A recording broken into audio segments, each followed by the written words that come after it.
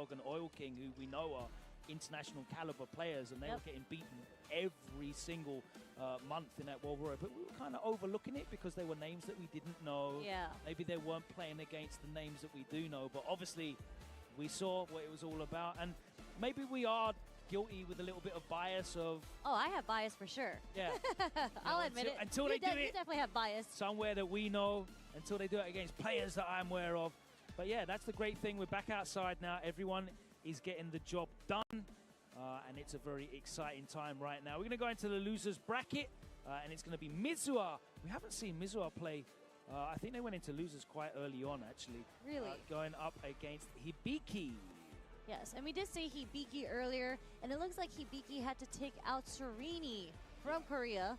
Okay. I guess that's a mirror match. I think they... Wait, no, Serini plays Kimberly. I lied. But yeah, so we are going to see Hibiki versus Mizuha on the Kami. Yeah, Mizuha went through this entire round 2. So they came out of pools in losers bracket. They defeated Zaffarino and Tachikawa to get here. So it just shows you how difficult it is only in round 2 having to play players of that caliber. And now they're playing Hibiki just to make it out in losers side to get into round 3. But this is a qualification match. Really good stuff. Mizuha, I think every single time I've seen him play, he's been incredible, solid, kind of on the ground Kami. Yeah. Kind of similar to the likes of Punk, I'd say. Not too many dive kicks on their end. Utilizing a lot more of grounded normals. And the spin knuckle. Okay, nice back throw. That's a big whiff and gets away with it. Ooh. Hibiki wakes up with the level 1. Catching the crouch fierce. Attempted to go for the perfect parry there. Okay, another command grab. Hibiki's introduced 2 command grabs so far. Nice stuff from Mizuha. Not DIing there. Wouldn't have lived, but okay, Trey with the lights. Hibiki takes the first round. Okay, ready with the anti-air DP. Oh, no conversion off the low forward there. Hibiki very comfortable just blocking through all these strings right now. No whip punishes, and eventually one of them works. Yeah. Yeah, that Tomahawk Buster is so reliable as an anti-air option for Lily. One of the best anti-airs in the game. I almost thought he was on modern for a second, because I didn't even see like the buffering for the DP. Gonna bait something out there is Mizuha, the short dive kick. He does have the stock for the Condor Spire, so that is something he's going to have to be worried about being thrown out into the neutral there. Uh-oh. That is dead. That is going to be the game. Hibiki playing a very patient game, backing off, making sure that the space is there. Very Utilizing the fact that Lily has greater range of those normals than Kami does. And then you start forcing Mizuha to take to the air or walking into some of these normals. Nice. Again, Hibiki backing off. Yeah, Mizuha really hasn't had an opportunity to open up Hibiki. Defensively and neutrally, Hibiki has been doing really well. Okay, empty jump command grab. Another stock for him. No whiff punish. Yeah, catches something on start. There's the first jump on the command grab. Throw. Slowly chipping away the damage, and the super is going to hit once again.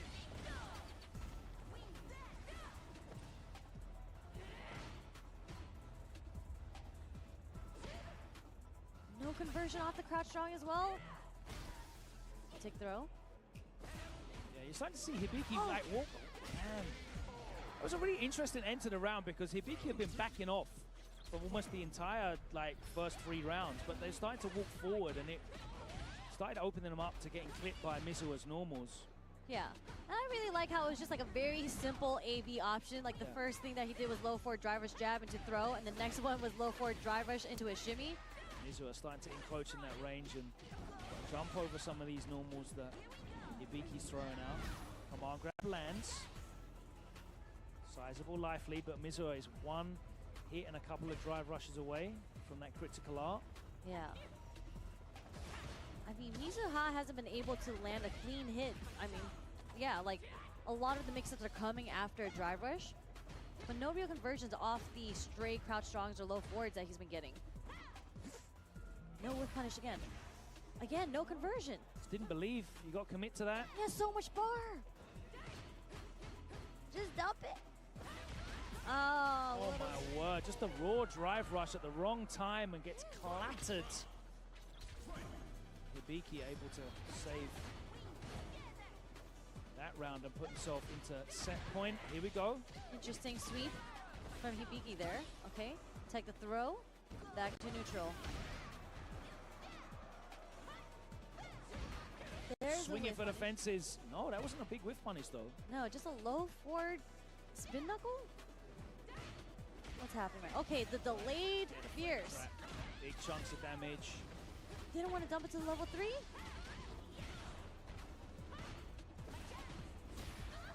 Okay, there we go. Stan Short's gonna take it.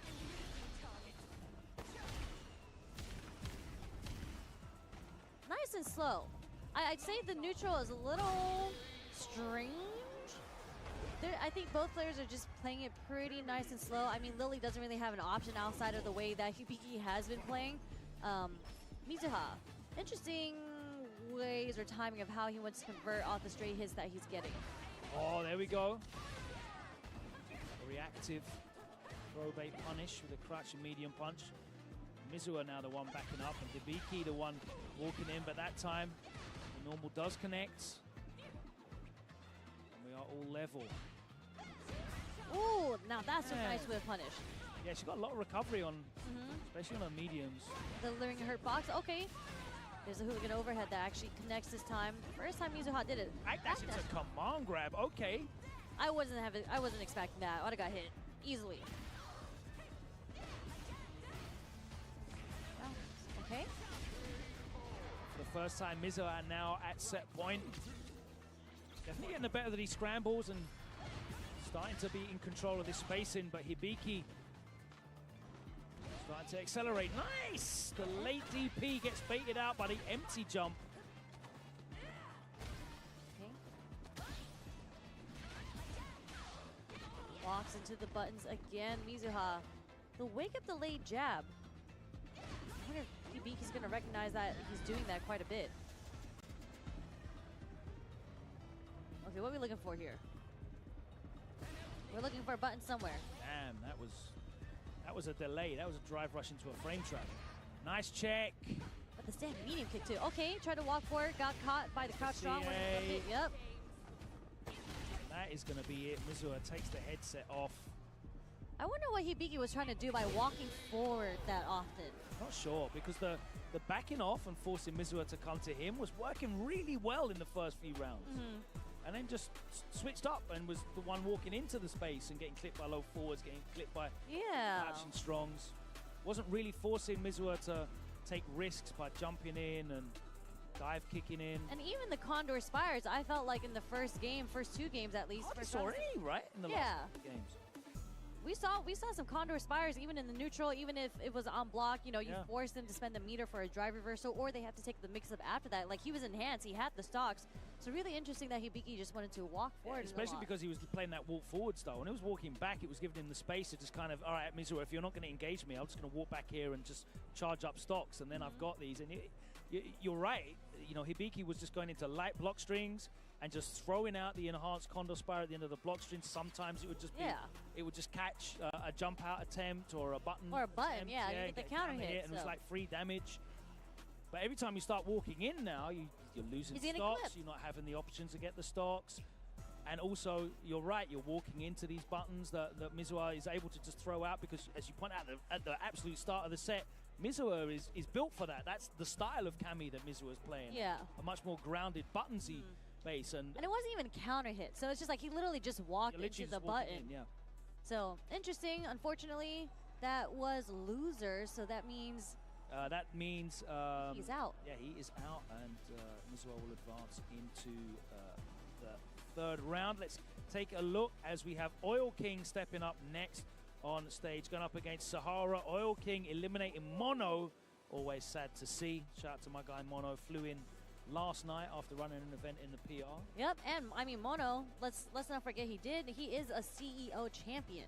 I believe with Fang in Fang, yeah. 2021. That's right, perhaps? the first one back. Yeah, taking Punk out, I believe, in Grand Finals to take the title of CEO. So Correct. shout out to Mono. I believe First Attack is happening at the end of October as well. So make sure you check out his tournament in Puerto Rico. Oil King against Sahara.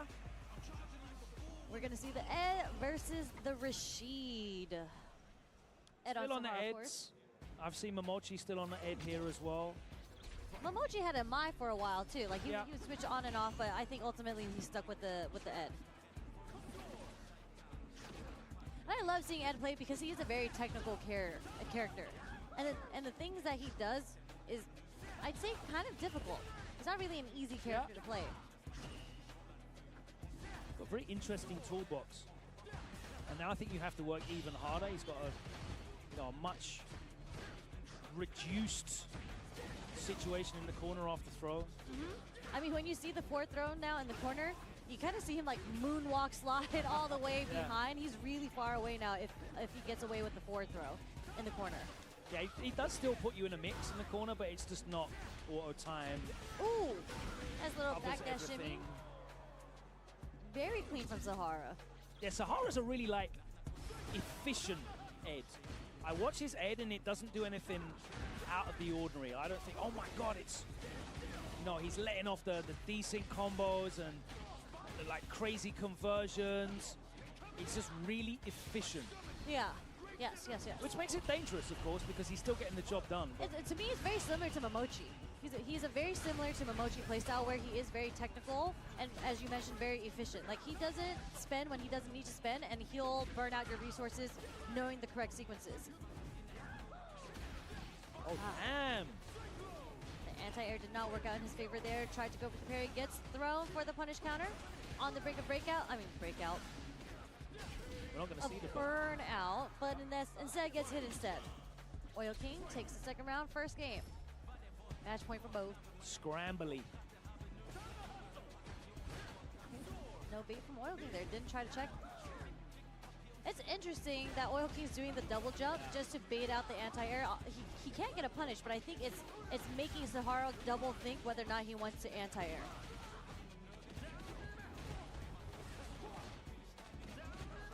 We're going to see level 2. Nope, we're going back again. And another one? Oh, he blocked the time. Damn, an Oil King. He's just mixing them the hell up. It was a lot of driver's throws. He's showing him a lot of different looks. Some of them very real, some of them less real. Yes, but it's all about the setup. How many driver's throws are you going to take before the level 3 comes out, or some sort of reversal, right? And I think it was a very good point about, his aerial approach to this matchup as well. Whilst it's not there to bait out anything that's significantly punishable, it just makes Sahara second guess. You have to consider a few too many things, and then the mental overload, the mental stack. Yeah. Didn't happen that time, but we're just slowly chipping away with Flicker. Okay, air to It's air. air, but he lands and gets punished. Interesting, yeah, that means there's a lot of recovery frames on that, but just the wake-up crouch jab is enough for Sahara to take the first round in the second game. Oil King kind of missing his meaty there. Right, fresh low forward, back to the neutral here. And it has to be an interesting game of neutral because of Ed's buttons and his flickers that he would like to present against Rashid's very stubby buttons, as you mentioned earlier. Yeah. Rashid can't really do much about that. You see, like, he'll have to throw out heavy buttons like Roundhouse. It's very easy to whiff punish as Ed. We're going to see the level 2. What's the mix-up here? What we got? Tech throw again. Parried, blocked below, gets hit by the light right after. Doesn't get much damage, which is fine for Sahara. Yeah, a bunch of lights, a lot of scaling. But there's the damage off the punish counter throw after the tap parry. Again, not respecting the strings.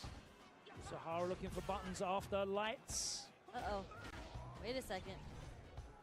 Hold. We're playing chicken. There's a double jump. Try to catch He him. tries to chase him down and gets punished for his troubles. Man. that gets people salt. That's something that you have to really lab against, but they can change when they want to do the double Yeah, jump there's too. no like. Exactly. There's no no one answer for all You know of what that. that reminds me of? Remember when Oil King started using V Skill 2 in Street Fighter? Oh yes, and they was flying all over the place. Just mixing everybody the hell up. All right. Counter hit something. How dare you try and check drive rush jab? More full you. Walks away. Oh! Oh, Back damn! beats the eagle spike. Okay, hold on, but it's not over yet. Yeah, now it's over now. At least he got his meter back through the level 2, was able to build some drive bar back because he was very close to being burnt out. Sahara, the level 3, though, you got to respect it. Uh-oh. One more throw will do the job. This is going to be enough to burn out. We're going to get chipped. Oh, no, we're just going to get hit. Nice stand jabs coming from Sahara there, getting counter hit. Oil King is going to go to the character select screen. Might just need to take a quick mental break to slow it down. That was a very fast-paced last 2 rounds. Something that Oil King actually thrives in, though. He really enjoys a fast-paced environment. I feel the difference there, though, is most of Sahara's pressure was very real. Like, it was very tight. It was. You know, sort of way that he closed out is a great example of that, just going straight into the true string for the burnout. And then again, just keeping it tight, not giving Oil King much of an option to break out. Whereas Oil King is like taking big risks to get his openings. Yeah. And that's not always replicable in these matchups. Yeah. Okay, just trying to bait something out with a short drive rush. Snatchers. Starting to represent that a lot more. Checking a nice no jump, but we do get out of the corner. Yeah, awkward angle as well. Man, the jump medium punch hits so far from Ed, too. You kind of don't expect it a lot. And he gets a full conversion like we just saw. No whiff punish on the low forward. Ah, nice read. Walk of DI on the whirlwind. Taking Oil King to the corner, but we're going to see the wake of OD mixer come out from Oil King. Still kind of stuck in the corner right now, though. See, enhanced mixer gets drive reversal, putting Oil King back into the corner. He's not finding a way to open up Sahara right now. Catches him low, but just stops and goes for the throw afterwards. Oh, the walk-up DP. Oh. Another OD mixer, get off of me. But he can take so many more of those. Ah. Can't take many more of those. The wall splat puts Sahara at set point up. Working on that third bar as well. There's the jump in. He has to start jumping more at those awkward angles where the Psycho Upper's not going to do the job and he's going to have to start doing jump back air to air. Nice, the fast fall into the low, picks him up. Actually, that's really smart because he doesn't really get too much damage off of the lows, but he does get off the high. So I'm wondering if this is like intentional to be okay to get hit by the lows. Quite possibly. Okay, are we going to see a dream combo come out from Sahara? Well, not at this range, but maybe a level 2. Or he wants to save the damage for a level 3. The reset because... Damn, and again, we saw that earlier, didn't we? Where it was just a couple of frames too early in a set previous. Okay, we're going to see the level 2. We haven't seen much mileage off the level 2 here, but if he gets hit by the low this time, it will kill him. He does tech this time. Finally. But he can afford to do that. He's going to go into a final round. And he's still got 3 bars. Oil King at 0. Yep. Ooh. A little shimmy there, putting Oil King back into the corner. Nice perfect parry. No back throw. Okay, well, I mean, you get the side switch here anyways. Yeah, he'll take that all day. Plenty of drive gauge to use. There's the anti-air from Sahara. It's over. Swing him up. That was the first drive rush, like neutral drive rush we really saw from Oil King, and he did cancel it off the stand jab, so it's kind of obvious.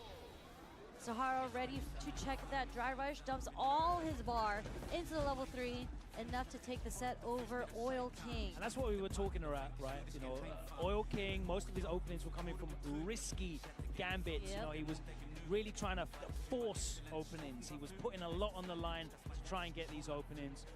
Wasn't able to really get anything safely. Yeah. We saw how well Sahara defended against the level 2s, for example. You pointing out, you know, he was happy to take, you know, a couple of lights into multiple mixers into, what, maybe 20%? Yeah. And that's a great result if he has to spend 2 bars to only get that. Whereas, you know, for Sahara, he was waiting, he was patient, he was opening them up with with whiff punishes, checks, counter hit openings off medium, so there's hardly any scaling at all. Big chunks of damage, really good patience from him, and obviously closing it out with a level 3. Yeah. Nice stuff. I just think it's really unfortunate. I would like to see how Dual Kevin approaches this matchup, because Dual Kevin, he likes finding the buttons and the win shots that you would use in neutral to open people up differently. Whereas Oil King, I felt like he had to represent different kind of wilder know ways what? to open them up. What? You can go back and you can watch Losers Final at Combo Breaker against Lashar. Oh. That was not very nice. That's true. I mean, but they're different players. I want to see how Sahara does Dual King versus Sahara. So maybe we'll get to see, I said Dual King, Dual Kevin versus Sahara. Oil King. Oil Kevin. Yeah, it's all good. It's been a long weekend already, and there's so many more games to come. So many. I can't believe we're only at we're not even fully through round 2. No, not at all. I still have to play in round 2. Okay. I made it in, you know. Nice. Good job. So Who you yeah, got? I have to play Neo Judai. Okay. So it's going to be a run back. Neo Judai, unfortunately, did take me out at Frosty Faustings. It was kind of close, though, you know. Not a 2-0 close. It was actually 2-1 close. So I've done a bit of studying. We're going to get the run back later in Losers. That is in Losers. Right, a little bit of inspiration from Chris Wong as well. Yes. I always get inspired watching the Luke play. So it always gives me really, really cool ideas on stuff that I haven't even thought about. And Chris Wong's one of those players where I'll watch something and I'll be like, I didn't even know that worked. So good stuff to Chris. Unfortunately, he did. Good luck. We'll talk about it at the end of the block. Yes, we will. Looking forward to our last match, I believe, and it's Higuchi up against Idom. This is another qualification match from Losers in this round 2. Idom, we haven't seen much of him on stream because he went to Losers bracket reasonably early. He played Juicy Joe and went down 2-0 in winners quarterfinals, and since then he has been grinding it out. He managed to defeat Urubu Valorio in a tense 2-1 match, and here he is against Higuchi, who overcame Itabashi Zangief, who is not going to add to his points total. Eliminated him 2-0. So Higuchi looking to fight his way back into round 3. Idom, of course, looking to find some winning ways with a Manon, who I feel, I'm surprised didn't get kind of treatment in this. I mean, it is what it is. It's karma for Idom, always talking on Twitter that way. So this is what he gets. But he always works with what he, okay. Interesting, start round DI, but you know, that actually works out for Idom quite a bit. I think he has a high success rate of the random DIs that he does. Sometimes he'll do empty jump DI as well. But I think this matchup in particular is pretty difficult for Manon. I don't see how she'd be able to... Yeah, she has to preemptively use any of her tools to get round 5. Exactly. And she her has a jump's floaty jump. Yeah, exactly. Yeah. Nice punish. But if she can walk inside a range and start using a good range on her normals, that's, I think, her route to success. But anytime she gets clipped by like a wake-up OD flash kick, it's back to the start of that obstacle course, and every single time it's just difficult for her to get in. Yeah, the way that she has to get in through the projectiles, all of that is very preemptive. These are hard reads, hard commitments, because if they do end up getting blocked, it's a huge punish. So unfortunately, Idom's gonna have to find a way to get the buttons through into that range, and unfortunately for Manon, she doesn't even get much of conversion off of these buttons. Not a big conversion. All right, that's the first medal we've seen. Okay. There's the second, 2 in quick succession. There it is. There's a Sam Medium Punch. That is actually one of Manon's best buttons. And we're going to dump it straight into level 3. This is going to take the second round for Idom, but he did have to spend all his bar to get this. And that is definitely the route to success, being able to encroach into that space where Manon can start poking away, really taking advantage. But Higuchi with the Gull only needs to be right once, and it's straight to the back of the line, right at the back of the start of the obstacle course. There we go, there's the preemptive spin. And there's a very early level 2 from Higuchi, I'd say, too. Not even off of the hit, so interesting time. He wanted nice, good away. Oh no! The follow-up actually dropped there. Now it's Idom who's in the yellow. Nice check with the stand jab on the drive rush. Okay, this is gonna kill. That's a level 5 command grab. Idom. Gucci gonna go straight back to change the next stage. screen and have a think about this, because I'm not sure what happened there. That was, you know, 2 or 3 interactions that just snowballed and spiraled. And maybe it's Higuchi's defensive decisions that are not coming off here, but Idom is one of the very best in the world when it comes to reading your defensive patterns as a command grab player. I mean, we haven't seen one OD flash kick yet on Wake Up. We haven't seen a single command grab jumped. Yes. So, it's the first game. This is data collection time for the first game, but this is it. Boy, I don't know about 2 out of 3. That data collection is very expensive. Nice dash forward, doesn't get checked. Idom able to jump out of the corner with a jump roundhouse. Everything preemptive is working for Idom. That means he's got the pattern on lock. Nice command grab, that's 3 medals. Very scary for Higuchi. Again, gets flipped by the jump in. Jumping. Idom just looking to tear through Higuchi before he gets the opportunity to change anything. Yeah, I'm wondering, you know, Idom has been doing a really good job mixing on how he wants to approach Higuchi, with whether it's like the preemptive spin or the jump in. So he's been catching Higuchi off guard. But okay, here is finally, nope, you're not going to be able to do that against me. Higuchi gets the DI against Idom. This looks like it's going to be Higuchi's round, but who knows if there's a comeback. Nope, crouch strong, does get the counter hit, does clip Idom. It's going to be quite the hill to climb up for Idom. Yep, there's the OD flash finally to stop the pressure coming in from Idom.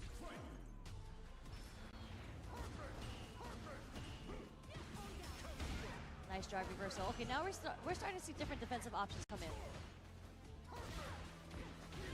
Stand short counter hit. What a confirm into the sweep. There we go, finally.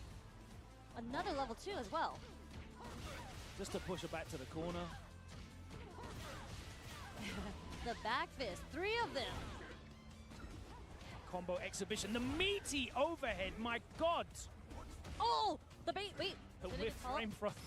Oh, no. A little too far. It was a bit of a scramble situation there, so completely understandable that and it is Idom who wants to go to change stage. Yeah, and you see, you know, how much benefit Higuchi got from taking a moment to just think and change his approach, especially in terms of dealing with Idom's approach and his defensive patterns as well. He was able to stop the snowball effect that Idom was able to implement in that first game. He was getting in, staying in, and just cashing out on big damage. Yeah. And now we're going to see who really has the upper hand when it comes to reading the layers, because I'm wondering if Idom's going to do delayed after drive rush now, right? Because we've seen Higuchi introduce flash kick and drive reversal. Or just drive rush into command grab. Yeah. So, like, you can't get away with that. Oh, okay! Whiff spin. Delay. Oh. Just in case he wasn't going to go for the reset there, which he did, he does get the OD flash kick. Oh my, he actually last minute crouched there.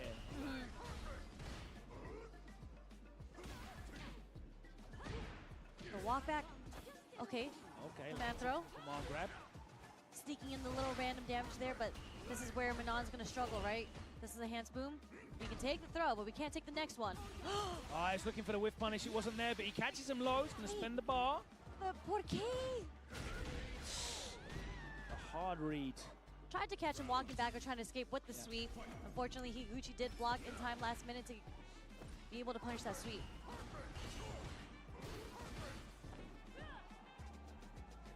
We're going to have to see how Idom wants to approach now. He is trying to go in with the jump roundhouse. A little too far because of how short her jump is. We got the punish. There's the OD flashing. Okay. Right, here's your time. And burnout as well. Obviously, that medium punch not as great as a burnout tool as it has been previously. One of the big changes for her. And there's Higuchi fighting his way out. Yeah, mashing jab and recovers in time. Wait, hold on, command grab, but Higuchi's gonna get his bar back now. Gonna get one more chance. Wait, straight into level 1. Oh, yes, the conversion. That was actually really far too. So really good stuff on Idom. We're taking it to the last game, last round, set point for both. Higuchi got 3 bars. He's gonna let them off immediately. Okay. What you gonna do, Idom? We're back to full screen. Okay, nice block overhead. The late stand strong is gonna hit Idom. Huge life deficit on Idom's end. The DI, no! Higuchi reacts in time. is going to build a level Get 1 a from level this. 1, and that's going to be all she wrote, unfortunately, as Higuchi closes it out with a perfect as well. I can't believe that was a perfect. All it took was one jump, and Higuchi was ready with the level 3, and that's how he got this last round started. Yeah, and you see Idom trying to make these hard reads, these desperate maneuvers. The drive impact, Higuchi was ready. Shut that down. Hello. Waves high to the camera. Good stuff on Higuchi, moving forward, advancing through losers into tomorrow, round 3. That means he does make it into the top 48. That's our first half of top 48 locked in. And I can confirm that Christy and Blas will go up against each other in winner's side. Jen and Juicy Joe. So two guys that are really looking for a breakout performance going up against each other in winners. That's going to be very exciting. Of course, we'll find out the rest of that top 48 in a short while because the action will continue with this round 2 of CEO. Yes, yes. If you guys are watching at home and you want to get in the action, you're not here in person, well, guess what? There's a way that you can be involved.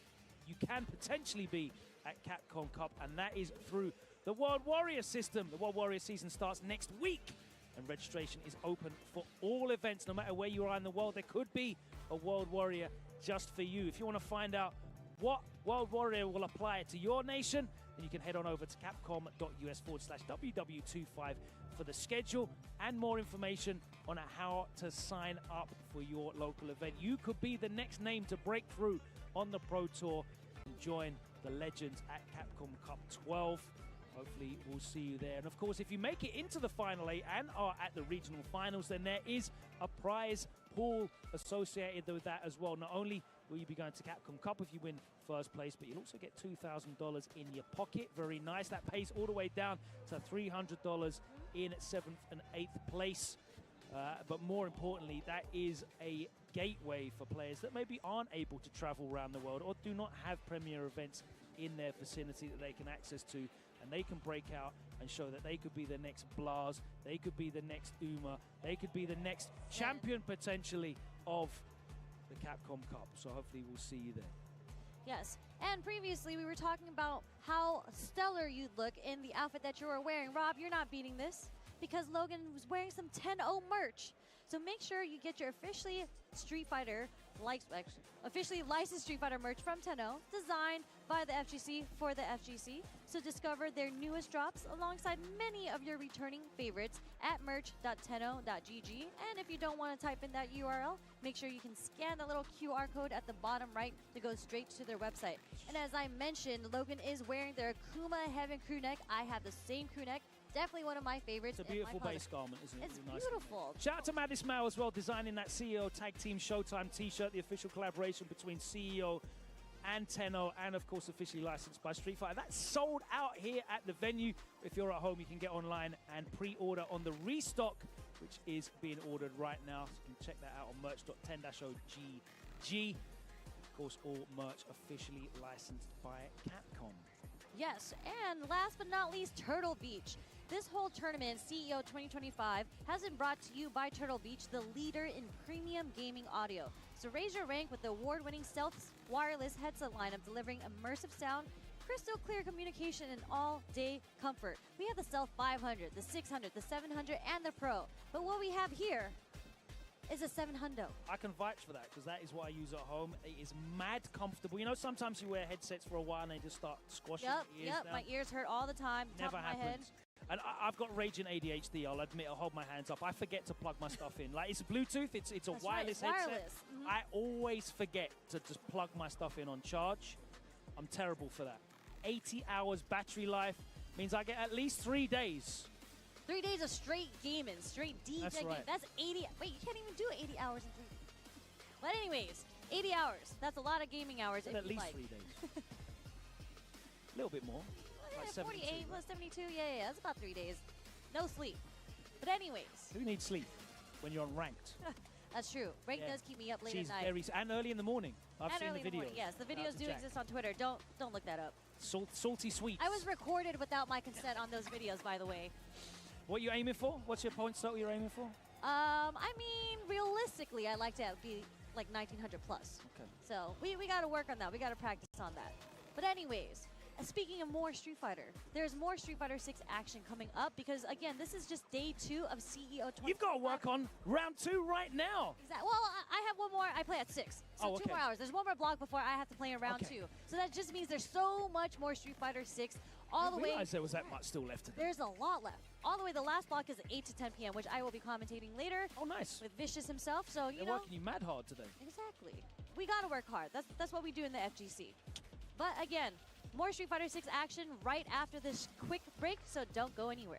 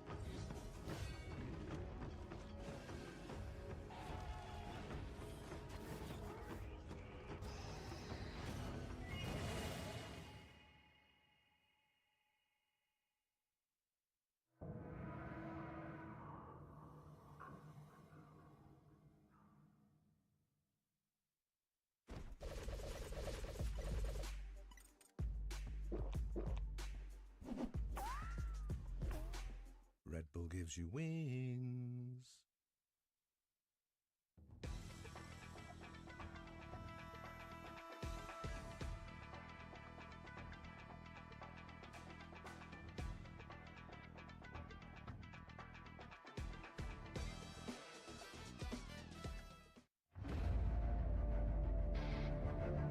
The anticipation that we all been waiting for. And our Green City Convergence champion. And he gets He gets the freak queen. What a long road that was ahead of him. Welcome to the Capcom Cup. Oh, and there it is. Punk gets his retribution. John wake up, OD. Dragon Punch and Kusanagi. The trophy along with a ticket to Capcom Cup, and Shuto now books his place to Capcom Cup. No one's a prodigy.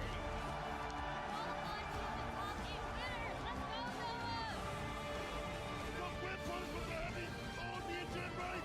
Angry Bird show him the door because, kid, you're in grand finals.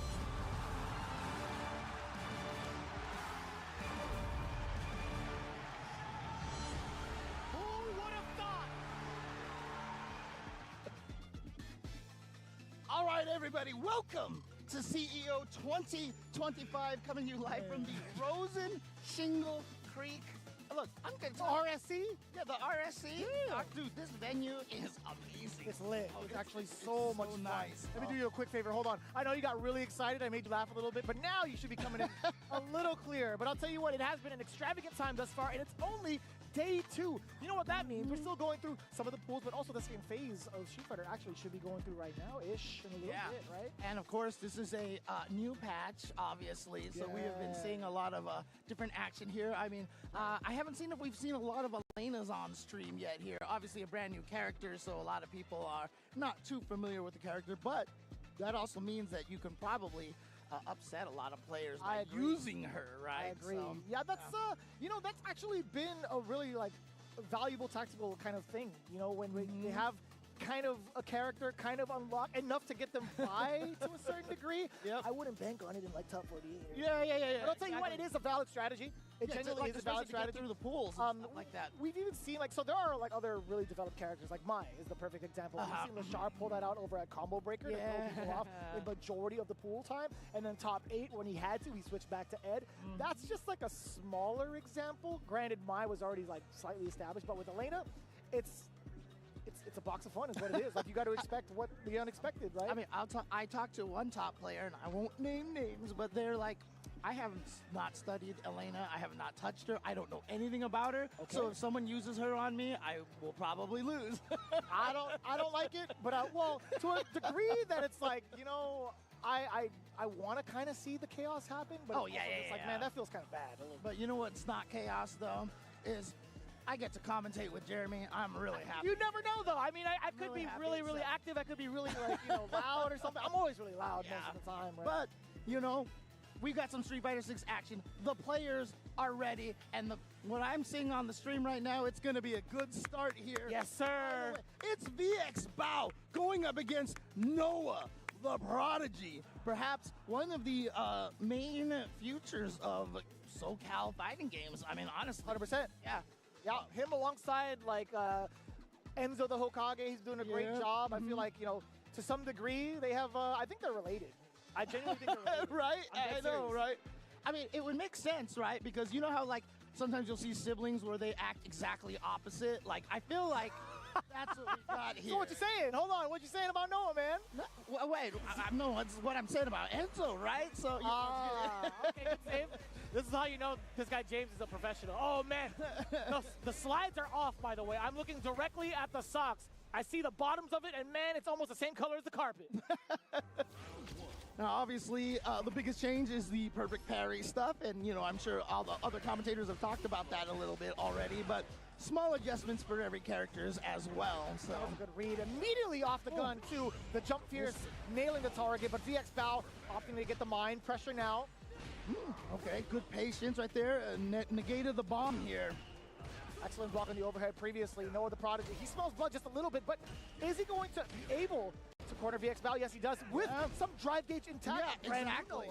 Noah. I was reading one of the patch notes, and I think there was one thing they were like, we increased the amount of meter gain that Luke gets in this. And I was like, you just powered up Noah. I was like, you can't do that. Oh, What a snipe out from the young man. In between the strings? the way that he does the level ones against the drive impacts and everything like that when he's burned out, he's the embodiment of like modern controls without being in modern controls. That's fair. you know? He's got the reactions on deck, right? He's kind of practiced that a bunch of times over in a plethora of different Oh, no, ways. it was too far. Oh, he actually jumped out though. VX Bao continued on with the string, the rest of the combo, I should say, thinking he'd get a confirm. Yeah. Overhead. Switch, and yeah, gets the overhead. Didn't go for too much damage right there. He had a lot of drive gauge, but oh boy, here he goes. He got a side switch, or is he just gonna plant the bomb and go for the offense? Yep. Bison obviously changed quite a bit in whether you want to use the, the Psycho Mine or the Psycho Crusher now. Right. Luckily for VX Bao, not going to have to contend with that question. Being able to solidify his second round, actually, I should say, second round of the game, his first round, with only a single bar spent. Damn, you tried to react to what? Check this eraser, son. Level 3 right out the gate. And we're going straight to Memphis here. Obviously, we're a little closer here in Florida than we were I am in California. geographically challenged, James. Okay. You can say it and I'll believe it wholeheartedly.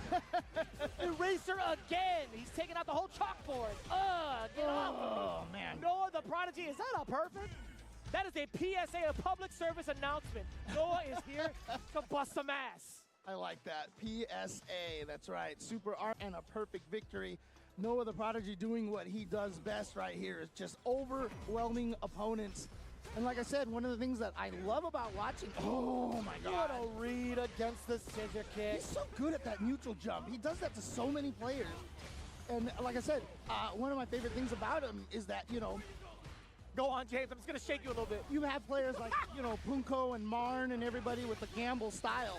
And I think Noah the Prodigy is the modern version of that right now. Honestly, it could be like a gambler style, but he's playing with loaded dice. Right. I feel like the way that he structured his game plan, it's going to be in a negative towards his opponent every single time. His drive gaze usage has been much more, I feel like, I want to say like a different style, a much more like of a different metered, style. right? A little bit more careful with it, not burning out as much as before.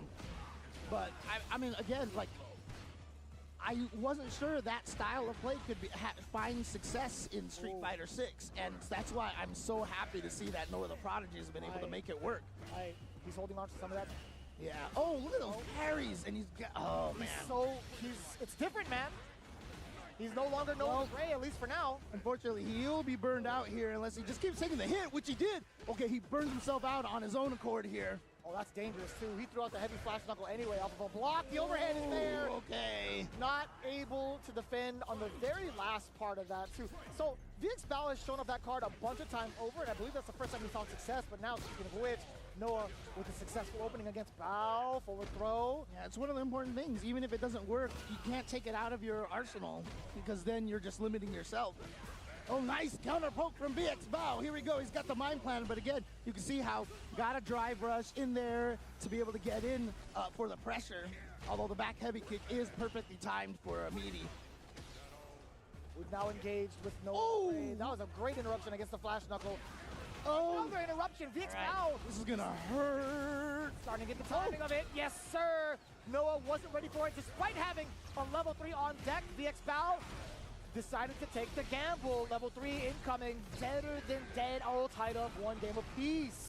Yeah, I mean, that was crazy because Noah the Prodigy, like I said, he's been so good at sniping out the drive impacts while in burnout when he has meter, and that time it just didn't happen. It's almost like it was too obvious to go through, so Noah didn't think he was gonna do it, but then VX Bao did it because he knew that they knew that. The layers. Exactly. Oh. Down forward heavy punch, set up the mine too. What a back, okay, I was gonna say a backdash still, but a defensive back throw coming in from VX Bao, and now catching the parry. Yeah, oh wow, what a VX Bao press. Because you saw Noah got a counter hit there. What a backdash now from VX Bao. He's showing Noah everything you can do, I can do better. I can drive rush overhead as well. I can backdash in the corner and punish the throws. VX Bao suddenly, I mean, it looked like he was getting kind of overrun, but now he's at match point first. Yeah, a lot of the first touches have been towards the benefit of Noah, but we haven't seen him. There we go. I like that. Perfect parry down below. And remember, that had to have been the down back perfect parry as well, because that was on the crouching medium kick. Slowly stalking his Venus now. Not trying to overextend, but it's Noah the Prodigy. As soon as he sees you standing still, he will go green.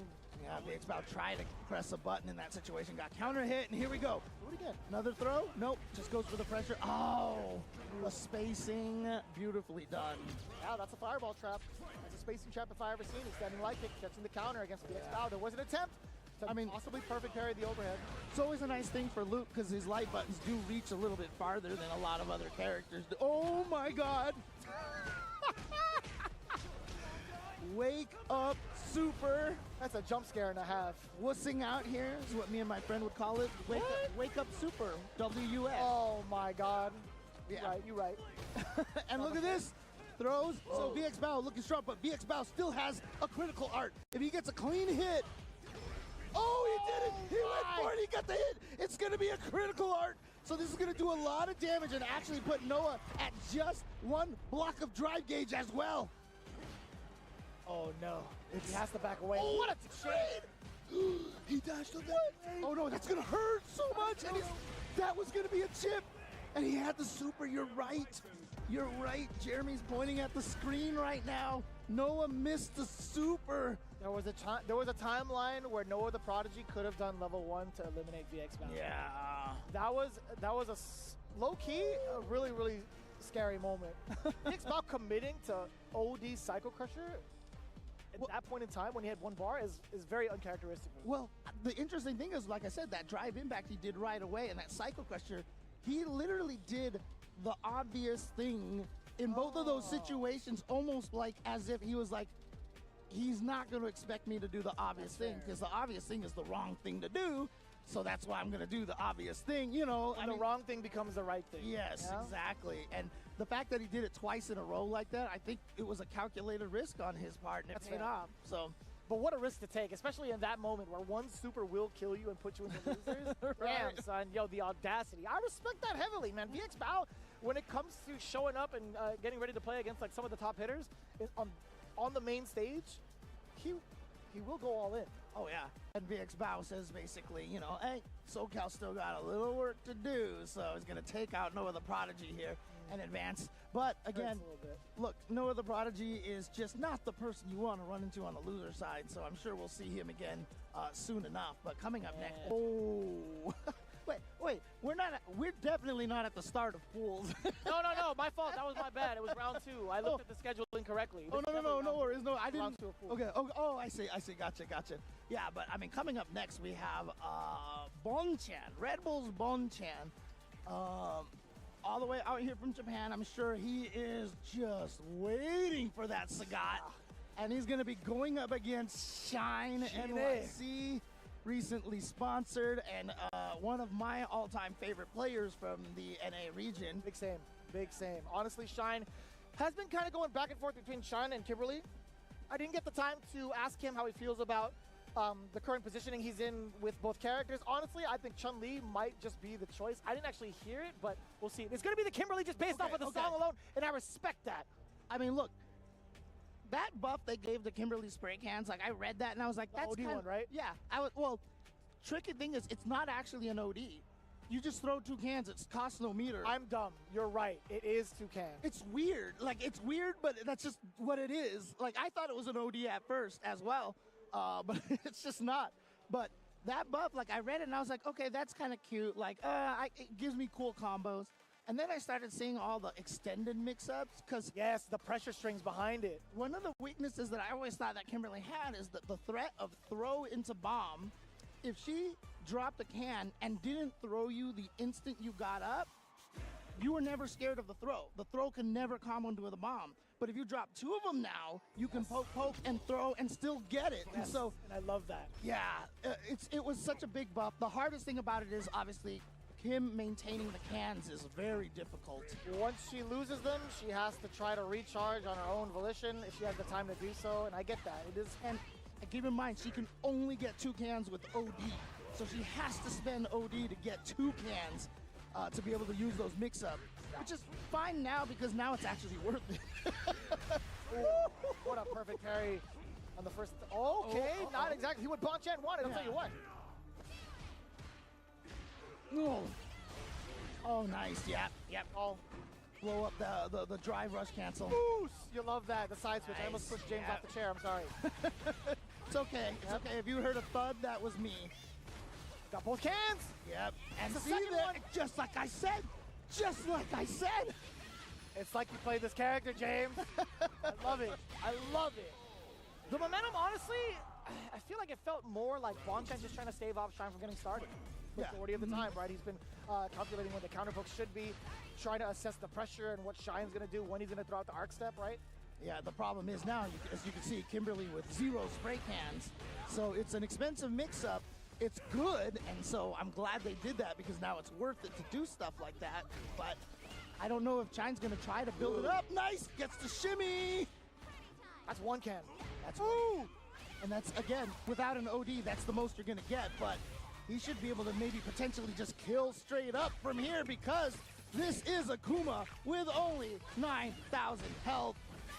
Oh, he is dead. I was going to say, you're not asking the question, He's James. dead. I'm telling you, man, something's different in the water. This recent patch, when he sees Kimberly on the screen, James is confident. I like this. I like confident era James. Look, people tell, like, they were like, oh, you shouldn't ask the question. You should know. I know. I just want the people at home to be excited, okay? I wanted you to ask the question. Okay, I'll do it. That's why I looked deep into your eyes. Bonchan at the deficit currently, 0-1 in favor of Shine. Now locking down Shine for now, right? Drive gauge looking a little weary from the side of Shine. We get a forward throw. That was a counter hit, so the tick throw is successful in the frame trap. Here we go. Dangerous situation here. Getting out of the corner is very tough for Kimberly. Overhead meaty. Nice. He knows the setup, but Bonchan's like, you know what? I'm going to catch it anyway. Gets the meaty fireball. Oh, no, that's too close. And that's one of the toughest things is that Kimberly's lows are all very punishable on block, right? And her crouching medium kick is the shortest range crouching medium kick in the game. So, you know, it's not going to hit in a lot of positions where you'd like it to. But we do get a switch up in terms of like what buttons have been pressed inside of Shine up until this point. Now Bonchan back on the offense, dashing up, trying to calculate that low medium kick. Could have hit Demon Raid into the chop. Get the forward throw. How do you approach now? Flip. Oh no.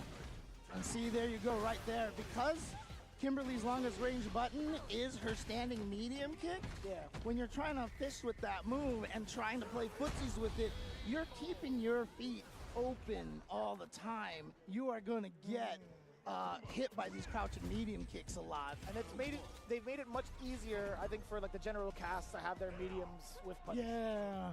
They really kind of did an overall, like everybody's crouching strong got nerfed. I like that. I enjoy it, honestly. Yeah, for sure. A lot more of a conscious effort to try to play the poking game, or at least try to play the counter poke game with when you're whiffing, right? That was beautiful. Trying to catch him getting away, jump away, or back. Oh no, the meaty fireball. It's going to be a combo here. And again, like I said, the corner's still a bad situation for Kimberly. Unfortunately, they have never given her a buff that will help her get out of the corner. That's fine. That's, you know, certain characters have the same exact plight or like same exact problem. There's a level 1 on deck for Shine. It's not fine, Jeremy. No, I'm just kidding.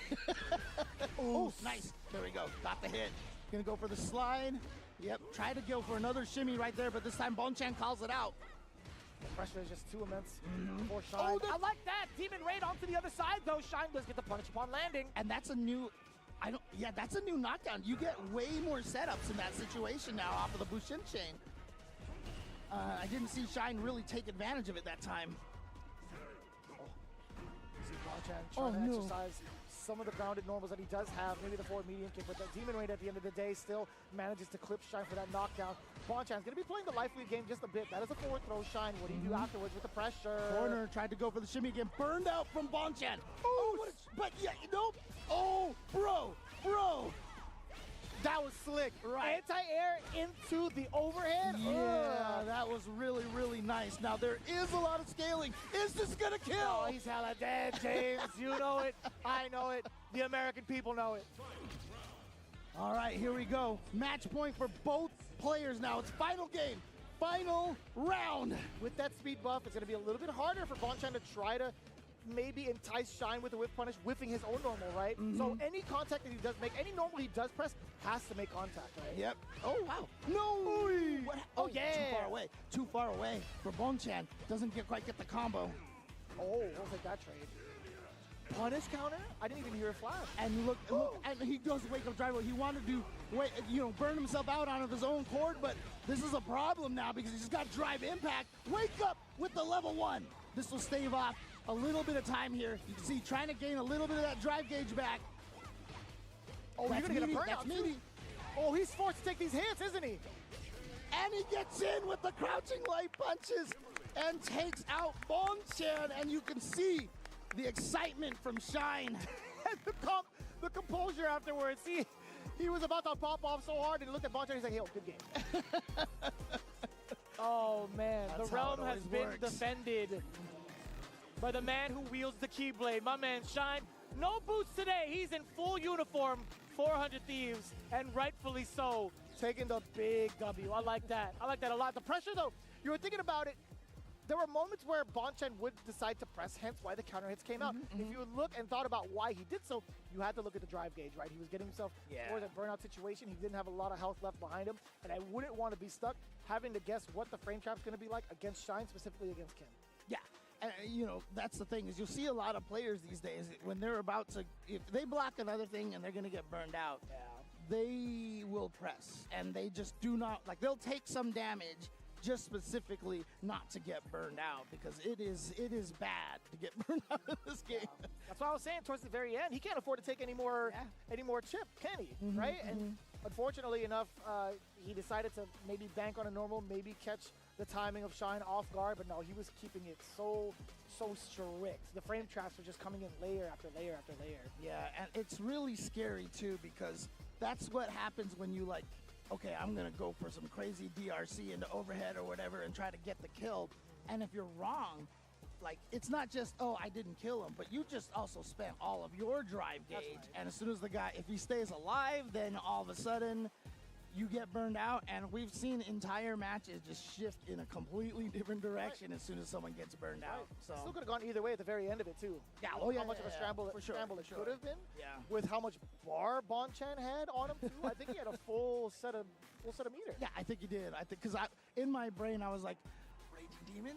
Are we gonna get a demon? Level 3, Are we gonna get a any demon? level 3, I would have been I would have jumped out of the seat. There's no way. But thankfully enough, I mean, we saw it go in like the big call out from Shine. It paid off in his favor. Really, really well done. But Bonchan's still gonna have another shot for sure, right? That was still the other side. As we move on into the next set of the bracket, we have, I do believe, Dual Kevin going up against Koji KOG. Oh, wow. And Dual Kevin, I mean, has backed up his last year with a phenomenal start to this Capcom Cup season. You remember last year, he basically waited until the very last second to qualify to EWC, waited until the very last second to qualify for Capcom Cup. And this year, first tournament he goes to, he qualified. He's done. I love that. I love that. He qualified to both. I talk about this story all the time. He's mentioned this numerous times on numerous interviews. He said, if I didn't qualify for that EWC, I would have contemplated retirement. Yeah, that's right. I remember you saying that before, and that's Bro, that's it's a such scary world to live in. Right? I wouldn't want to live in a world where we don't have a strong Wishii player in the North American scene. I mean, like, look, even just having one Kevin is bad enough, right? Having 0 Kevins would be awful, but fortunately this year we still have both of them here. Right on. Yeah, I mean, like, good luck, KOG. There's one Kevin you have to face off against. He's right in front of you. Very aggressive, but you know what? You got him off your back thus far. That's a command grab. Well, Went on in. Win. The main advantage that I feel like Dual Kevin has right now is he's in the same region as El Chicote. So at least he has some Lily Lily practice. Right, that's right. Because if it's not for El Chicote, like, what lilies are you fighting here in the States, right? Fair. And Chicote is here, so I wouldn't be surprised if Dual Kevin actually hit him up for a set prior to this matchup. But right now, a little starve for meter from the side of Dual Kevin. You know what? That's totally fine. Get that drive reversal to back KOG off of you. No Windspire stocks at all. Right. I mean, he did burn himself out, but obviously you can see it was a calculated kind of situation, and it seems to be paying off. What a jump! Couldn't punish quite there yet. And he is, okay, he got his gauge back, so immediately spends it on that drive reversal because you just don't want to deal with those windstock pressures. That was an entire entire chapter of how Kevin got his gauge back, honestly. His offense was just so hard to even try to pick apart. Koji KOG could not find a spot at all. Drive reversal again, let the level 2 rip. And I like that because, you know, Koji KOG did not spend OD for that for the Condor Spire, right? But he knew he was going to be able to level 2 and recover that deficit in drive gauge. Oh, That was a good plan, but here comes Koji KOG. No, the crouch What? just missed. that was wild. I mean, I know they nerfed it so it doesn't hit behind her, but that was not behind at all. That was right on top of her head, and he just hit the button too early. I think so. And you know, to be fair, I feel like if Dual Kevin had pressed the button, he probably would have grew his hurt box, and he probably would have got hit. Drew his hurt box 3 sizes that day. Oh, That would have been it, probably. Yeah. Holding up the chamber a little bit. Yeah, had that enhanced movement behind him because of the tornado. Ooh. Very meaty crouching medium punch, extending the combo as well. Let me get that knockdown as well. What's the mix? Nice. Here we go. Gets the throw now. Koji KOG has had trouble getting out of this corner, but now Koji KOG owns the corner. Ooh, okay.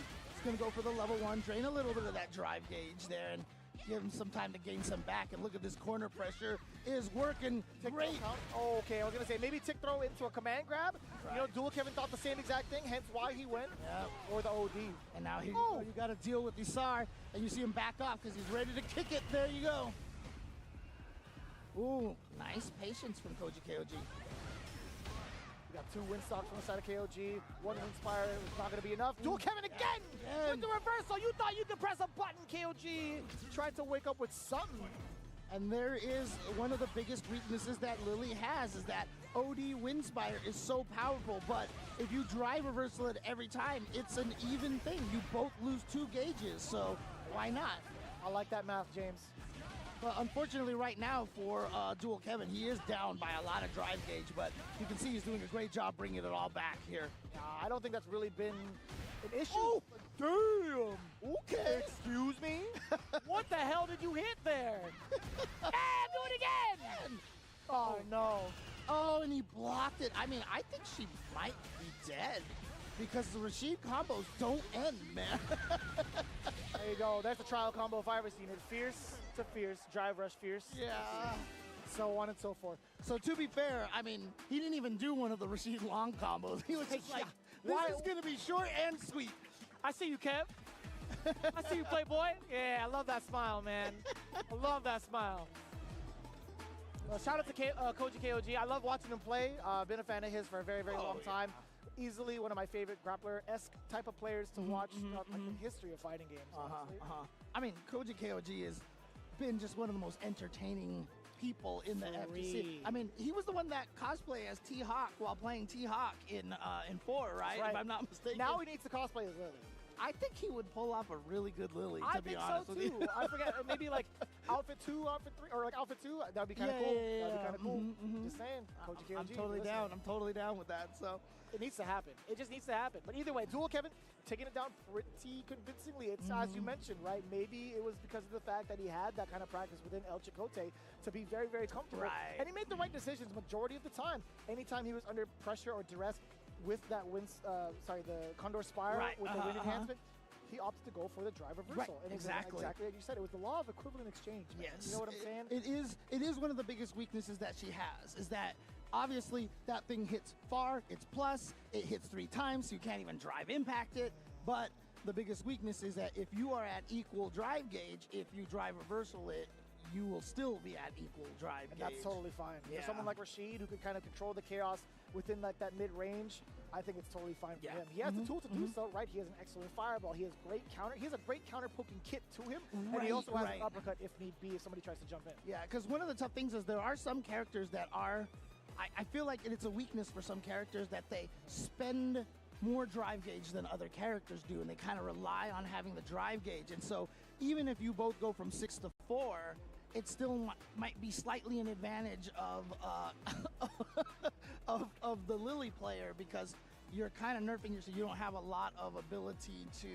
I didn't even follow those numbers that you put up. I think you could have put up anything, and I would just be like, "Yep, exactly, exactly." It still ended at 4, so that's how you know I'm not, I'm just making stuff up. I was following you. I was following But you. yeah, I mean, so for some characters, it's going to be riskier than others. But that's a great point that you brought up. Is that Rashid is so good, especially if he has that Isar and he can zone with the wind shots and such, and so he does control a lot of that mid-screen space, so it's harder for you to force your way in really to attack. It really So, is. Yeah. Too. Despite, I think Lily also has a pretty interesting kit. I think she has some pretty interesting long-range normals, right? Crouching heavy punch being one of them. Setting medium punch is also such a fantastic tool just for kind of like a hit. The range is Just kind of annoy you with it with a poke, right?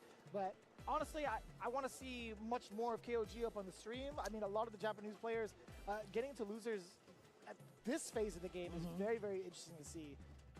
I just want to point out one thing. There is still some secret Lily tech that not a lot of people are using out there. And in fact, before EVO, I actually messaged Chakotay. I was like, hey, check out this tech. And he was like, this is really good. So, Really? yeah. So there's some From secret where? tech- From like what secret tech. region? Is there anything like specifically where it's like, oh, this player from this region had developed it? Man, James, you're the GOAT, actually. You're actually the GOAT. I made up this tech, okay? I made up this tech, and he said it was good. I felt so proud of myself. Okay. I felt so proud of myself, honestly. And, a lot of people are going to try to hit me up with the secret tech. But There it is, at Jay Chenzor. I need to make a video of it. I just haven't done it yet. You know what? Give it to me. I'll make the video. No, I'm sorry. I'm totally kidding. Up on stage next. If This is you're going to willing- be if you're quite the willing to clash. edit my video for me, I'm totally down. If you could buy me some boba, I'm super down for it. All right. Right on. Eddie Walker versus Kaba up on the stage now. This is going to be pretty exciting because, again, I feel like dang. Wow. seeing them this early in the game, both could easily be top 8 contenders. We talked about this time and time again. I mean, Eddie Walker coming in from a very, very extravagant performance over at Combo Breaker. Yeah. I didn't get to watch in between as well, between like the other 2 big majors that have been happening. I mean, BAM happened, Head Stomper happened. as Right. well. I mean, honestly, every match that we've seen is a top 8 so far. So it's been pretty crazy. And again, this is the hardest thing, right? Street Fighter 6 is, without question, just the hardest tournament to win because everybody is so damn good at this Hyper game. competitive, I'll tell you what. It's so hyper competitive. And we've talked about this from the last couple of events that we've been working on a yearly basis, right? I feel like when it comes to pool play, there's been a significant evolution of skill. A lot of players that have come up to the stream stage, no matter what time of the day it is, no matter what phase of the tournament it's in, it's always been very, very significantly high leveled. I think everybody in the community has done a great job. Despite what I've seen in the chats, despite what I've seen on social media, I think collectively, and I truly mean this from my heart to you guys, I think you guys have done such a great job of still trying to find time to improve your guys' game. Overall. Yeah. And I really enjoy that. I think from a spectator, I'm like, you guys have been doing so much work. Despite like everybody's chatting it up, you still find the time to improve, and that's what's important to me. And one thing too that I just really need to get off my chest here as well is, everybody's talking about like, oh my gosh, everyone's just complaining about the game or whatever like that. And the thing about it is, you can tell the difference between a hater and somebody who plays the game and just wants to enjoy it more. Sure. And so, a lot of times I actually feel like if you see a game and there's a lot of people complaining about it, that actually means the game is healthy. Yeah. I'll I'll be 100% honest with you. So I really believe that. I definitely can agree with that. There is some merit to that statement. I genuinely feel that way. Because everybody wants the better something is and the closer it is to being something that you really want it to be, you're gonna have the most complaints. True. Like I have these things like I'll be in training mode and I'm just like, man, I really wish this training mode had this. And it's like the greatest training mode that we've ever had, right? I'll agree with you. Out of all the Street Fighters, and I've been playing a lot of the older games recently, dude, I will never take the frame meter for granted. Dude, ever, I can't training mode any other game now because it doesn't have a frame meter. I feel so spoiled. I'm genuinely so spoiled, man. I'll go back to like CVS2 or third strike. I'm like, what the hell, guys? Like, come on, man. Exactly. Kaba versus Ending Walker. Here we go.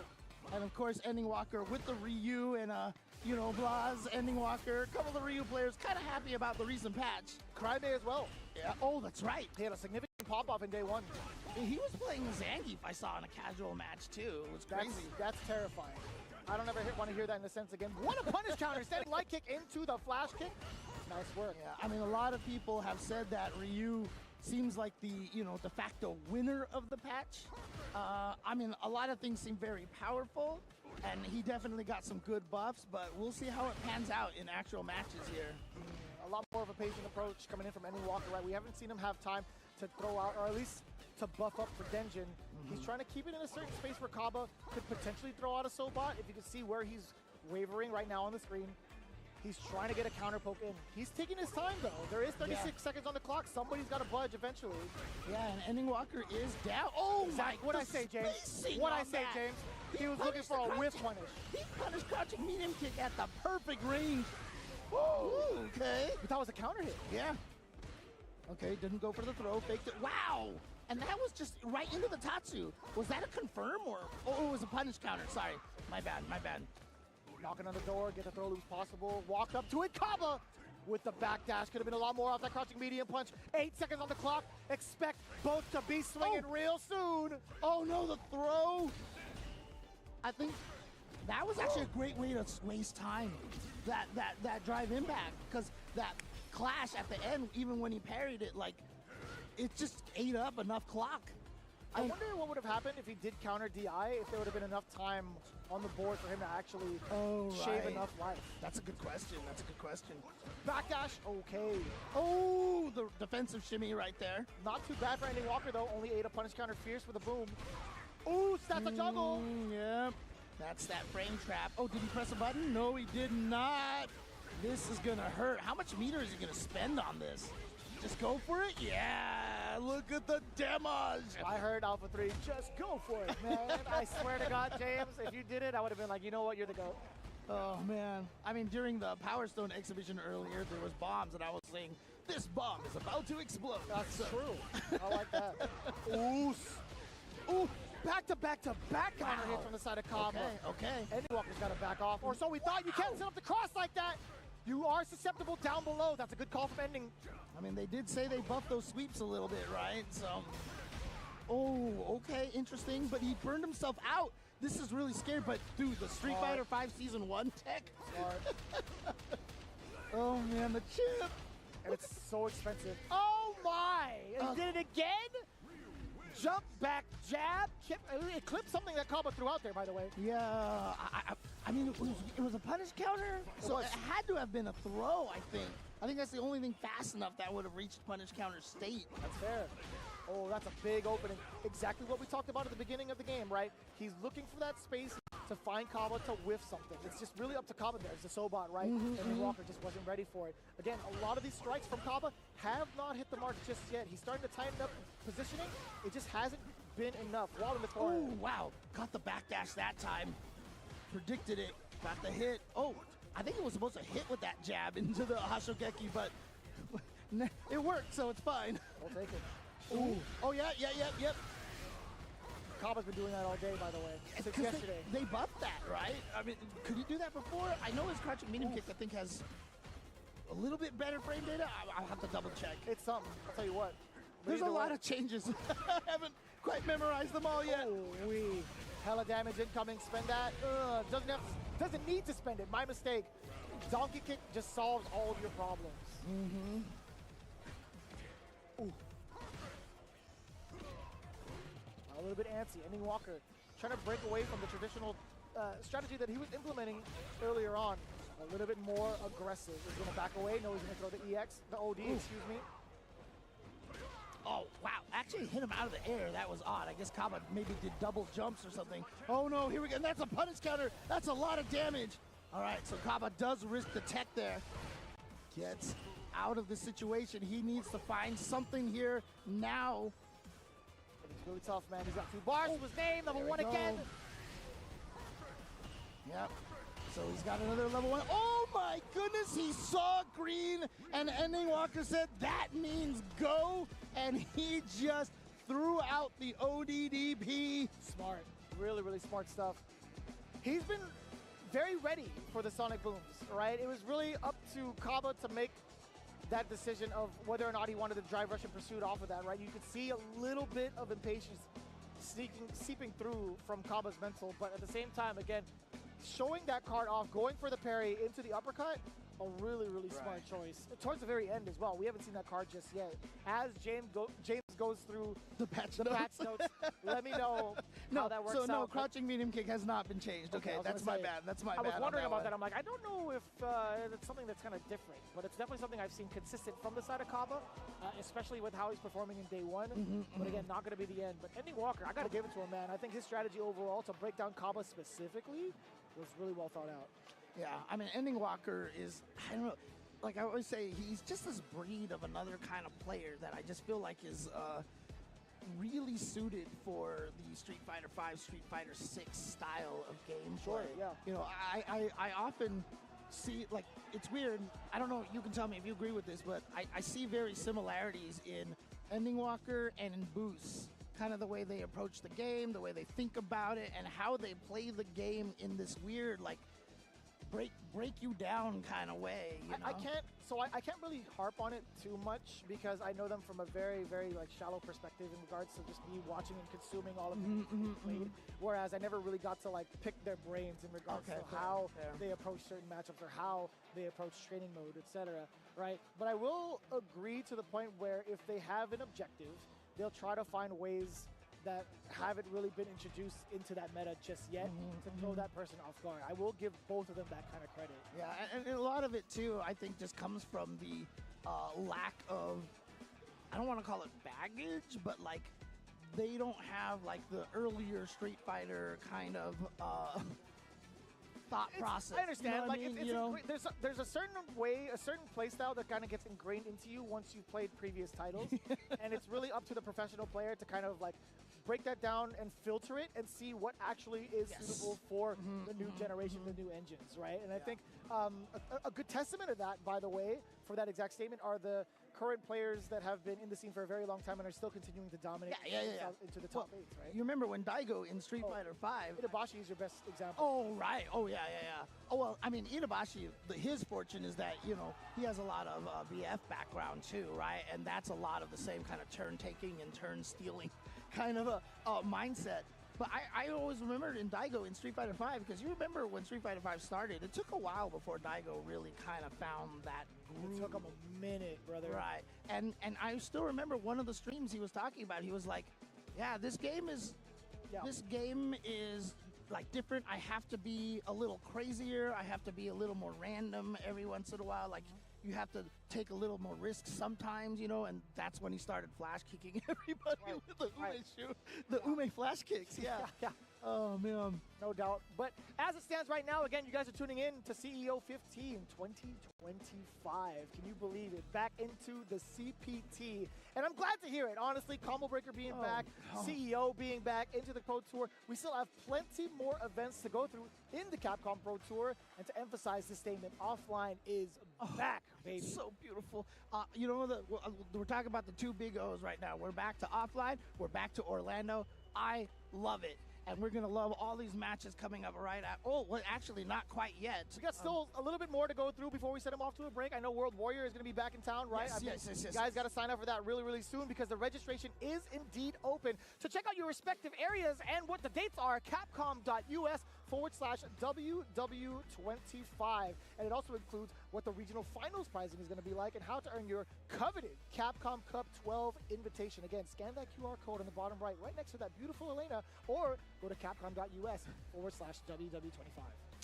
Yeah, and as you were talking about the also the prize pool you can oversee here, $2,000 for first place, $1,500 for second, $3,000 for third place. I mean, that's pretty good. I like that, for playing at the comfort of your own home. Yeah. For free. Yes, exactly. That's pretty good, man. I mean, again, like when I won tournaments before, like I was happy if I got like $50, you know? That's like, gas money, baby. Exactly. Well, actually, back in the day, it was probably a little bit more than that, Yeah, that's probably true, yeah. Yeah, but I'll tell you what, man. On top of that, we have so many more events. We got Blink Respawn coming up real soon as an official stop of the Capcom Pro Tour. You guys do not want to miss it. Your opportunity to register is now in the beautiful Dominican Republic. I had a fantastic time with all my boys out there. The talent was stellar.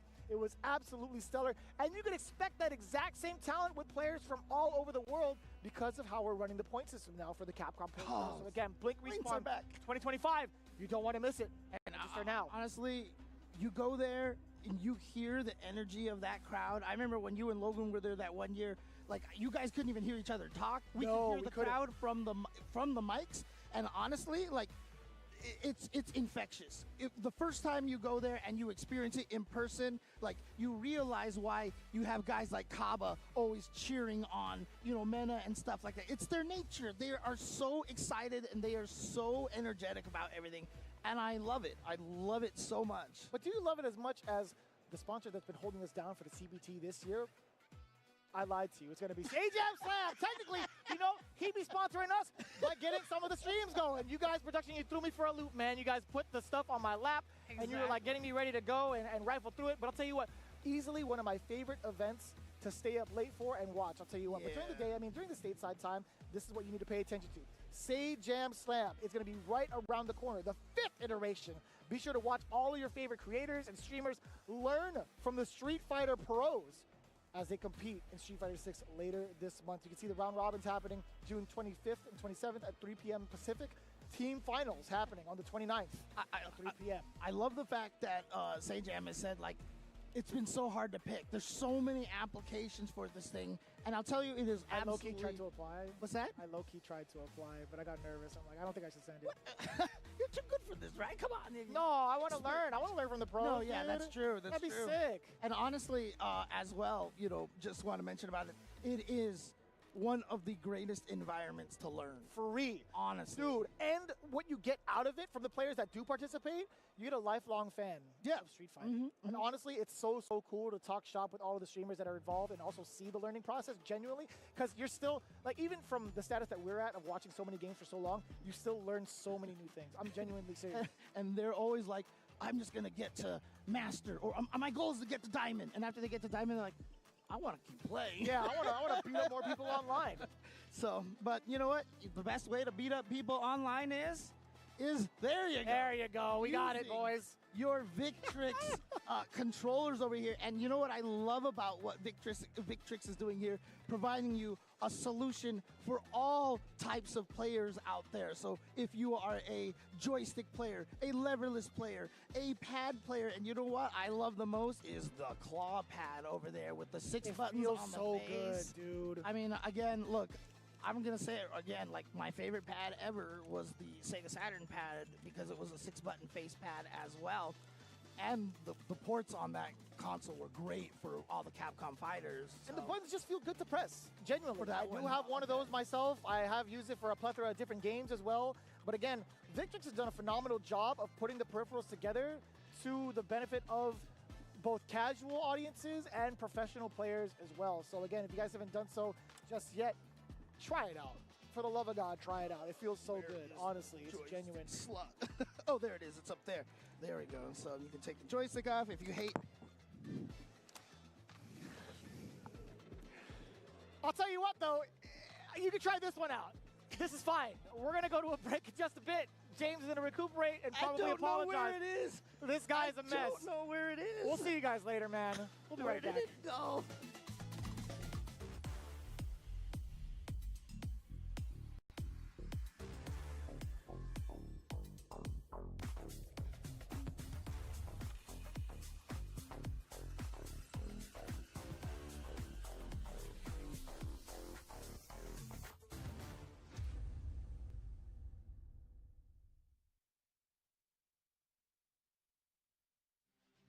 Here comes a new challenger.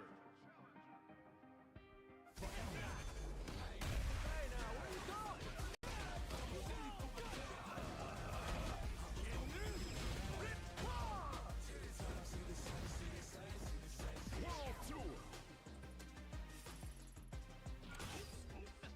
Fighting ground.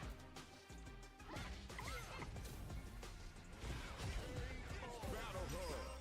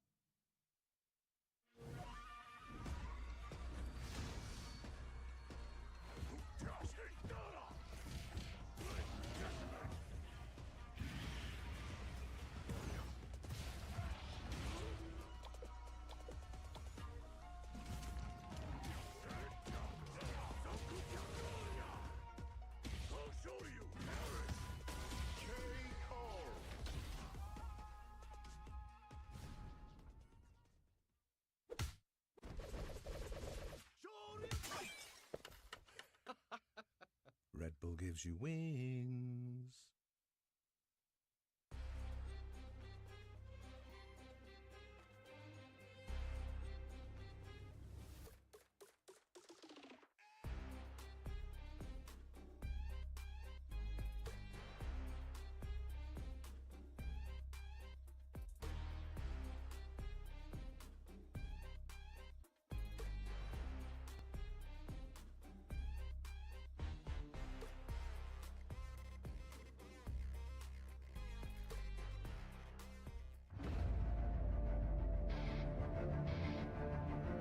The anticipation that we all been waiting for.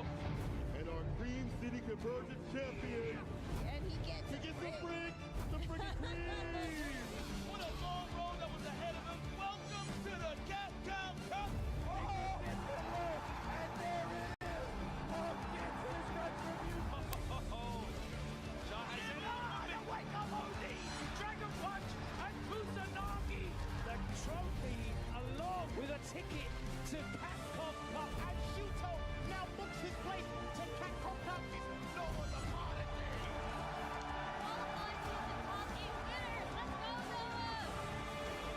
The whip punch from the heavy. Oh, the engine right. Angry Bird. Show them the door because kids, you're in grand finals.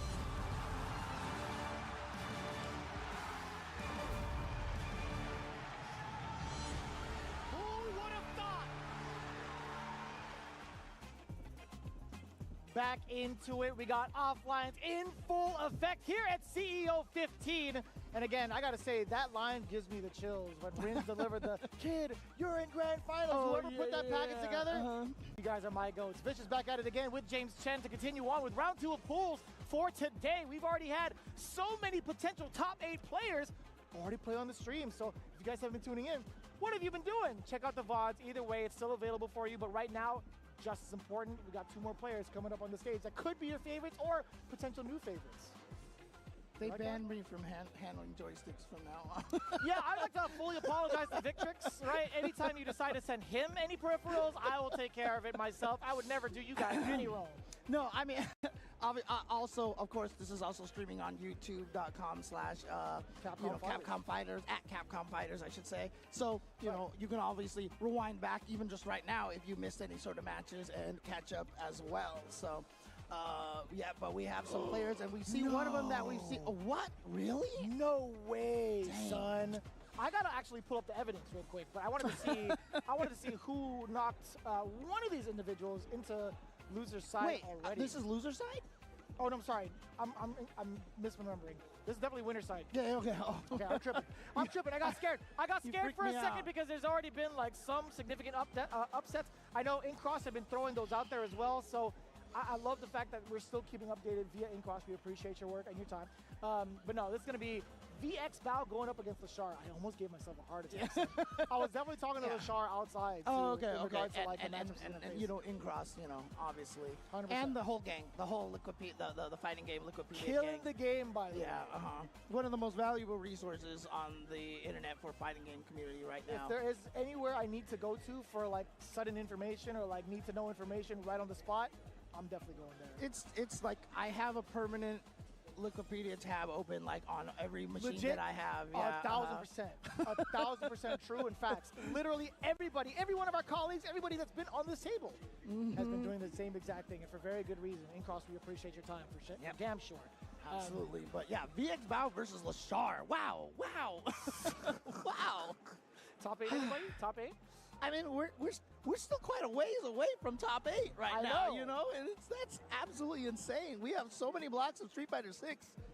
Oh, it's still to come, and we've got Lashar from Korea going up against VX Bao from China. And technically, I mean, you could say that the, you know, big 3 Asian countries are all represented here because Lashar obviously moved to Japan and has been playing in Japan for so long for the my face will not make me laugh. It makes dude. me melt, honestly. I'm like, that's very cute. That's a really, really great addition. That was the first thing I think about when a new character is coming is like, what are the 4 facial expressions? Oh yeah, all the time, dude. every That's single amazing. time. That's amazing. And you know, would like some DLC faces, you know what I mean? Like put them in the fight passes. I think you should be able to kind of like set up certain faces for certain directions, right? That'd be kind of cool. Yeah. All right, so Ed versus Mai, kind of unprecedented. I didn't actually think VX Bao was going to go with the Ed pick against Lashar's Mai, but here we are. Yeah, I guess VX Bao. Oh wait, hang on a second. Gonna go for the level 1. It's not gonna kill. I think it's fine. Killed with maybe the. Oh, okay, there we go. I think it's fine. I think the pressure she can exude while being buffed up is pretty significant with the fans as well, right? Oh boy. Oh boy. Yep, take him to the corner, Mai, with that corner carry and the no shimmy shimmy right there. And you're stuck in the corner here. Yeah, even though there's no proximity guard on that bouncing fan, if you're in the corner, you can't walk anywhere. That's right. Oh no. It's been Lashar all the way through, level 1. Yeah, Good there to you know, go. And you see how it was changed, that she only gets the 5 at the very, very end of the super? Because if you block it and hit her, she gets nothing. You get nothing. You stole fizzy lifting drinks. You lose. Good day, sir. No, dude, there was complete dominance from the side of the Shark. Can we talk about that for a second? I think there was a certain range that VX Bao was expecting to play at, but Lashar was already ready for it. This is his character, right? Let's be honest here. I think this is the character he knows mastered the ranges of. Yeah, he knows Ed. He knows the ranges. He knows where the gaps are and everything that Ed wants to do. But VX Bao is sticking with the Ed.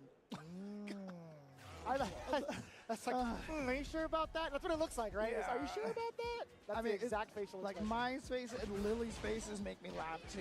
Oh. Lily's got some really cute ones, honestly. Yeah. Yeah, dude. Oh, nice backdash. Okay, here we go. VX Bao with a corner. A back throw into the corner can change the tide of so many battles. Yeah, see that meaty back heavy kick right there. Oh. Still finding the time to throw out some of these normals. VX Bao trying to contain the space against Lashar. Oh, wow, and he got the hit and the confirm off of it, too. Oh, what a backdash. Didn't equate to anything, though. Oh, nice. I like that check right there.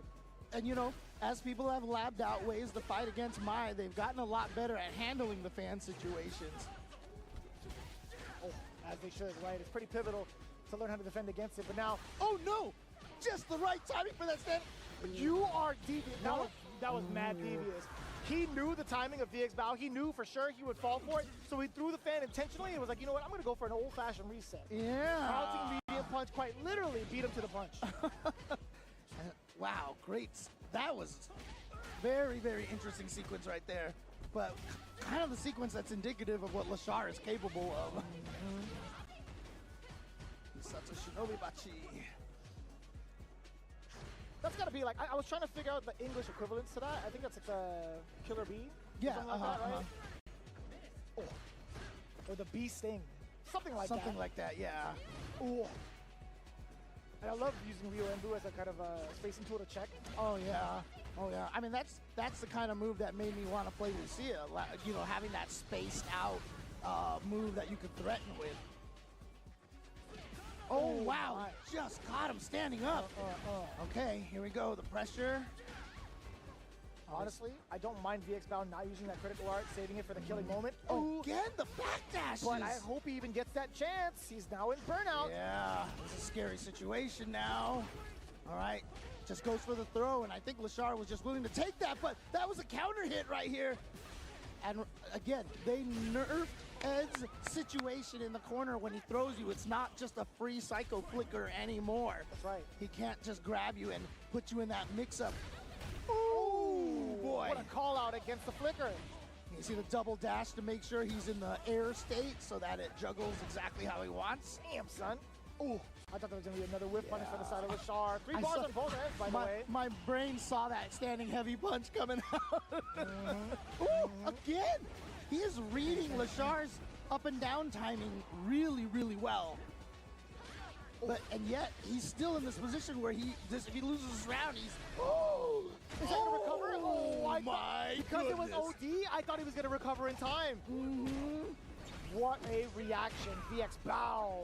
Level 3. Lashar kind of hurting in regards to the drive gauge department.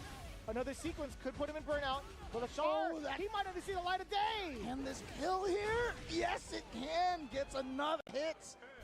And there we go. VX Bow actually making the right choice, sticking with the Ed, and it's working out now. Yeah, man. Oh, Lashar, I was wondering if Lashar might actually try to go for the mirror match. You know, be like, my Ed's better than your.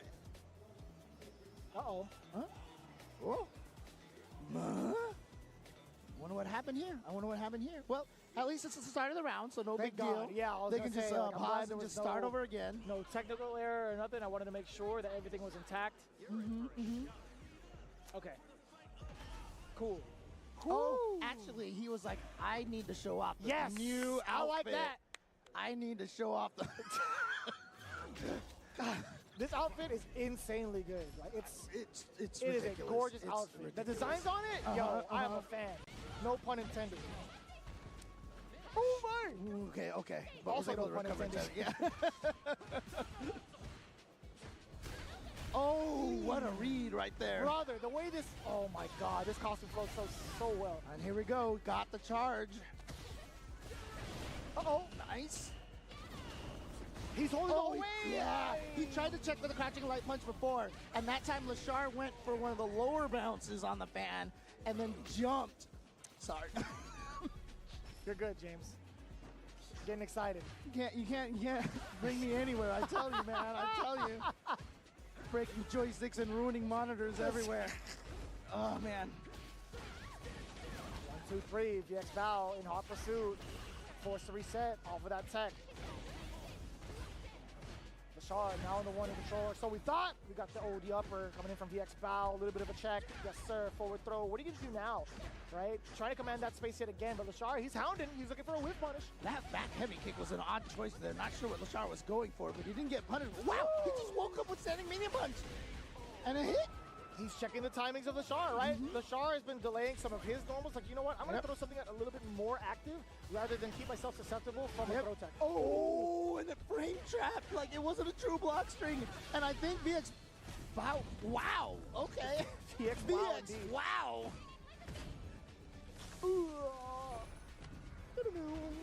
Ah, so cool. Oh, that's a beat and a half 5 receiver. Yes, sir. That's Lashar. But you know what? VX Bow still has that level 3. In fact, he's in position for the dream combo at this point. Oh, but the back throw and a punish counter. That's a lot of damage. And it's drive gauge as well. Oh, this could turn around so fast. VX Bow needs one more hit. Oh, he couldn't get away. He couldn't get away in time. The jump from Lashar taking out VX Bow. He held on a little too long, and he obviously was not holding on to a high direction on that. Oh. That's rough. It's rough to make that call, too, to either commit to kill rush forward or backwards with a limited amount of time. I don't even know if kill rush forward would have saved him either. Like, if He could have if he went had done under, it right? a split second later, I think he still would have been hit by cross-up medium. Oh, true. Well, Well, it's a rough throw of the dice in that instance, man. But it was a good call from Lashar, right? He sees Flicker. There are moments where he has certain suitable counters for it. Jump just happened to be the right call. and you know what? I bet you if Lashar's thinking is like, man, I have gotten jumped in on this situation so many times. So he's like, I'm jumping this time. Yeah. Have we ever So- seen VX Bow even try to like attempt to go for like an upward snatcher? Yeah, I don't think we've ever saw it. Well, it's hard to say because, you know, you could be holding it and then kill rush back and you just don't know. But we haven't seen one kind of actually come out Right, just to yeah. like show off that card. It's like, oh, I'm thinking about it. Right, I think that bit of information does add like a slight bit of info for the mental stat. Yeah, it's interesting because, yeah, like you said, sometimes it's worth it just to throw that out there, just to show the opponent, I'm thinking about this. Yeah, it's you real. know, That's real. and it's a real thing, absolutely. So, But it is what it is. Lashar going to be moving on over VX Bow. by the way, I just gotta say that my level 3 super, you know how there's so many like ninjas and samurais and all these fighting games, and you know, the standard super, you hit him and then you sheath the sword. But for her, she closes the fan. I just Beautiful. And the I flames love just- that so much. That's so cool. Yeah, so instead of, you know, doing the It's much more It's much dramatic in the more- critical art version because it's black and white. It's like, oh dude, yeah, or like yeah. it's kind of different. It's kind of different, but it's way more Yeah, dramatic yeah. for sure. I love that, dude. Well, they just make it so that they try to attack her, and then she's just like, Oh, true. Nope. That's so cool. Hey, you guys are doing a phenomenal job over there on the design team. Oh yeah. Oh I'll yeah. tell you what, man. It gets me, Oh. dude. It gets me so excited to see what like the critical arts look like for all of the new upcoming right. characters. Yeah. Brother. I mean, we got that preview of Sagat with, Something like that. Yeah, I was trying to dissect the gameplay, but I had no time. I mean, to be fair, there's not much to dissect on that little, brief little thing. Interesting. Okay. So I'll believe you you. just see a bunch of moves, and that's basically it. But this is going to hurt because, I said Shine is one of my favorite players, right? Well, Xian is also one of my favorite players. And I agree. I actually wholeheartedly agree with you. It's hard to see either one of these competitors go, yeah. but we'll see how I mean, it works out. obviously, This is winner's side. This is winner's side, So right? Yeah. actually, Wait a second. Okay, I was did about to... Xian have to go through Nemo before Shine? I know that Nemo is somewhere in his path. You're right, because I was talking to somebody who was in this pool, and I was he talking said to that... Xian about it. He's like, Oh. man, I gotta fight Nemo in this game. I gotta fight Nemo in another game also. So- Literally back to back. Even Choo-Choo was just like, oh. He was laughing at it. He's like, oh, I don't like it. Yeah, because I was talking to somebody, this is his first offline event, and he lost to Xian, who he said is one of his favorite players, right? And that's just so cool. You got to fight one of your favorite players. But he also mentioned that Nemo was in his pool. So yeah, Xian definitely had to have taken him out, I think. I don't know. Maybe it's further on. Who knows? 'Cause Yeah. we haven't seen Nemo once yet, right? That's true. But here we go, Xian with the DJ. A character, again, who was just like, I feel like he's always been good. It's just, we just haven't seen as many DJ players. I mean, the one that's really kind of rocking it out pretty well has to be like Knuckle 2, right? That's If right, he yeah, yeah. decides to play DJ. I love the way he plays DJ, by the way. But Xian, very, very calculated. Ooh. What a time to sneak in that crouching jab against Yep. Shine. Oh, again! again! Slicing it up. Just cool coming in, and here we go. But I think the light punch version is all you need. No, he went for the whole thing. So I there like you that. Spring kick for the damage ender. Well respected. Had to do it. Go. Oh, what? Just drive rush into crouching medium kick, catching Shine off guard. Why not, right? And here we go. And to be fair, like, I swear they just keep buffing DJ. Like, they just keep giving him new combo routes. I will say this, though. With the change to parry, it does make it difficult for him to kind of parry airborne approaches while maintaining charge. That's true. That's true. That is true. He I has to didn't go for even the think perfect about parry. that. I didn't even think about that. Yeah, if you got to parry the mid stuff, that actually does hurt the charge characters a lot. Yeah, Significantly. yeah. But, I mean, Xian doesn't Not right care. now, though. Xian doesn't care. He's like, you know what? Perfect! And so, instead of a PSA, that's just a sap. He was sapping away your life, though. Yeah, Or life gauge, excuse me. So it's a PSA, but this one, whenever someone gets that victory, we need to bring in all the Spanish commentators, right? Oh, I see what you did there, yes. Dude, I haven't seen that button on a remote in years. I know, right? It's weird. It's weird how that works. Is it? I guess they do they still have that? I don't know if that feature is still Right. like available. Well, right? you know what? To be fair, I don't even. Because the thing is, we're all on streaming services, and there's just the options that you just change for the true. language, right? Man, we are old. Moving on. No. You are not old. I am old. No, we're old. Okay, so Shine had an opportunity to get a Yep. really, really significant mix. Xian having the defense intact. Ooh, Damn, son. boy. I that love was that answer. late, too. That was deep also. Yeah. Well, I mean, that also is because Kimberly does have a high jump, so. Oh. That's a good response, or so I thought. I am thoroughly mistaken. We got option selects on defense. 9 frame startup on that super should be able to beat most of the meaty lights like that, but I guess there's a setup that Xian has. Just right into parry. Automatically. Oh, yep. Here we go. Overhead into bomb. This is a high damage combo here. Oh, you're still grounded, son. Stay in your room. Yeah. Because the only way to get combos off of that overhead is to be at point blank range. And so you're always a risk to be thrown. Yeah, you see the animation. She's airborne, but man, let's talk about these throws real quick for a bit. And like I said, Attacking they on the pressure. have not buffed Kimberly on escaping the corner. Oh, Yeah. boy. One of the better tools that DJ has to poke with. Nice and easy, standing medium kick, catching Shine.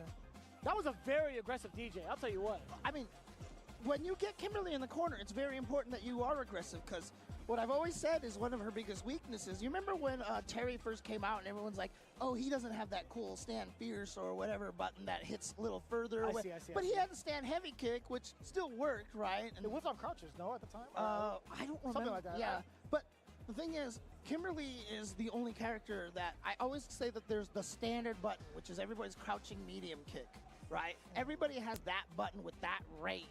Kimberly's is her standing medium kick, right? It's plus on block. What's that? Or isn't it plus on block? No, crouching medium kick is Oh, plus you're talking on about block. standing medium Yeah, kick. standing Oh, medium okay, kick, sorry, right? I'm For sorry. Kimberly, that's her button. Same range as all the crouching medium kicks out there. The thing about it is every other character has that button that hits farther than that, like a Cammy standing heavy kick, a Ken standing heavy punch. What about Kim's standing heavy punch, though? It's shorter range than standing medium kick. It's pretty fast, though, no? Is it faster than most heavies? It's still slower. It's about the same speed, I think. Interesting. Yeah, let me think. 9 frames. It's 9 frames startup Okay. on that one. I would have guessed 8. But the honestly. problem with it is that when you have her in the corner, she doesn't have that button that can pressure you when you stand outside of that Interesting. standard range. I see. And so she has to actively move forward, which makes her walk into a lot of stuff. Okay. And so that's why she has a lot of trouble in the corner in that situation. That's fair. Especially against Ken. You know how much I hate getting put in the corner by Ken, because I've eaten so many standing heavy punches. I'll tell you what, though. Those throws from Ken, 1 frame links now. Yeah. Especially online? Yeah. Hell yeah. At least I feel much better about that. I'll tell you what, I'm like, you know what, you earned it. You earned it. You know, the funny thing is, too, is like, I have like this weird conspiracy theory, because like, The tinfoil hat's coming out? yeah, the tinfoil hat, because they've done some very interesting things with the throws here, right? They haven't gotten rid of the throw loops. I'm wondering if they're experimenting to see if they make like throw loops 1 frame perfect, if it would help a lot. And maybe next patch we'll get some changes to the throws. Possibly. I mean, I don't think that's too far-fetched to even Yeah. like kind of talk about it, but we will put that conversation to a pause a Oh little my bit. God! No, not like this, son. Why are you guys gonna play each other? There's I mean, literally, these are best friends. These are best friends. Dual Kevin and Knuckle Dew are like, I'm actually very surprised Knuckle Dew's not in his hotel room ripping cards right now. I am genuinely surprised. So Dew's got this profile picture up, right? And I know who it is. It's my boy Nate Fearless. My man's been hooking up everybody with cards this weekend. He's been hooking up Dew all weekend for cards. And I'm very surprised that Knuckle Dew's here right now. I'll tell you what. Maybe it'll change the mood as to how aggressive he will play. Pulling out the DJ for this one. I mean, obviously, I mean, I've known for a while that Knuckle Dew has been playing a lot of DJ. He was playing him even back at the Level Up Expo, not this year, but the previous year. But like, is this like seriously like a main for him now, or? Funny enough, he's juggling 3 characters at the same time. I think they're all up to very much so main standard. Okay. Obviously, that's with the Guile and the Cammy as well. Oh, nice. Okay. And honestly, because these guys are best friends, they know each other so well that, you know, Knuckle Dew just might know that DJ does the best against Dual Kevin's Rashid. It makes sense. Right now, he's having a great time. Missing that conversion off of the counter hit, standing medium punch. It's still fine. Knuckle Dew in control, though. Dual Kevin, he has to find a way to assess and maybe burst out. That's totally fine. Yes, sir. Knuckle Dew try to pursue after that option select. Yeah, but here at corner position, again, as soon as you get that side swap, okay, drive reversal. And as you see here, oh, what a perfect parry! Prevented himself from getting burned out, but then he burned them both out. Ooh, and what a block at the last second. Oh, Number 1. No! And I'm glad he was still within range. I was nervous for a second because there's no drive rush behind you. You can't cancel anything. But I'm glad that the roundhouse was still able to clip and you were able to get so by. Yeah, and honestly, the burnout would have made that harder to punish. Free. That's what I'm Right? saying. That's exactly what I'm saying. No drive rush behind it to pursue. Couple of lights into the mixer. And longer block stun too, right? So, yeah. Wow, okay. Ready with the anti-air. Ooh, a very early jab from the drive rush. That was very scary. I thought Dual Kevin was going to try to respond. Actually, technically he did. That's how he got hit, right? All right, well, Knuckle Dew looking really solid here. Wow, look at that. Back-to-back drive rushes. First the fake, and then hoping that that freezes the opponent enough that he could sneak in with the other one. Man, so much aggression from NuckleDu, not giving Dual Kevin any space to breathe nor set up. And looking at the drive gauge difference, Oh, wow, just interruption into the level 3. Is this gonna kill? Is off of a this couple gonna of lights? kill? I don't think so. Off of a couple of lights? No way. I guess. There it is. I let the secret out. All right, here we go. Isar on. Oh, he just got hit. What happened? I don't know what he was trying to do. You know what? That's fine. The damage wasn't too severe. Right. Yeah, I mean, honestly, Dual Kevin's combo afterwards wasn't really. Oh, he cut the backdash. What a tech. You went for the tech. Why not? Oh, it's so scary. Yeah, you don't want to let him get in with that pressure there. Or plus, oh, he was waiting for Dual Kevin to possibly throw out an EX spinning mixer. NuckleDu falls victim to the fireball, possibly trying to trade out, or at least maybe press a normal, like medium kick again, to snipe out that itty-bitty life that Dual Kevin try had to left. trade or something like that. But I mean, if he did trade, obviously it would have been a double KO. Now that we realize that win shot was enough to kill. That's fair. It was a fair assessment. Ooh, On the forward medium kick. sunset wheel. So good. Still really good. I love that move. I love the name of it too. Uh-oh! I like the name a lot, so much to the point that it's one of the ones that I remember. That's fair. My favorite one from DJs is easily Funky Slicer. Oh, yeah. Has such an impact on punish counter, but Ooh, look at that interrupt. The crouching light kick. And NuckleDu with the just cool into said Funky Slicer. telling you, man, it sounds great. It snaps. It looks cool. There's a lot that goes behind it. But, man, Dual Kevin has not had time to breathe in this matchup. And maybe this is look, to be fair, like Dual Kevin as a Rashid player is very moderately paced. He's very calculated. And maybe that's something that NuckleDu just knows. Like, you know what? I need to dictate the pace of this, so I'm just going to be extra aggressive. Oh, yeah. Love that link. My God, the damage incoming. Wow. Okay, doesn't decide to spend a super there. He's backing away. Ooh. Oh, wow. If he was closer, I think that actually would have hit him in time. That knee actually had to drop pretty far, but he was going to do that right there. NuckleDu, he is doing some work on Dual Kevin here. He's playing out of his mind right now. Oh, Sobot just happens to connect. OD spinning mixer. In hot pursuit, very early forward medium punch out of the drive rush from Dual Kevin. Ooh, good, perfect. Oh, God, still recovered in time. Character's pretty good. Punish counter, and probably the side. Oh, no. I don't know what that was. Couldn't tell you. I mean, NuckleDu's problem is that he doesn't have any rhythm, man. I guess so. 2 left feet, according to James. That's literally his wing quote from Super Turbo. That's true. Ooh, there we go. Doesn't go for the side switch. Oh, no, no, too far! A spinning mixer, as foretold by NuckleDu, dashing out of the way. I don't even know if that was just cool, honestly, because I saw the animation. Maybe it was just cool. He was setting up for Funky Slicer, but either way, man, that was a good call out from Dude. What is that, 2-0? Yeah, that was a 2-0, and so, you know, like I said, these guys are good friends, and you know, whenever you have like 2 people so close, you always try to, you know, combine the, you know, do the ship name. So Knuckle Dual Kevin, maybe, you know, we can say. But Hey, is there where the cards at, man? Where the cards at, bro? maybe Look it up. Do we have turmoil in the Knuckle Dual relationship here? Oh, no, never that. I know, as he was walking off. I know. NuckleDu, he was, you know, getting all of it set up. Dual Kevin came up to him, he was like, Yeah, and you know what? What's going to happen, too, is they're going to sit down and talk about it. They're going to be just like, okay, yeah. not right now. Okay, Not maybe until now. later. Yeah, for that is sure. for But sure. again, I always tell people, if you have a training partner that you play fighting games with all the time, if you have a training partner, you got to tell them why you're beating them. If you're the stronger partner, you have to tell them why you're beating them, what your mix-ups are, and how they keep falling for them and stuff like that. Because if you make your training partner stronger and you can't okey-doke him or shenanigan them, And I don't think that's ever going to really happen in, like, at least this phase of the pools, no matter how much you know your opponent. Right.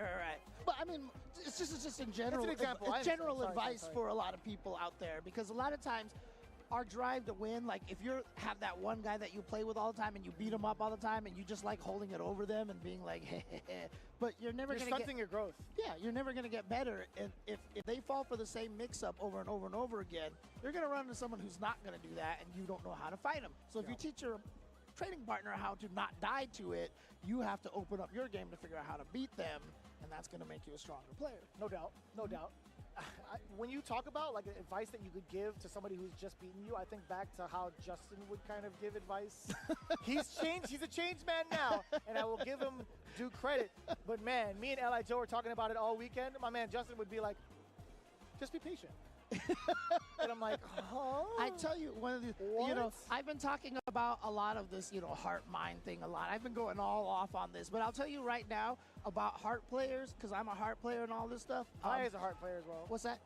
We're really bad at giving advice. Because a lot of times it's like, "You just do this. Just play better defense. Because we can't explain it, I right? hate- But I we hate got you the guys. players ready to go over here. I hate you guys Opposite. so much because I've heard, you know, I've heard that a multitude of times. All right, My friend Derek always makes fun of the fact that Vi one time was anti-airing in Alpha 2 with Standing Strong when a lot of Ryus would use Standing Fierce, right? Sure. And Derek asked him, why do you use Standing Strong instead? And Vi said, hits deeper. And that was That's the That was exact it. laugh too. That's the exact laugh too. That's crazy. That was the whole advice. Hits deeper. What the hell does that mean, Vi? That's funny. You're welcome. Yeah. Fudo versus Koji KOG. This is gonna. Oh God, Jake is dying. Oh my God. He's not even in the game right now. All right, so very interesting enough. This is loser side, no? I think you're right, because Coach KOG lost, the last match. Yes, this is loser side. Kind of wild. I don't know who sent Fudo to losers, but Team Reject is scary right now. Oh, Holy and they got crap. some really cool social media posts. I'll tell you what. That poster with all the players. Yeah, right? Oh, sick. I was still wondering why, you know, of all the players on there that had like a smaller portion was Big Bird. I mean, he's Big Bird, right? Like, you should have a big presence. A bigger presence, right? Yeah, exactly. I think one of his biceps would definitely be the size of Steve's head on that poster. Yeah. Well, I mean, I saw the clip of you, Jeremy. We'll talk about Koji KOG right now. That actually was a really, really good call to use the uppercut upon Fudo in that regard. Oh, sniping out the legs. But I appreciate you, James. My God. All right, this is not a good situation for Koji KOG. Oh, sniped out of the air by the Psycho Flicker. Oh, it wasn't even a punish counter, or did he catch the backdash? I'm not even sure, but the empty jump is gonna catch Koji KOG for a perfect for Fudo. Both fully stocked at level 3 with a brand new drive gauge and a brand new round. It's going to be pretty significant, right? If Fudo can get a big opener into maybe a super, it could be a big deal, but Koji KOG managing to thread the needle. And a mistime normal from Fudo, very uncommon. Oh wow, that wasn't a punish counter or a counter hit or anything. Just caught him either walking back or something. Obviously, 2 lights into the level 3 is gonna scale heavily. I think it's fine because the objective was burnout, right? Yeah, exactly. He needs to find a spot to actually close the gap. Interesting that he didn't activate the super there. I thought Fudo would have comboed that into the super to get that drive gauge back. Oh boy. Oh, that's gonna hurt. Gonna be just one little bit of damage left there. Had to do it. Fudo trying to get Koji KOG to relax a little bit. There's a hefty life lead behind him. However, Fudo, Oh, nice check. Reach the Psycho Flicker. what happened again? What happened again? Oh, He you're held the right, flicker. you're right. He went for the kill rush backwards and got clipped again. I mean, remember when that nerf came out in that patch, everyone's like, Ed is doomed, you know? Then he won a bunch of tournaments, you know, and like, okay, he's fine. But it's still there. It's still a weakness, so. Gives people more incentive to kind of jump when they see him posing in that way. But again, if Fudo could let it out early, it could lead to a lot. Especially on punish counter days like that. All right, so the corner you go. Uh-oh. Ooh, what? Whoa, he didn't do down heavy punch. That was very odd. I mean, it would have been cool if he like whiff jump heavy punch into SPD or something like that, but I think it might have just been an execution error. Oh no, the standing medium kick of death. it's so tricky too to see that level 1 do a little bit of damage back to back, and then only to round out for the really big haymaker for extra damage. I'm like, man. Anytime you have a super that has like a haymaker at the end, you have to make sure that's how it works. Because it looks bad if the last hit does no damage. Ooh, okay. Great confirm from Koji KOG. And use the light one right there to set up the mix-up. Got the SVD and the pressure, the link into the level 1. Or cancel into level 1, I should say. Oh. You died. Hella dead. Definitely got to spend that bar.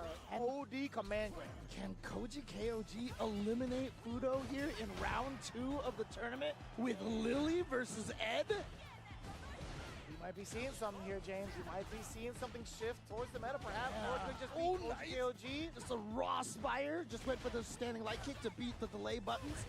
Oh, no block again. Huge level 3 intact as well. Yeah, he's going to go for the level 2.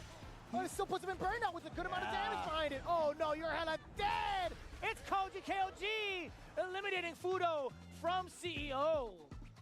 Wow.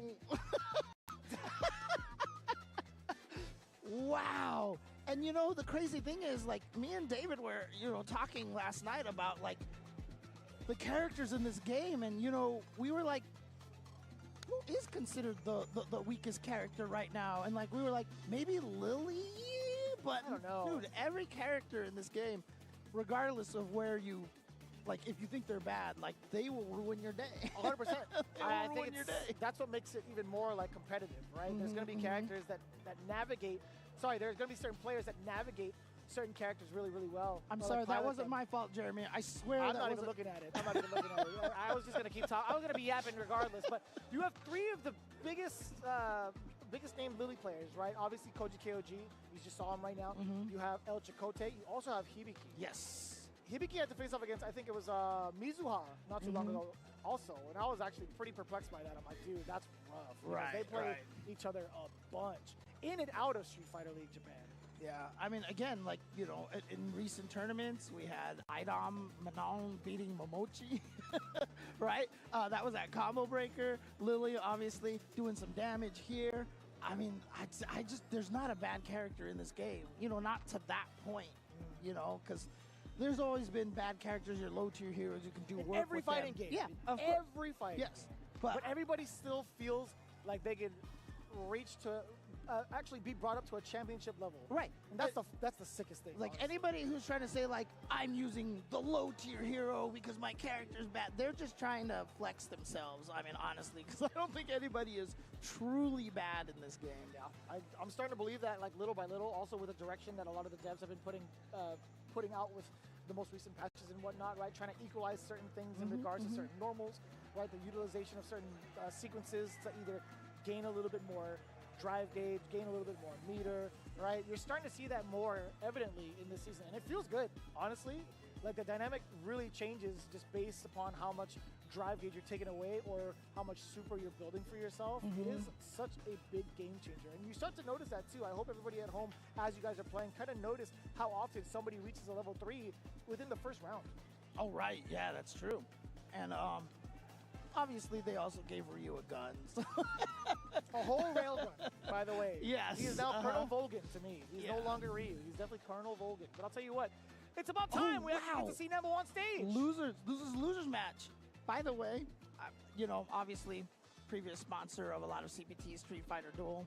They had a battle against the T-Hawk, and the T-Hawk had a move that was literally, he had a gun. They gave T-Hawk a gun. In Duel? In Street Fighter. Not for the one that you use, but like when you fight the boss, like one of his moves is he literally just shoots up in the back. That's cheap. Bring that in. Yeah, we like that. They actually gave T-Hawk a gun. I don't know if they did that on purpose, but it's hilarious. Anyways, here we go. We got the new outfit for Bison. This is sick. Dude, my man got leather chaps on, man. He got the chaps on. Oh, man. Going right into Bonchan, who of course, oh no, why? That was an odd, continuation of that target combo. Couldn't tell you, James, but the mine is on for Bonchan. Yep. Mistiming the parry. Decent Ooh. chunk. All for the drive. Just so I thought. Counter hit. Not ready for the Big confirmed. Dude, I was actually shocked they nerfed the sweep timing when you juggle with the sweep with the I mean, Kuma. he still gets a chance for Oki. He just has a different route of doing so. Yeah, he has a Probably- drive rush, and you can like drive rush in with a button. I think if he's close enough, he gets light Tatsu to medium Tatsu also. Oh, I think that's like a delay cancel. Like I saw that you have to, like, Uh-oh! Delay this! This roundhouse into death! yeah, you died. But I think what it is if you hit it with a crouching medium punch, you have to late cancel it. So there's like a 2-frame window, and if you late cancel, then you can do the light Tatsu into the head, medium Tatsu. It's still doable. I've Okay. worked on it a little bit. It's still very doable. I've never tried it. I don't know why it works that way, but I will definitely have to experiment with it. I'll help. Listen, if I can do it, you all can do it. I'll tell you that much. I see you do all those Ganesian combos and third That's strike, different. man. That's different. That's different. That's different. That's passion right there. Oh. All right, look at this. Good damage here. Didn't spend any of the meter on that situation right there. He could have killed, I think. Possibly. I think there was a lot stacked against him, but it's fine. Bonchan, he was looking for two things with the amount of life he had left as well. After he got the knockdown, he intentionally let the light rip to kind of force Nembo to maybe spend bar. But True, true. with the assessment that Nembo's had, it's like, you know what? I don't even think I need to. I don't even think it would have made a difference, even if he got out with a light. Or sorry, got out with a level 1. I like that little crouch heavy punch, you know, knockdown on the counter hit into the Mine? cycle mine, yeah. Yeah, I agree with you on that. Oh. Real slid. Damn! Big boy. damage incoming because it's coming straight from the Psycho Crusher. Yeah, and you're gonna see the drive gauge disparity afterwards. Even though Bison's drive gauge depletion is not as bad as it was when he first came out, it's still a scary thing. And it's gonna lead to you taking a lot of damage here. Oh, plus frames all day! I did a chunk of drive gauge. And yet somehow Bonchan has not been burned out. He has managed to save that up, but he only has a tiny bit of life left. He's got one touch. Oh no! Good parry. Critical art on deck, by the way. If he lands a demon, James, it might be over. Oh, we both flinched. Even Bonchan reeled back in his seat after that crouching jab had hit. Dude, honestly, if Bonchan was able to snipe out that dash, I think it could have been lights out potentially. Yeah. Oh my Ouch. God! Help Ow. me! It just is the shake, the sound effect. It just makes it look like it hurts, man. No doubt, brother. Ooh, I thought he was walking up to get the anti-air, but he just blocked. Good interruption there. Just halting Bonchan from ever moving forward. It's so significant too because of the amount of damage, and now you get to layer the bomb. Oh, whoa, that was crazy. So Okay. down. Gets out of the corner. Keep it safe. Off of the string. Oy, that is a tough spot to be in, man. All right, match point for Nemo. And does this mean 2 matches in a row we see of Bonchan on stream? It's going to be 2 losses in a row. I hope not. I would love to see an extra game, but Nemo making sure that it doesn't happen. That's a nice confirm of the target combo. Yep, and you see the frame kills right there. Very hard to do consistently. Ooh. That Bison standing medium kick, always been a good button, but Bonchan's like, I'm going to just parry your standing heavy punch and take you out. I'm still alive here. Bonchan needs to win this round to tie it up 1-1. Else he's out of the tournament, and that's going to hurt. Ow. What a 2,000 delay. 2,000 damage throw on Akuma is painful. Oh, that feels awful. And then he shook the screen with a punish counter fierce right after. Ugh. That's why he's sitting there with less than 50% health now. So that's one touch, right? One touch for Nemo. He's gonna Oh, expose yeah. something out of Bonchan, going right into it off of the OD mine. Is this gonna kill? Is this gonna kill? It shouldn't. But we got burnout. Mission accomplished. Nemo throwing out the DI immediately after the level 3. And you saw that as soon as he did the drive impact and hit Bonchan, Bonchan started taking off the headset. He was like, yep, good. And look at Nemo, dude. He's just off the stage. He's like, mission accomplished. His demeanor is looking mighty different.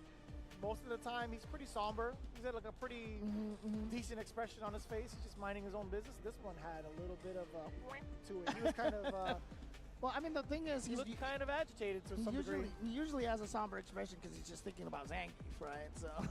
Is it though? Is it even somber? Could you even say it that? I mean, like he hasn't seen any Zangiefs yet. That's true. That's true. That's true. So who But knows? you know, obviously, just the thought of it. But obviously, also another thing I want to mention here. Congratulations to Nemo on the birth of his new child. Oh man, the dad Yeah. power up. The dad power up. He's got to be in serious business mode, man. Diapers are not cheap. I'll tell you what. Right? Diapers are not cheap. Yep. brother.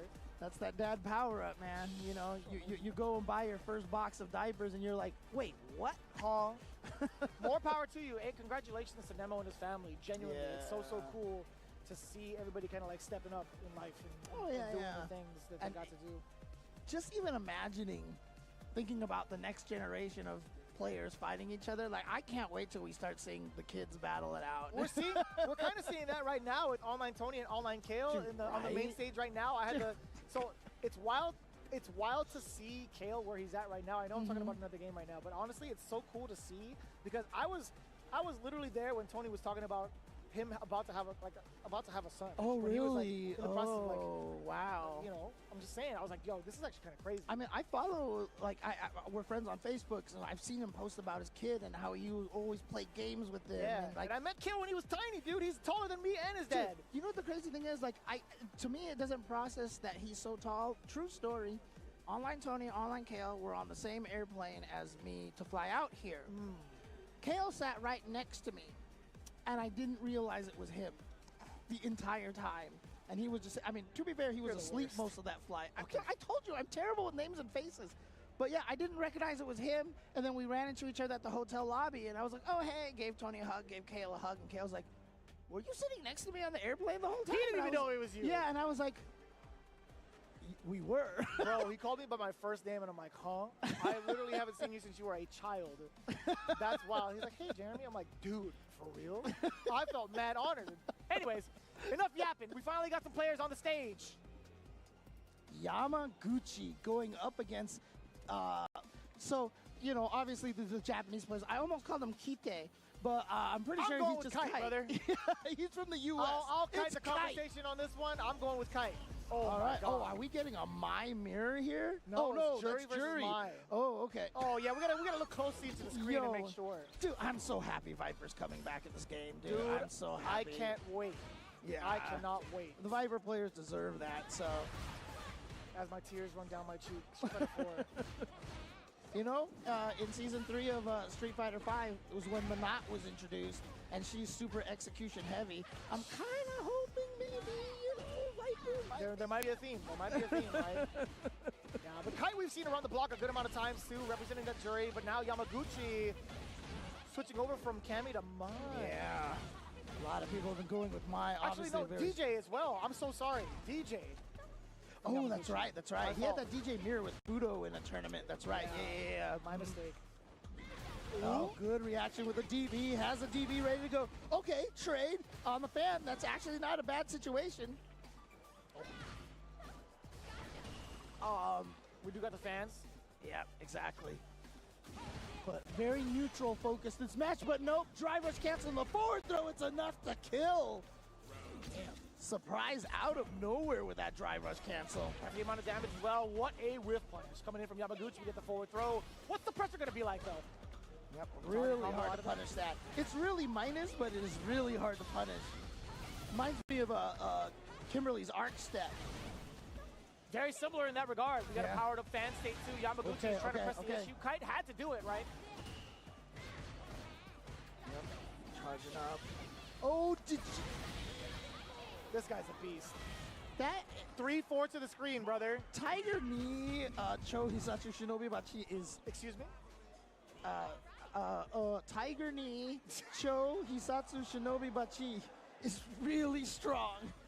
I don't know what it is. Like, ever since I learned my special move names from like CVS days, like I can't forget it. It's just it rolls off the tongue. It You know feels what good I mean? to say. Yeah, It really does feel good exactly. to say. I definitely hit like St. Polo with Kageru no Mai, and he's just like, wait, what? Yeah. Kageru no Mai. I'm like, bro, if you know, you know, right?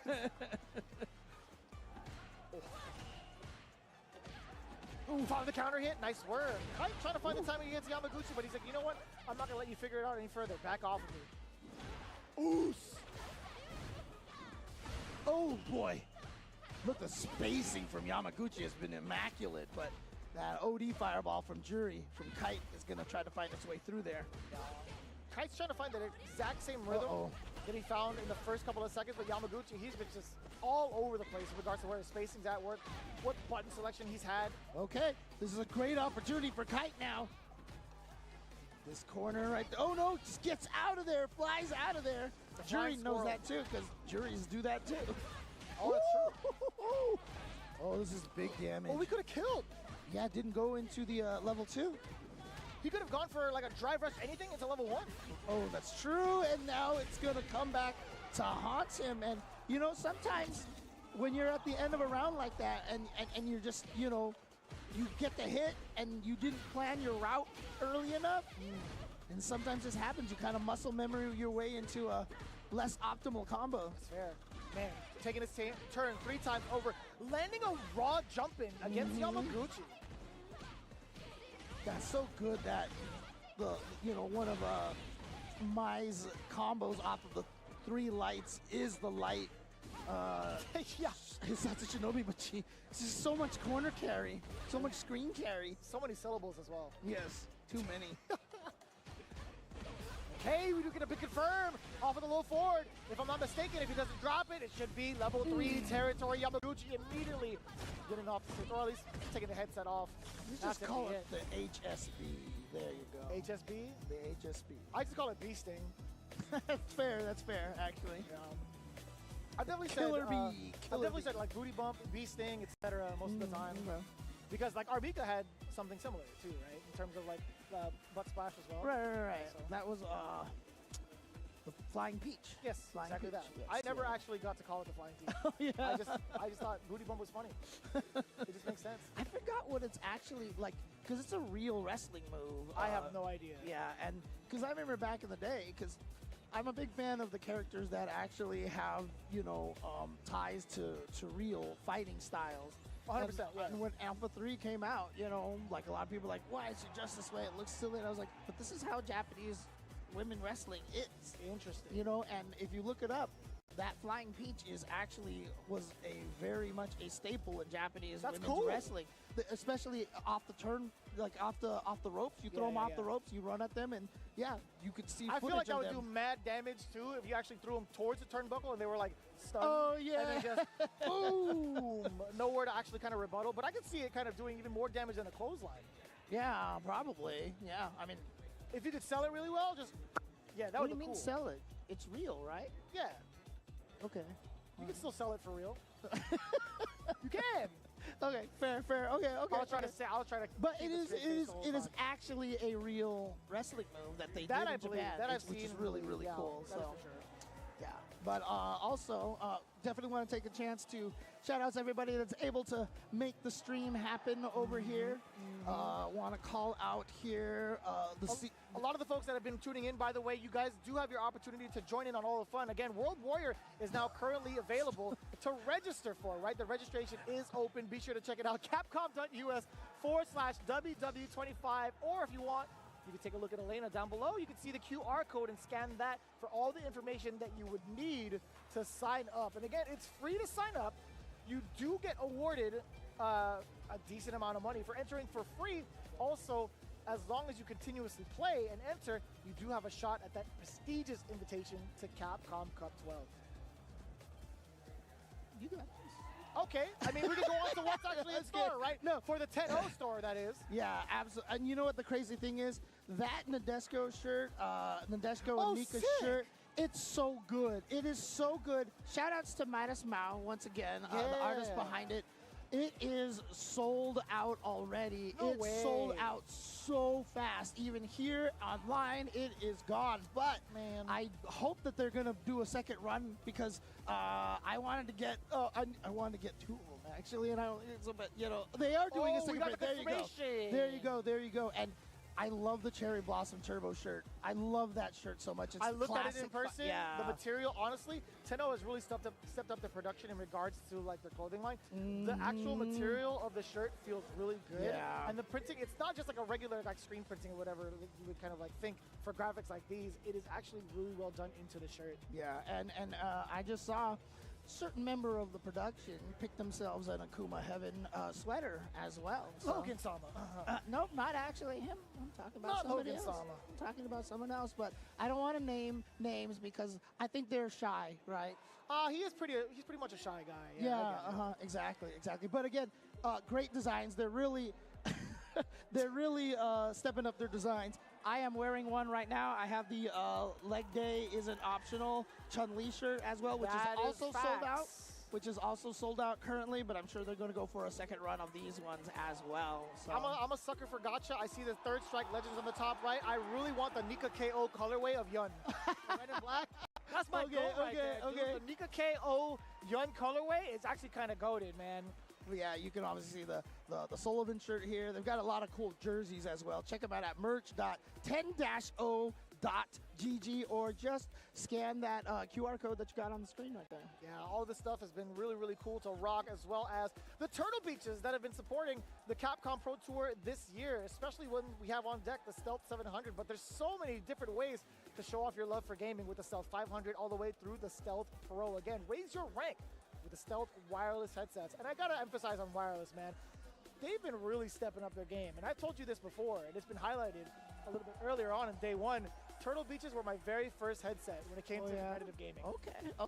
I mean, they were supporters of the FGC a long time ago. They've been around for quite some time, and it's nice because they have all the different price points. And I mean, if you take it from your friend, then it's free as well. But also, but I mean, honestly, like, again, we were talking about how old we were. I remember the first time I tried to buy some like wireless headsets and they were garbage, you know, but the technology is so good now that you've got, you know, obviously, you know, all these wireless, you know, earbuds. I've gone through so many headsets and I'm like, you know what, Turtle Beach, we'll give it a shot. Dude, I went through like a decade of wearing that. The same one. I'm not even kidding, dude. I wore those out like crazy.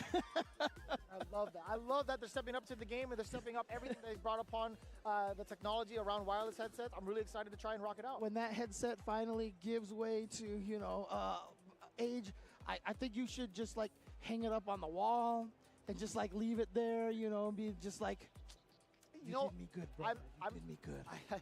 I kind of hoard stuff, so I definitely have it in my closet.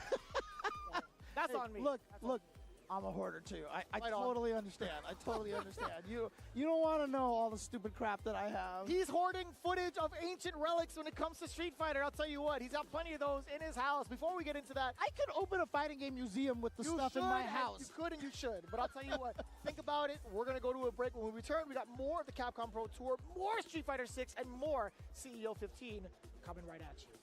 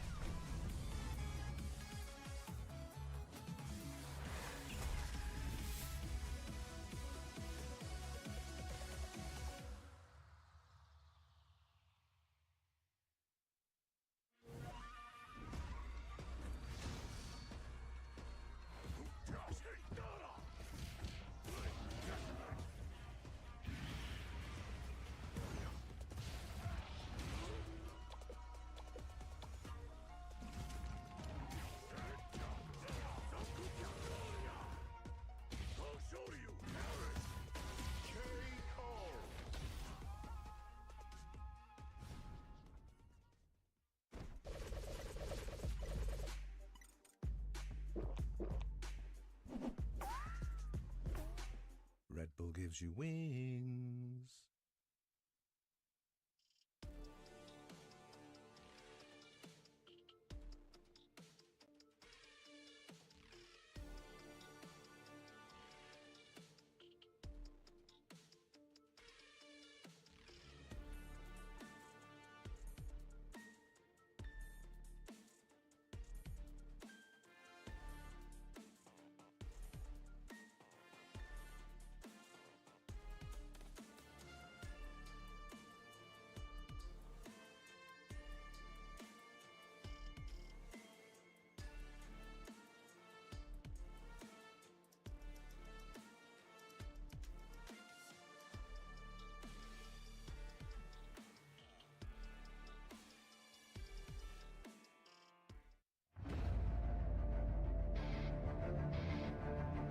The anticipation that we all been waiting for. And our Cream City Convergence champion. And he gets He gets the freak cream. What a long road that was ahead of him. Welcome to the Capcom Cup. And there it is. Gets his retribution. John Cena, wake up, OD. Dragon Punch and Kusanagi. The trophy along with a ticket to Capcom Cup. And Shuto now books his place to Capcom Cup. No one's a part of me.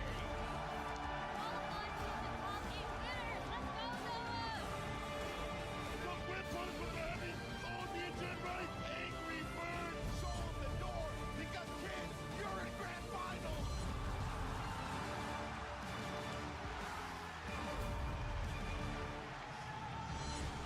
Who would have thought?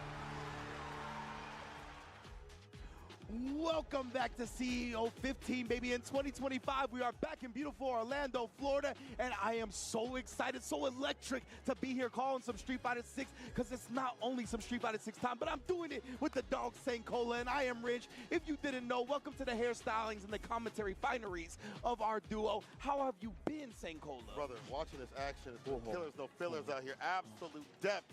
The demons are out. Bro, Logan said the stars are out, bro. It's all about the demons and the darkness out here. Seeing cats get sent down to losers. Bonchan, people get knocked out of the tournament. Nemo just killing people back and forth, bro. It has been a nasty. We have seen some stuff on stream, some stuff off stream. Coach can't get it all up here, but we're going to keep it going, bro. We're going to keep it going. When the tournament is this dense, right, Saint Cola, when the competition is elite at damn near every turn, it's tough to get everything on stream. But we're getting plenty of it on stream, and best believe you're going to be very happy with the match we're kicking this block off with. It is going to be Angry Bird versus Daigo Umehara. Are you kidding me right now? It's not even tomorrow. It's not even top 24. It's not even top 8. It's not even grand finals. It's right here, right now. Daigo versus Angry Bird. Now, let's first start with Angry Bird, right? That guy came up and told me, listen, only for certain matchups will I go for the Akuma, go for the Goki. Oh, but man. I'm guessing he don't want to run that mirror match or anything like that. I feel that. It's going to be the kid. I feel that. In the Akuma mirror, every mistake is amplified, right? Because of 100%. the low health, because of the damage output of Akuma himself, but it looks like we're already going to get into it. Reject team kill coming your way. Oh, that is true. Who will be the reject out here? Yes, indeed. Oh, damn. For real, for real. He ain't win. That's what you got to do with the fireballs. Continuously place those out. That is your footsie tool against the likes of Ken. Now we're getting in with the low. Ooh, and Angry Bird, he wanted that. That counter poke crouch strong, right? It's definitely very good from Ken. Right there, though. Daigo was ready for that and easily with punish. Now we're getting the Loop City. Oh, and you thought we were going to stop, and that's exactly what we did. Nice and medium with the stand medium, the trade. Trying to get one further hit with the forward medium kick, that snap kick, and the OD fireball. The variance is too much to deal with up in the corner. There's so many tools you got to worry about with the Akuma. Snap kick, fireballs, the aerial approach we haven't even seen yet. Exactly. That forward medium kick is one of the best round enders in the game, right? It doesn't convert into a lot afterwards, but man, it is so difficult to deal with. And you can see even just peppering it in to punish anything that he can. That kills the drive gauge too as well as he does so. Shinrai Ender too far out to do anything. Wants him to hit with an ODDP, but not biting his Daigo. Jump back away from the throw. Exactly. And both of these players playing clean so far, right? Of course, I'm sure y'all have talked about the various changes. You can see Daigo not even committing to the crouch medium kick drive rush cancel right there, right? Definitely reward is much more skewed in the favor of the defender in this patch. Yes, sir. Going after the top two, light one for that Oki. No problem, though. Daigo readjusting right back up in the corner. I One like decision. that. Daigo going straight into the throw as well, right? Not doing the crouch medium kick and the jab, which we saw nerfs to in the latest patch. True. Drive rush back throw. Positions. Anyone's game. Oh, this time. Into the demon! He just cancels right the demon! Turn off the lights! It's bedtime! That is how you turn a change into your favor, fam. Like we just talked about, right? The crouch medium kick jab, you get less Oki off of it as the offender now, right? But Daigo used that. He was like, you can't take this demon. Go ahead and try, bruh. Can't block, can't tech. Wow, Demon that was so 10X, smart. Man. Yo, just to be able to switch it up like that. Yeah. To me, I think that shows how strong that Akuma is. All these tools to maneuver around the nerfs that have happened to him. Toolkit for a character. DI not gonna hit anything significant. Does still get the pushback though. Man. Throw. Oh no, yeah, again, he walks back. Again, it's changed that change. Yeah. Don't try to commit. Ooh, and the DI on the roundhouse. He's gonna use the level 1 to burn him out as well. Beautiful calculations from Daigo.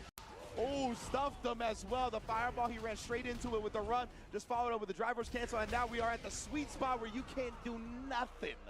Daigo, set point already. Just got here, I want more games. The Beast, remember, he talked about it this season of Street Fighter. He's taking it more serious than he has in quite some time. And you can see he's already got one of the Evo champions back against the ropes. I think if they don't feel like they go for the perfect parry, they'll still go for the imperfect parry no matter what. Yeah, get absolutely. the advantage, like that's fine. Get your bar back up a little bit too as well. Exactly. You always want to protect your drive gauge, right? Yeah. So even if you're not getting the perfect parry, still utilizing the imperfect parry is very, very strong. How Daigo's able to maneuver if he's not able to get the punch against the heavy kick and then stand fierce, but look at this heavy amount of damage. Toss it toward the corner. But the whip punch after walking back a little bit, guiding out that button and punishing. Exactly, and then Daigo showing the aggression. Wow, actually Angry Bird not willing to challenge. He saw the start of the fireball. He didn't want to stick his hand in the blender. That's true. Fingers for that one. Perfect parry. Driver stand fierce. Take the advantage. Overhead, the go right kick. The walk back again. Yeah, again, Angry Bird committing to these throws, and the walk speed on Akuma is very difficult to just walk in his business and throw. While on the other end, you can see Akuma does that much more easily back to back now. It's a one-touch scenario. Gets the jabs after the fake out. Nice and meaty with the no vegan. And Daigo with the advantage. Takes it 2-0 over Angry Bird with the Akuma. Incredible stuff right there. I love the fake out, as you pointed out, as you highlighted, right? The drive rush light kick whiffed it, made him think that, hey, I might have messed up myself a little bit. No, Yeah. it was all part of the plan, of course. Daigo is looking as clean as I've ever seen him in Street Fighter 6. I mean, when you watch his stream every so often, when it is on, he's not a man of content anymore, he's a man of combat, as we've mentioned. Exactly. But he has like this guy who's like a weapons dealer that gives him setups and things like word. that. There's a dude named Wara that's also out there on like Twitter that. that you see. I like he's that. giving him like the intricacies of the character. This shows that to me, Akuma's still very strong. Yeah, And Daigo's strong with him, obviously. Definitely. Yeah. And the thing with when you're a quadruple OG like Daigo, you have earned to have a little homie like that, right? In the backpack, Yeah, thing, like, exactly. hey, this is That's what like you do. This is what you do. Yeah. all the tech monsters, right? He has had so much fighting. He has forgot more about fighting games than a lot of us will ever know, right? Together, collectively. Exactly. So that when you have somebody like that, I like the fact that he's got his little tech warriors on there, making sure he's prim and proper for the tournament play. Oh, he's definitely proper out here to defeat someone like Angry Bird 2-0 on the kid. Convincing fashion. Very convincing. Very convincing. And you didn't really see like many of the nerfs that have happened to Ken kind of like make him like a weaker character. A little bit normalized. Yeah, a little bit normalized. He's still very but strong. Very strong indeed, absolutely, right? And really the thing I'm most interested in, especially with the Shotos, right, is because everybody would really harp on the crouch medium kick jab. Right. And, putting somebody in strike throw like that. That's not the case anymore. You do No. crouch medium kick and the jab, you can't actually walk out of range in time to actually get a shimmy, right? If they go for an immediate throw, they are going to throw you. Exactly. So because of that, it is much more skewed in the weight of the defender. So because of that, I definitely want to see how that kind of plays out, how that meta goes, and how that affects all the tournament play that we're going to see going forward for the CPT season. It's definitely been affected, I think, this entire day. I feel like that's also an expensive spend. Yeah. You're spending a ton of drive gauge to hopefully get some sort of mix, and you're going to have to move away from that. It also calms down the game, calms down the chaos of the game as well. Yeah. Along with the perfect parry change that we have seen too as well. I think in maybe last season we would have seen more perfect parries for these scenarios. Yeah. These players are just blocking now. They're just like, I don't want to even attempt this because I may not get the parry that I would like to have. Yeah, exactly. Now with the direction parry being the way to get the perfect parry, right? It's more susceptible to getting overhead punish counter. Right, Even yeah. getting the crouch light kicks. Those things have been definitely buffed as well, simply because you have to pick the right direction for perfect parry. All right, let's direct ourselves over to the stage. Who we got up there? Oh, is that the boy Kudo? The New Yorkian? Yes, coming back out of here. He used to be up in New York for like a good year. Oh, that's South fire. Street Fighter 5. Okay. Using the Chun-Li, definitely well with that character right now. Going up against Kills You, a cat that people got to put some respect on. I was listening to the Ike talk about this.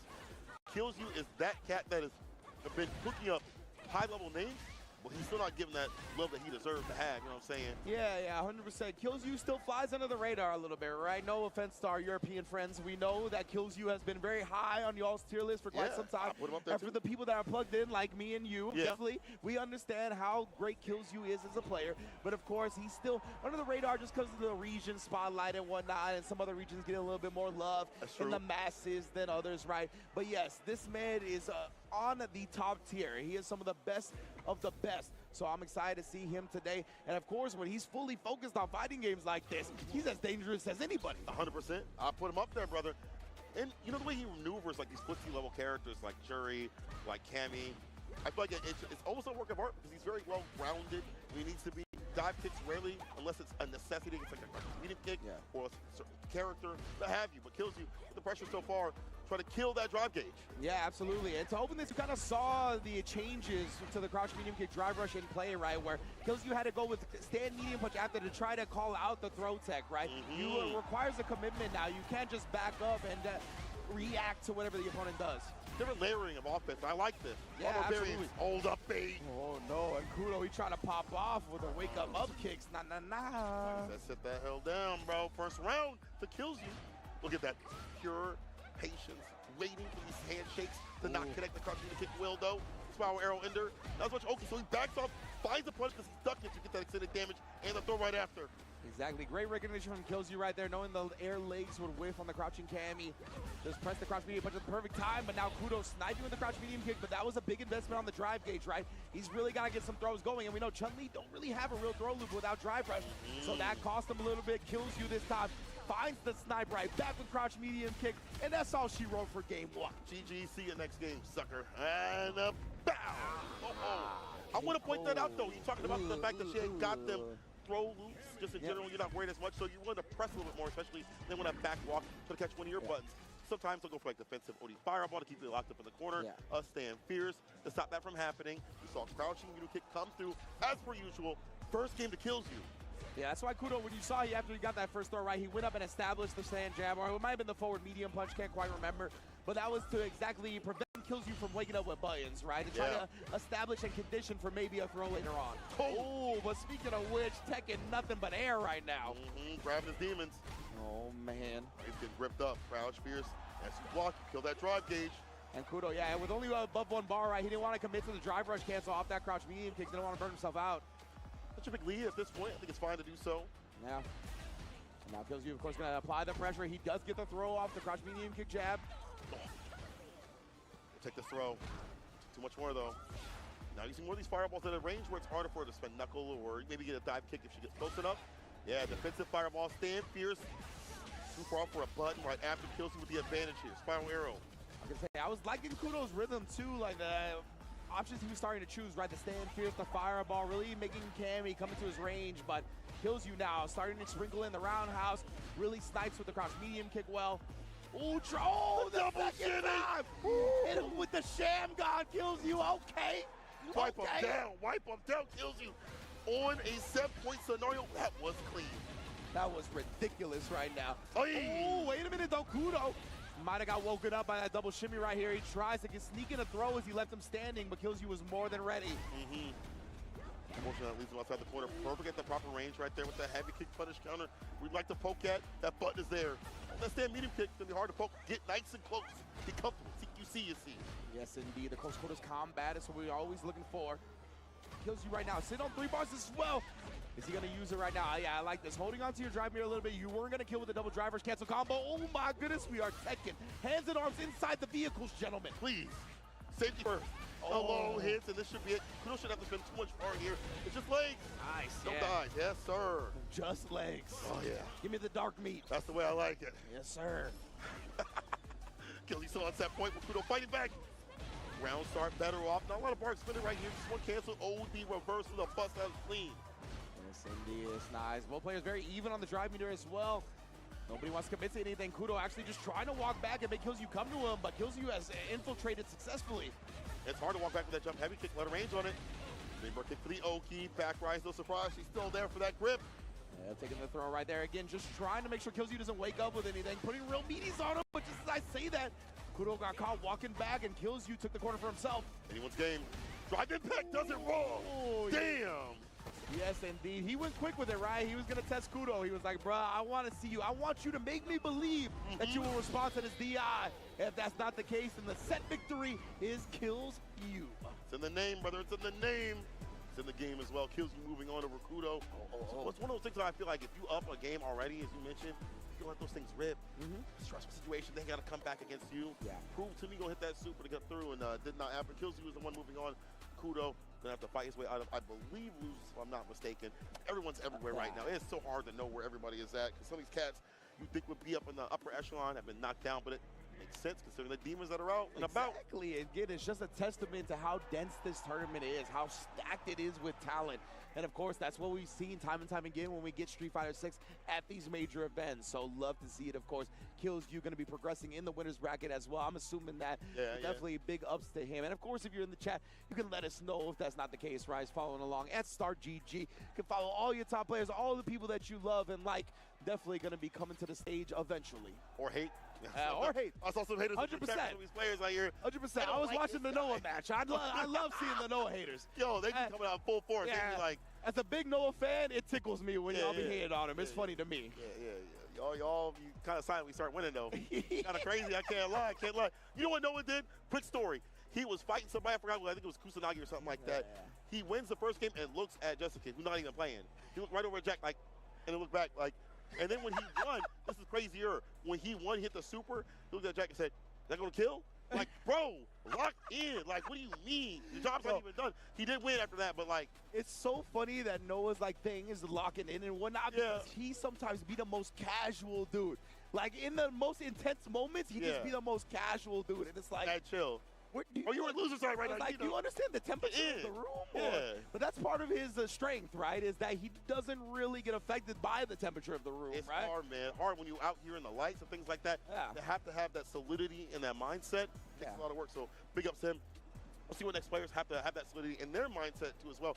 I believe I see Kosa on the stage, who's a cat that doesn't get to travel nearly as much as other players, but had that solidity over at Street Fighter League.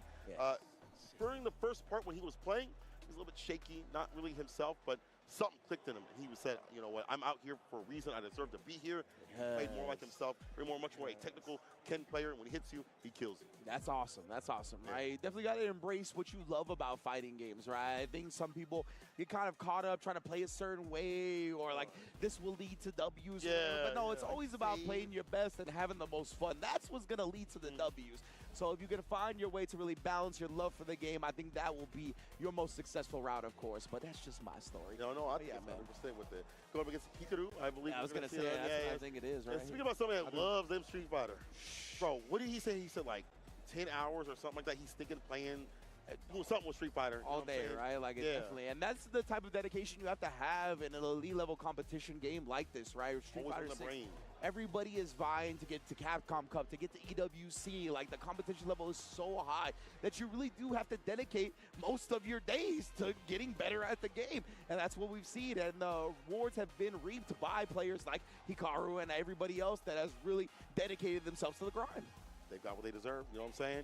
And, you know, considering how high the skill level is from around the world in terms of, like, all these players play differently over here for this region. You have to qualify over at this region. You know, there's a lot to consider, a lot that you have to deal with. And, you know, when you see a player getting in the top 8, top 16, there's a lot that goes into how they got there. So, you know, big ups to anyone that gets this far. I know this tournament is definitely different in terms of how condensed it is. But even people going out in, like, 97th or, like, 100 or whatever below that still had a hard climb and probably made some good effort on that way up. So, we'll see who moves on between these two, but I mean, that's going to be what Ken versus Aki. Ooh, right? That's going to be dope. That's going to be dope. And just before we move on entirely from that point of the time investment, right? I remember last year when during the World Warrior Spotlight shows with Rob TV interviewing various players from around the world, right? It was one of the Japanese players he talked to. The name is escaping me at the moment.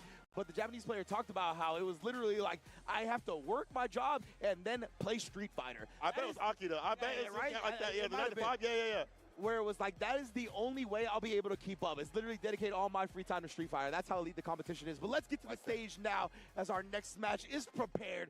As you mentioned, bro, we're going to have Kosa versus Hikaru. It's going to be elite level Japanese competition in the building now. Yeah, look at the names too as well. Zeta out here, Hikaru, and then for Kosa over at Saishu Kanso Komoto, hopefully get to see both of them at Street Fighter League this year. They haven't announced all the teams, so I don't know who's on what. I know that we saw a Reject Team, so that trailer. Oh, yeah, that trailer was definitely. fire, yeah. I was going to say, Yeah, everybody know about Reject Team. I said, I could name those off any damn day. Oh, yeah, man. Honestly, I'm looking so forward to SFL. I know it's just like looming in the shadows, right? Like, it's definitely about to start coming. So I'm very excited for both. I mean, all of the regions for SFL, Japan, Europe, and US. Can't wait to see what everybody brings to the table this year. But, of course, we are at CEO 2025, baby. We back in Orlando, and we got elite-level international competition. The most international participants in CEO in years. And we got two of them right here with Kosa and Hikaru. Let's get it, bro. Aki and Ryu too? Nah, stop it. Oh, he playing the Ryu? He playing Ryu. That's Ryu right there. Said, I'm not kidding enough. Yeah. Not enough. Not today. Not today. Take a turn back? No. He actually backdashes away. I'm surprised. Kosa letting that go. And, you know, from what he had told me, he was investing time in Ryu in the background. He pulled out like this, his top spot. But here we go. Let me see that Ryu. Raw sweep off the feet. And of course, he's got to use it first, right? Just in case he does lose and he doesn't feel comfortable with it. That way he can still switch to the Ken. But I love him committing to this character right now. Obviously extremely strong, but that time blew up the defensive timing. Beautiful stuff from Hikaru. Look at that. Light lash in to put the poison on as the ender. The fake out. Oh my, It's a lot faster than last season, you know what I'm saying? So that definitely helps out. I like that a lot right there. We even saw Kosa try to whip punish it with a sweep, but he was too late. And look, he's looking for a lot of sweeps right here, even with the changes to them. Oh, he jabbed it. Oh, this guy. Jab anti-air on the cross-up. All right, 235. Yeah, for real, though. Try by the same fears. I was going to say, he's fishing for that bad boy. Yeah. Oh, crouching light kick as the opener, but no commitment again. New with the character, so maybe not prepped with the combos properly. Yeah, he'll leave some damage on the table, but Hikaru, he is very much a Aki specialist, right? He's not going to leave anything on the table. Big sweep, though, to get the poison off, as well as hit Aki, obviously. Chilling, good. Oh, the cool thing, as soon as I say that, he goes in, he gets his win. Tri-Fresh Heavy had more need BS victory. Hikaru. That fate is so cruel, brother. Oh, yeah, it is. Good round start, good closer as well. Over fireballs if you ain't careful. And Kosa, he tried to load up with the OD donkey kick right there, right? Put it away immediately, though. Hikaru putting too much on the screen for him to deal with at the moment. Too much, too, I'm telling you, brother. Target combo, no commitment because you got to find the hit. Don't want to give him 2 minus. Donkey kick, he slides underneath. That ball buster. So clean from Hikaru right there. Low profiling the donkey kick. Oh, what an amazing preparation from him. Matchup knowledge that you're not playing that character enough, you're not going to have it. It's a one-touch scenario. Equal fake, he breaks the throw. Yeah, that's the thing, right? Ryu might have been put into the back seat for a little while, but he is very much in the spotlight now, right? A lot of players are going to be studying how to play this matchup. Big DI, he's going straight to level 3. He didn't get the full animation, but does get the burnout regardless. Take that, but the wake up's even better. He knows that's fake. Without a drive rush behind or something heavy, let's stand fierce at least. Hikaru knows the matchup is brutality. We've seen the ball buster going up underneath the donkey kick. He's been avoiding the fireballs, and Kosa looking a little bit lost on what to do. And again, it's only been a few weeks he's had with this Ryu. Wow, and he committed to it. He actually hit the rematch first. Yeah, just off of the little flubs that we saw, like the non-light confirm, that level 3 at the end, I figured he would have went to his tried and true. But hey, believing in the Ryu feels like maybe, you know, this tournament isn't about winning it. It's about getting the Ryu to win something later on, right? Right, the reps. Exactly. So that might be what Kosa's looking for here. That's kind of what he's committed to at this point. Or maybe he just snaps and actually takes it back 2 games straight. But Hikaru, the caliber of Aki this man is, it's not going to be easy. Nice jump, though. Tatsu driver stand medium. Hikaru backs away from danger. Knows how to go for an anti right there. Would have whipped it completely. There we go. Take back the turn. Sweep. Raw stuff. Yes, indeed. What a tight throw as well. Oh, again reaching. Hikaru, he didn't even approach either. He just waited to see what Kosa was going to do. And yeah, I mean, it's tough, right? When you got a character that you're not that familiar with and going up against somebody as pressing as Aki, things like that will happen. All right, going to ODDP the driver's forward heavy kick for the plus frames, denying that from happening. Hikaru, again, back in that proper range where they can just kind of counter poke, see what Kosa's going to do. He's good at sweeps, I'll tell you what. That's definitely something he's been practicing with the Ryu so far. He's a janitor right now. Yeah. Mopping it all up. Right here, slow and steady. You can tell that he's not throwing many fireballs with Ryu either. Of course, Aki does have some anti-projectile tools, but I would like to see him establish it a little bit at least. Yeah, just to initiate some. You know, help you get your way in. both in for an out. Better for Kosa with the trade. Too far for the crouch with the kick to hit. The super immediately blocked out, punished with the heavy. You know what's ready? A level 3. Yeah. Lash into the finish. That girl's poison. That girl is Poison. And, no drive rush necessary. Hikaru got all the routes in his back pocket, knows the way to kill even without any green stuff. Well done right there. And yeah, Kosa again showed out a little bit, right? I definitely think this is about committing to the Ryu and being like, okay, for the future, I'm going to need this character prepped at a tournament level. Yeah. So even if I take an L here, it be what it be, it's all about the future. All about the future. Looking forward to the future. I mean, I feel like even if they ever like pull Ryu down a little bit, it won't be a lot. That character's going to be very strong. I mean, I feel like he's been strong even in season 1, but it's just the attention were on other characters, and I think it remains so. But either way, Tell you what, that's a long play, bro. Let me tell you what, Cole, you're right. Okay, you're right. People kept saying, "Oh, that character's not that good," yada yada. No, y'all just gonna play it right. That character been potent for a while, and he's only gotten better, and now he's been at his, this is his peak so far in Street Fighter 6. Yeah. So now obviously a lot of people are taking notice. Excited to see him in the spotlight though, right? Yeah. Like, I'm always down to have some of the underrepresented characters in the earlier season take that spotlight, so I want to see what people do with Ryu. Definitely want to see it. I want to see what Kosa does a little bit later on. I mean, he's a man of tech, so once he understands what to do with the character, he's even more deadly and dangerous. When he finds those confirms, you know, but Karu, you see the difference in somebody that's been playing that character since they've dropped. Good or bad, will always be with the Aki. You know, that's just how he is. 100%. Matchup knowledge. You can see like the difference with his matchup knowledge where he was so ready for the Ryu despite it just kind of getting popular now. Yeah. While on the other side, Kosa was still trying to put together him playing Ryu himself, right? Yeah, While all of playing Aki is taken care of. Yeah, Like, he's my like, man "I'm gonna do Hikaru this." knows everything at this point. So So this he is is solely focused on the opponent. 100%. So I do like seeing the representation of Ryu, but it's not just so simple and easy to be like, I'm going to pick up this character and be good with him in like 2 weeks. Yeah. New patch, things like that too as well. I mean, Aki got some changes, as every character has, and the imperfect and perfect parries have changed the landscape of the game. So it makes it a little bit harder to be like, I'll just pick up a character and just win. You know, it's just not that simple ever in fighting games. Even harder when the patch is so new.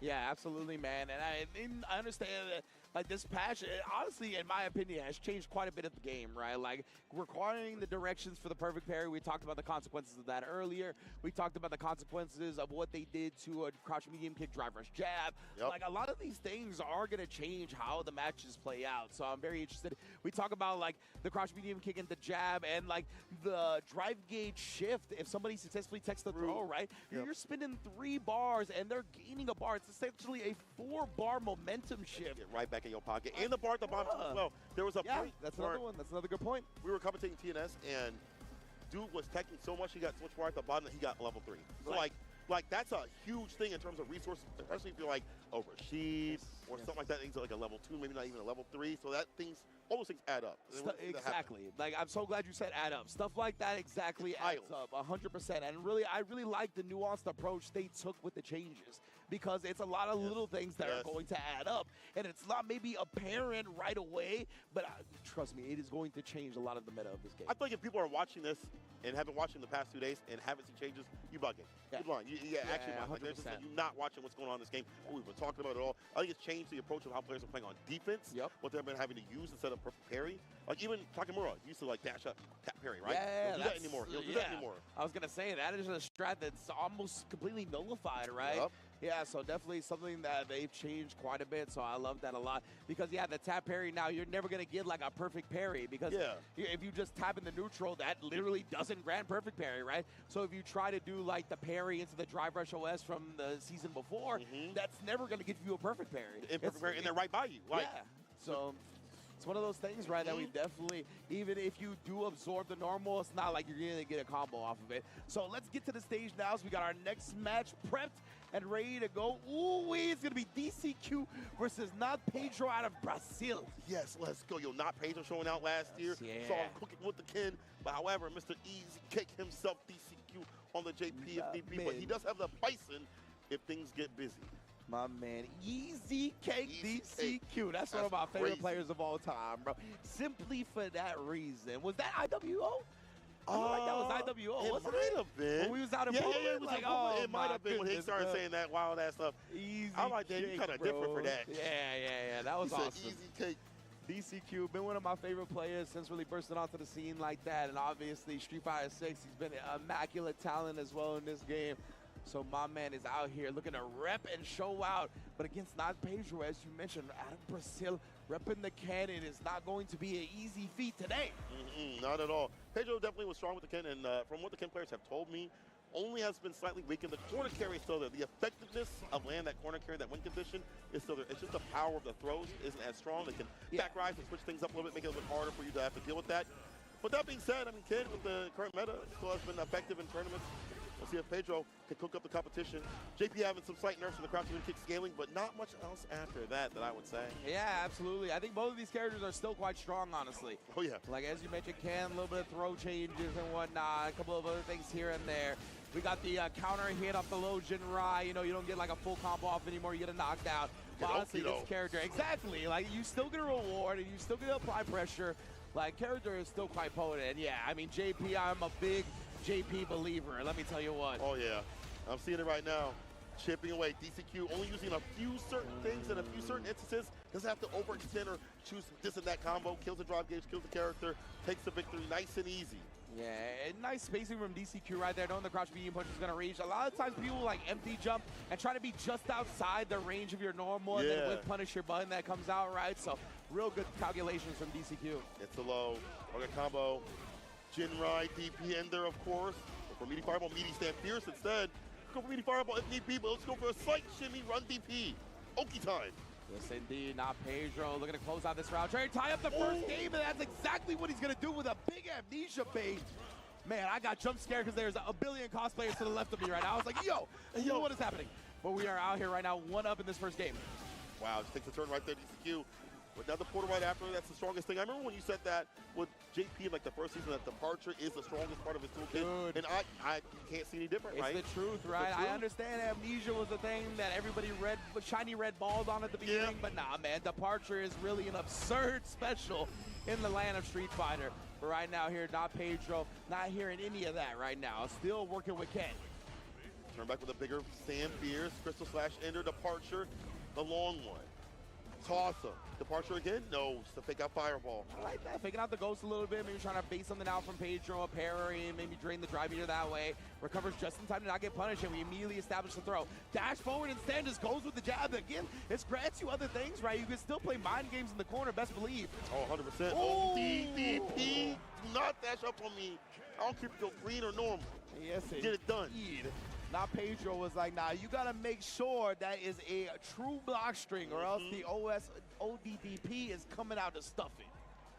And that's what we talked about, right? That's some of the balance changes in this game is where a lot of the time now where you do go for a true string off of a medium driver's cancel starter, you don't get much Oki off that anymore. You have to commit to an option, whether it be throw or strike. You can't just walk back and play that type of game. So you can see it on full display here. And if you try to sneak something heavier in and it's not a true block string, you get OSODDP. I like that Pedro's defense is very immediate in terms of like, I need to leave the corner. I need to interact immediately instead of just waiting for like the first throw or first normal, whatever it's going to be. While in reverse, we see some similar in terms of like, I'm taking a few throws here and there and I'm getting baited for Amnesia on the side of DCQ. Usually DCQ has some of the best defense in the business, so it's magnificent to see Pedro break that down. He's done his homework, he's done his studying. Yeah, definitely. I feel like DCQ tends to try to block it out a little bit more than most JPs without relying on the amnesia as much, right? So that usually means his amnesias are very successful because he doesn't use it that often. But we saw the one amnesia that came out, baited perfectly, punished even harder. Yeah, Not Pedro is on his game right now. All right. You stay on that bullet. First game to him so far. OD Fireball interrupted. Pierce, big waste of bar. Like that help parry, getting some back. Stay in the green as much as possible. Driver stand Pierce. Medium kick if need be, OD Fireball. Oh, we're in with the big butt. My goodness, the slug just caught him in the jaw with that one. He's been trying to put the run step kick in. I like that up against JP, honestly. He likes to play far away, so sprinkling that in is a good idea. Right, the anti-air's right there. Perfect parry, the low fireball. DP. Go for the throw this time instead of the stand Fierce. Not Pedro, and immediately responding right. As soon as he bugged that crouch medium punch, he was like, all right, you're in range for the reversal crouch medium kick. The Departure teleport, trying to backdash. Oh, but DCQ was out of range of the crouch Fierce. I don't know if that's what he wanted or it was an execution error, but either way, Not Pedro's on set point now. I was going to go to like a target come after that wake up heavy kick, that banana kid special. Did not happen. Oh my goodness, my man's is swanging. He's swanging right now. I like that. The drive rush cuts it short. Gets the summon spike and gets the back throw as well. Oh, no one punish the stand Fierce. No big deal. There's the connection off the Fierce starter. Fierce, no departure until now. Long range, lock him down the corner, walk him down. God damn, the confidence. Yeah, and that crouch medium punch is usually pretty hard to whip punish, but not for the stand Fierce of JP, but now Pedro has found his way out of the corner. Maybe his way back into this round. Oh, but again, that stand Fierce is so potent. What up the reach?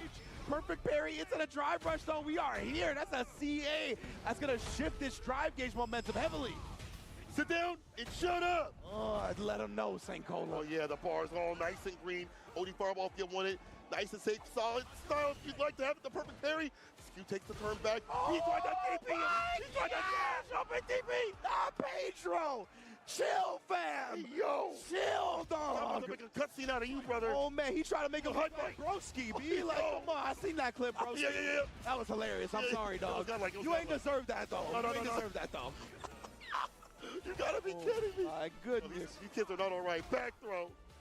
That was one of the most aggressive moves with a life lead that I've ever seen. He's trying to end his career. Legitimately, bro. I shouldn't say life lead, but set lead is what I mean. Yikes. Right back in there, though. Dying to Gen Ride, DP Ender, damage is racking up, delays the jabs, gets a counter, but nothing really big after that stand light kick, but no problem. Again, having you up in the corner, having that lead, having your gauge in the green is what you want for things like this. Shifu Gen Ride. Yes, indeed. The little spacing shot right there where after the roundhouse you use the light kick. A lot of the time people try to pick mediums or heavies, and that's not going to happen.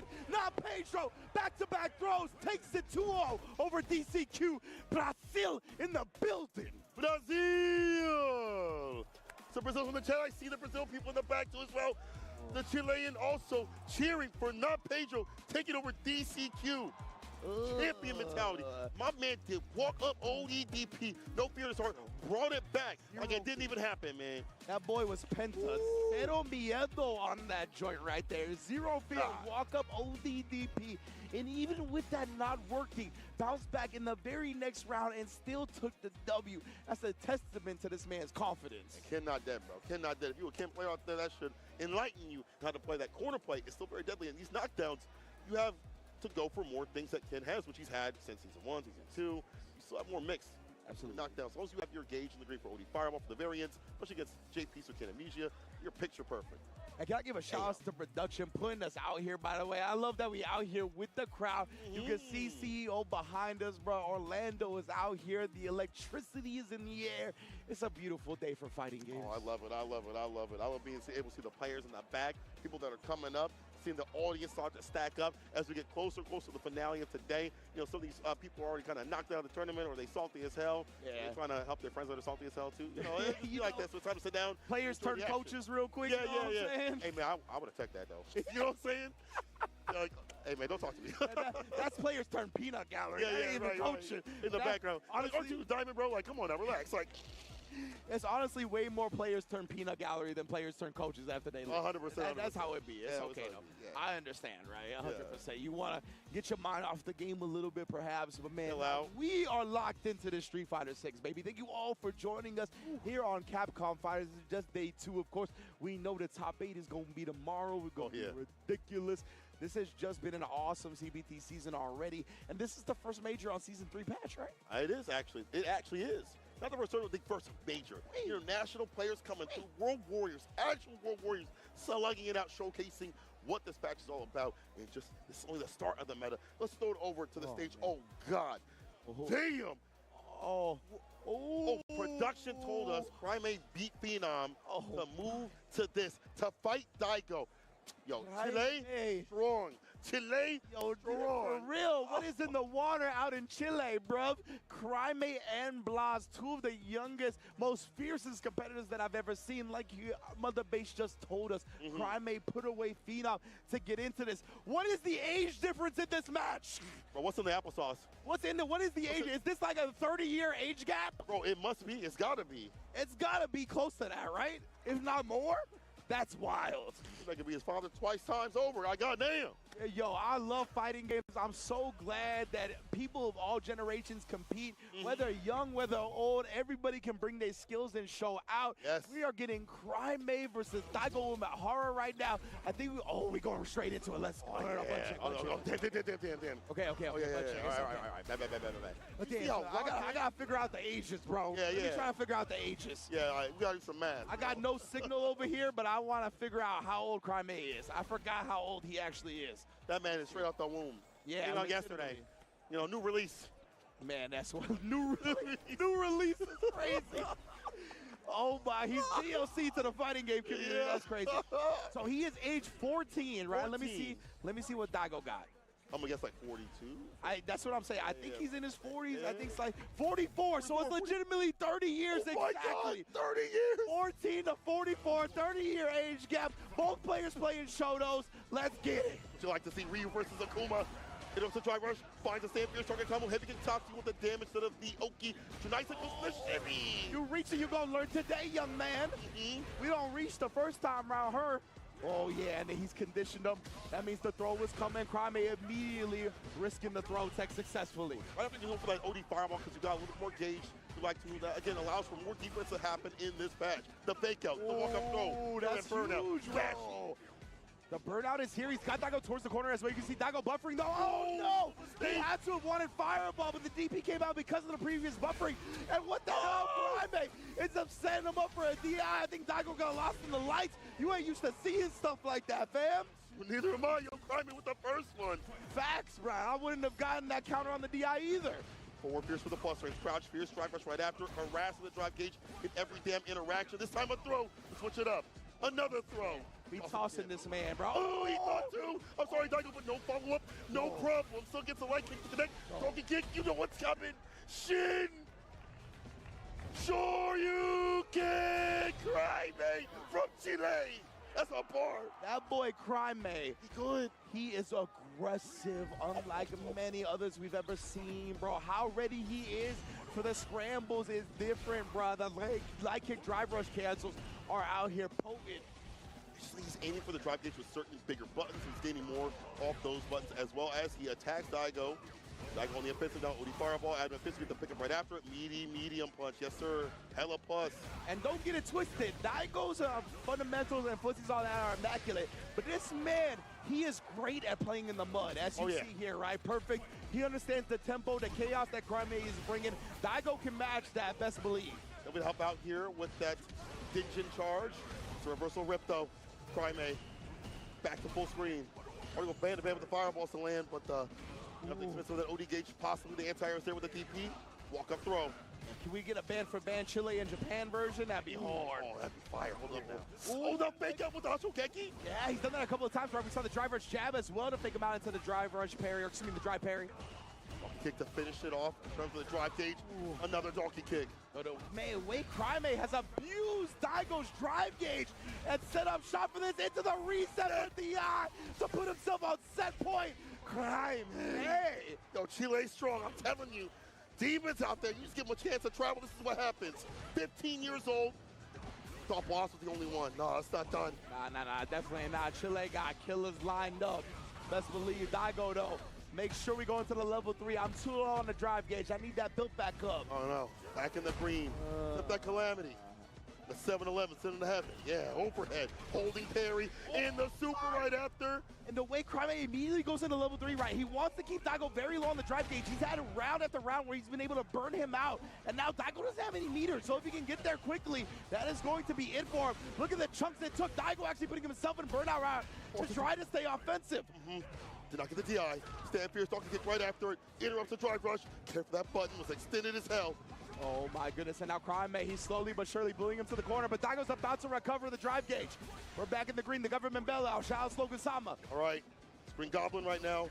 Use the bar, the back throw. Oh, that's over the big. corner. Worry about the DI.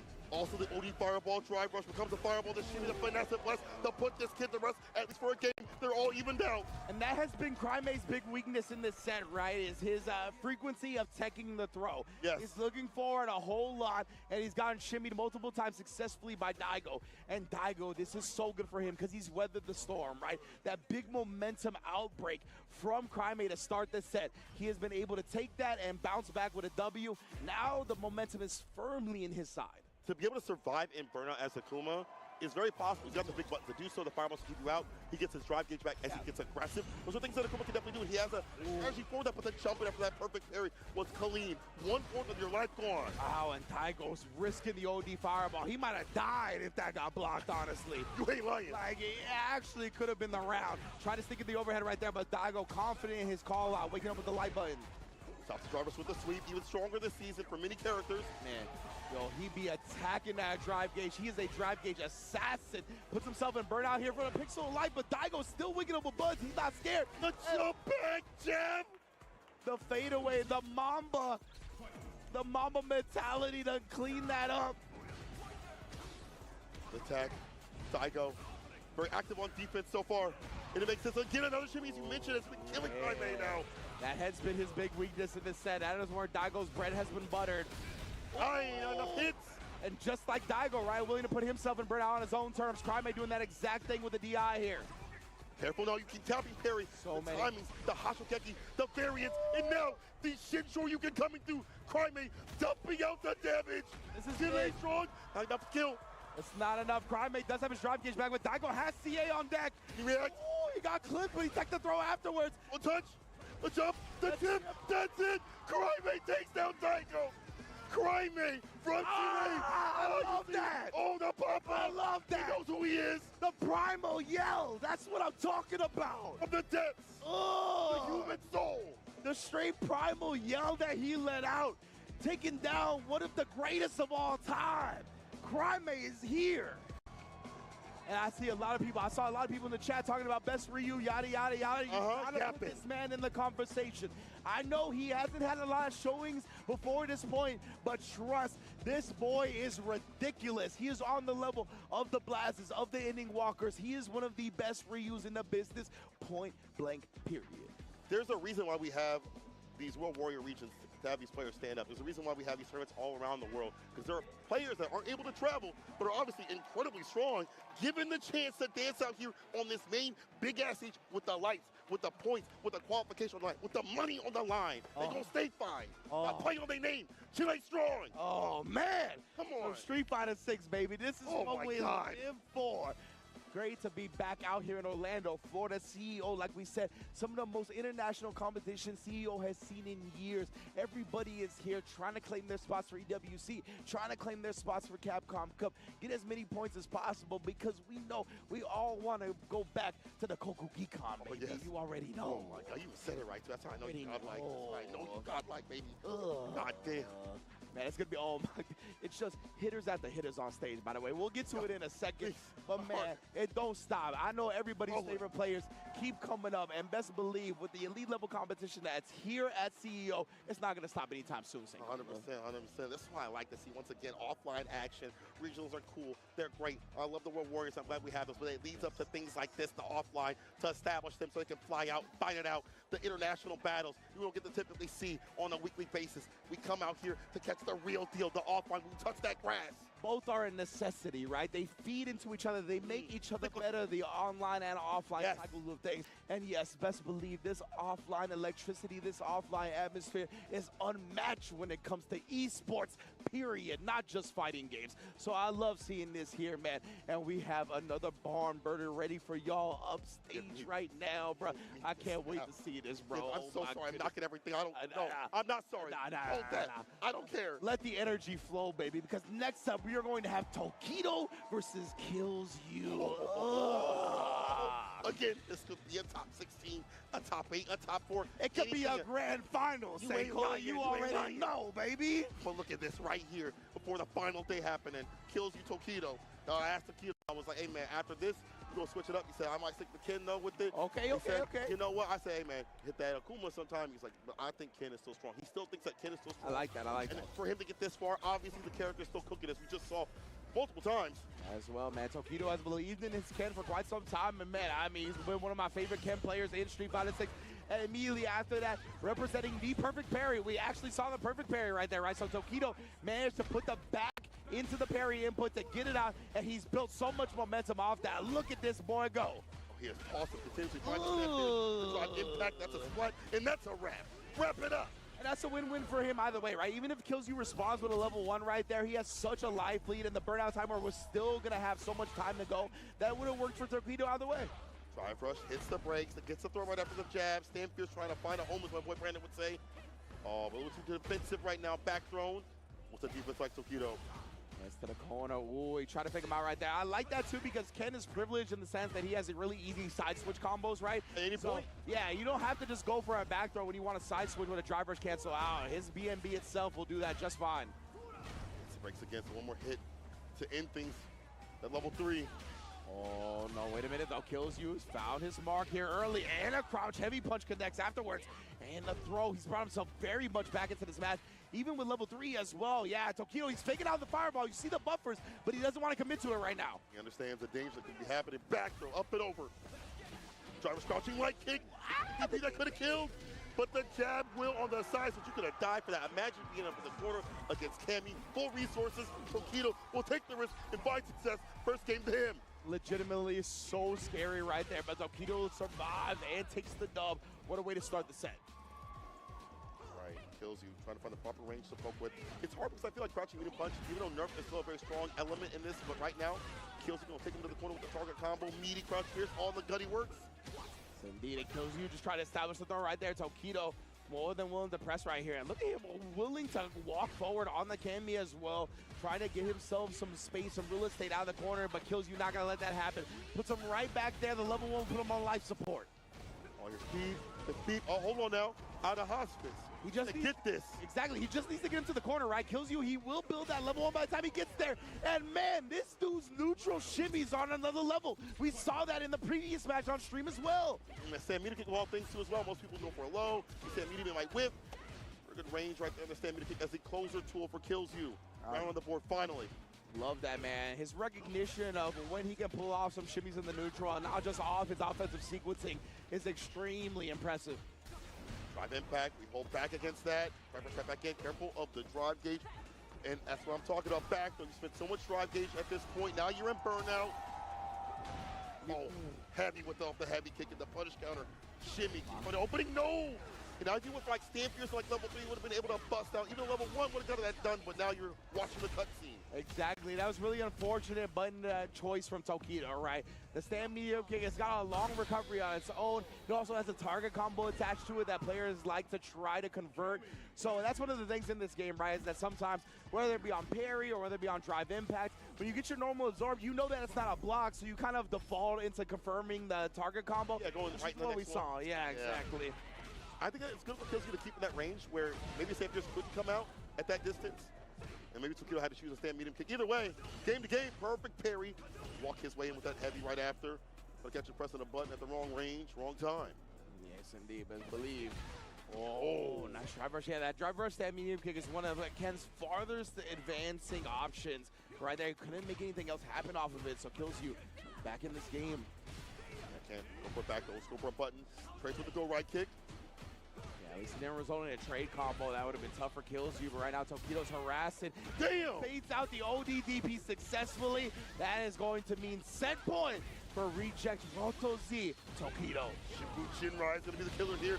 Look at where Tokido's going for these Jinrai endos, right? Right, the proper range where it's harder for her to be able to have an answer right after or interrupt.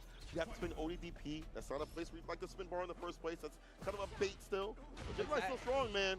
Yeah, 100%. Like Tokido and Ken in general, just being able to harass with Jinrai and the reliable answer, costing you 2 drive meters, is honestly really good for him, even if he eats a DP here and there. Yes, sir. Especially when he has the lead in health. It's awesome. The fake out with the parry. Maybe it was a mistake right there. Not sure, but Tokido still has the advantage. Dash up the jabs with this. Confidence to dash up before it's walk up. Now it's dash up. And perfect parry. He'll take that bar back. Yeah, still a good look. Still a good look regardless. Ooh, you see the head from Kills You, like the micro walks in the block. Just really tough to catch the rhythm of his approach. Oh, the run into nothing. That's an execution error if I've ever seen one. Kills You now going to be able to get to the corner. Has one drive bar to work with here, and he's not even going to need to spin it. We're on to a final round. I like to see towards the limit. No blowouts here. The anti-air is there with the Shoryuken. Dash up throw right after. Oh, and then maybe faking it out. Either that or he didn't get the parry itself, but I think it was a fake intentional. Second time we've seen it, right? Indeed, Tokido just trying to bait Kills You into a response. Back up with a jump, Fears. So far downward, it makes it to see that hit the punches from above. Only DP now. Last 2 seasons ago, that would a side switch. You're so caught up in the corner. It's jail, no bail. Tokido, can you be the warden? We letting them out? All according to plan right here, possibly. Hit that low. Yeah, looking like, oh, Kills You had such an advantage in drive gauge and does have one again, simply because Tokido is committing to those crouch medium kick drive rush cancels. Ooh, catches him there into the level 2. It's gonna be enough, I think. Tokido, not quite. Kills You still has a chance. It's over the corner again. This time to try reverse with the impact. Immediately, Kills You takes it. All because Tokido put him in the corner. CA about to see all that DNA. Blood on the ground for that mistake. Kills You, reaping the rewards and moving on in the bracket. Oh my goodness, Tokido with the big commitment. He was very confident. We saw it previously, right? That round where he ended it in the jump over, put himself into the corner, and he got the jab. He needed just one more strike. That's exactly what he needed here. He bet on himself again, right? I put him 1 pixel away from death. I'll be right on the strike throw. True. He wasn't this time because he had the drive reversal. That was a super smart decision from Kills You right there, right? He's like, I can nullify the mix because of this. Yes. I'll just offensively drive reversal, knock him down in the corner, and then it's all my game. You know, for Tokido's benefit, you really ever see drive reversal offensively that fast? Yeah, exactly. Like a button first. Yes. The immediacy to have that in your mind. Kills You, we talked about it. He deserves to have his name etched up there in the area of legend. So, man, what a match, bro. What every match. I'm trying to keep my voice for tomorrow. I know, right? It's so hard. You got me standing up, kicking the chair over. Legitimately one of the best drive reversals I've seen in Street Fighter 6. 100%. 100%. That was extremely great from Kills You. Well done, man. Giving the context of everything surrounding it, giving what happened previously in the set as well, with Tokido jumping over, cornering himself, immediately hitting him with the jab after the jump in. Having all of that prepared, just, man, impressive beyond belief. Clean. And bring it back from being outputted so continuously. We saw that confidence from Tokido to walk up jab and then dash up. When people have such easy reactions, is insane. Kills You, be killing cats out here. Moving on the bracket over Tokido. We'll see how far he could go. But we want to see how far you could go in your World Warriors. Go sign up right now. Check this out. Reg is open at capcom.us/WW25. You can figure out where you can play and mark your name in the annals of history. Most definitely, the World Warriors. Always love seeing how much love World Warriors has been shown, and it's going to be no different this year. Make sure you get signed up for your region as well. That's going to be the online side of things. But of course, offlines are back, baby. We are here at CEO, but there are plenty of more CPT offlines happening across the world. Next up is Blink Respawn, one of the most electrifying tournaments you will ever witness. Hopefully everybody can get out there in person, because Blink Respawn, the Dominican Republic, does things differently, baby. It is the weekend of July 18th. Registration is open, so sign up now and compete to win your ticket to Capcom Cup 12 at the Ryugoku Goku Gikka.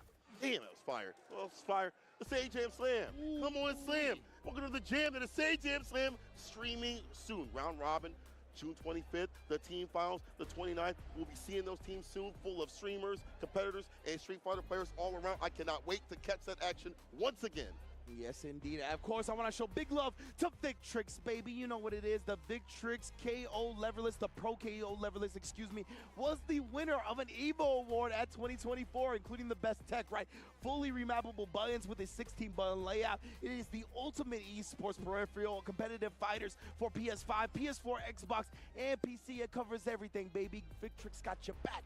Got your back on not only the stick, but also the Leverless, as per mentioned. Great quality. I actually have this one at Leverless home. goes hard. Yeah. Leverless goes super hard. And this one also, I've had this one for actually maybe 3-4 months. No problems, no issues. Nice. Immaculate quality. And you got the handles on the side right here. If you want to set that sucker down, just rest simple and easy like this. And once again, button ASMR, because y'all keep asking for it. you have to pay for that kind of thing. Am I right? Am I right? But y'all can go and pay for yours So at the website. Yes. If you're at the venue, go pick it up in the back right there. But if you're not, hit the website. As we continue to hit buttons, we have to take a quick break because my heart is going absolutely crazy right now about that stroke out of here. Yeah. So to prevent that from happening, let's hold tight for a quick 5, come back, and just like that will be more Street Fighter action. Don't go nowhere.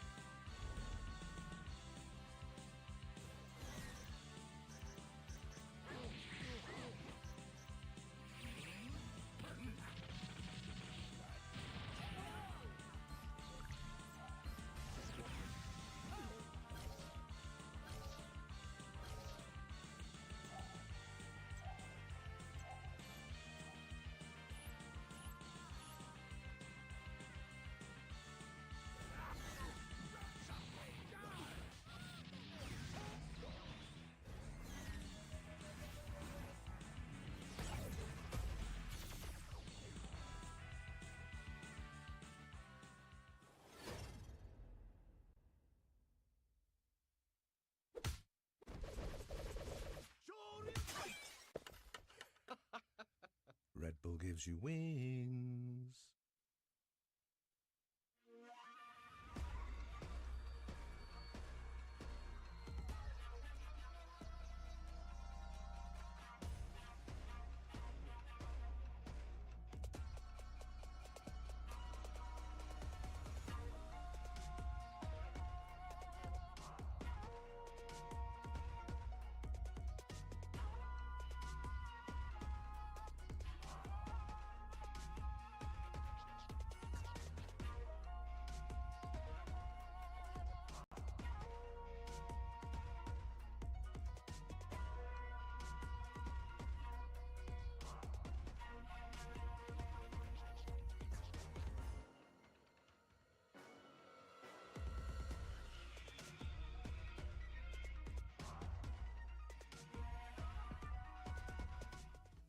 And we are back with more CPT action offline. I do mean offline. My name is Senko from my G Ridge.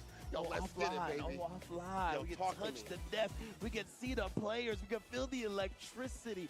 Ooh, CPT. Nothing like the offline, baby. I love seeing it right now. At CEO, we got the point system back in full effect as Thank well. God. Everybody chasing to make sure they get in the Capcom Cup. Nah, man, we've already seen some incredible matches, right? To kick this off, we saw Angry Bird versus Daigo. Yes, sir. And then, before we went to break, we saw Daigo fall to Crybaby, bro. Oh, my Nah, God. That's wild, bro. These That's cats wild. out here are fighting. Again, as you mentioned, for points. That qualification, get that first place spot on the dot for EWC. To be out there and get that, you know, for yes. money. There's Of a lot of course. things that you have to think about. And a lot of killers, no filler out here that are trying to fight out just as hard as you, if not harder, depending on. And you have to think about it like this. New patch, hard to adjust to the meta. Are you switching characters, as we've seen for some people? Sometimes it's been good, sometimes it's been terrible. But again, a lot to consider, a lot on the line right now, so you better stay fine. Appreciate everybody for watching. If you didn't join us this year, come through next year. We're in beautiful Orlando, no Daytona, baby. I can go outside and be Facts. myself and not Exactly. get, thrown at me. We You know don't what I'm gotta saying? worry about nothing. And to be fair, the venue is so OD that we don't even gotta leave this actual That is premise. true. Like That is there's true. everything He you ain't could lying. possibly, except for Waffle House. We gotta get to Waffle House. Yeah, first, we right? gotta But find that's that place. beside the point, of course. We are going to continue on with this Street Fighter 6. We saw some immaculate matches. We're going to continue that trend because you know this competition is out of this world. So I'm very much excited to get back into it when we can. But man, St. Cola, it is very different being offline again. It is so good to feel it, and it is amazing to see what level of competition these players are bringing. It is incredible to see them also, even when they get knocked out, just to hear what their ideas are for the new meta, their strategies, the arguments. Bro, I love hearing players argue back and forth.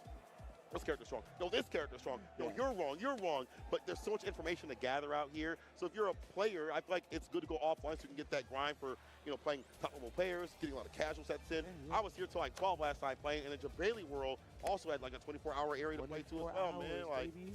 I gotta It's go a there great again. look. It's a great Yeah. look. And yeah, that's a great point I think that you bring up with the fact that you can talk to people offline. That is a very much a much more nuanced conversation than we see on X or Twitter, right? With the character limit and all that. Actually getting to talk to these people in person, ask these questions, get genuine, sincere responses out of people being in real life, rather than our little jaded internet world that we live in a lot of the time, right? Yeah. So yeah, best believe you could tell it. You could see the testimonies from a lot of people, how nice a lot of these players are and personalities are in person, how willing they are to have conversations with anybody, play anybody. So yeah, man, it is a dope world offline. If you can make it, please do.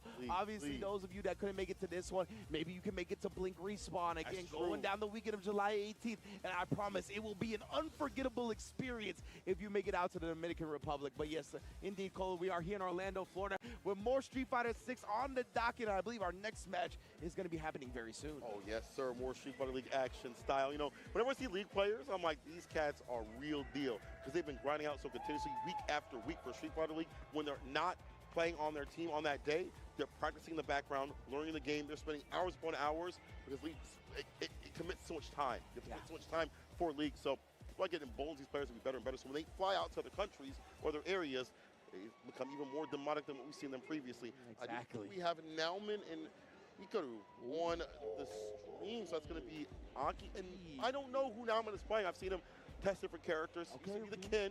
But maybe it'll be the Mine, maybe a different character. Maybe he'll switch up a little bit. Who knows?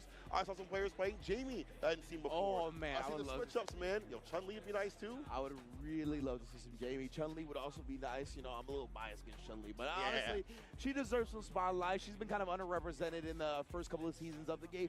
I think like in season 1, she was a little underrated. I think she was kind of quite strong in that season, but that's beside the point, of course. So I'd like to see some Chun-Li players.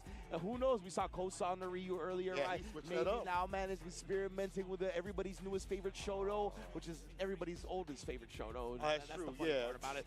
But yes, everybody has definitely been getting a refresher on the Ryu. And again, Hikaru has been the Aki loyalist. He's been the Aki specialist since the beginning, an extremely deadly competitor no matter what territory he's in. And yeah, we're going to see it today, right? He is very much always on at the forefront, whether it be of the tech, whether it be of the conversions, whether it be just how to play the character in neutral. He's a pioneer.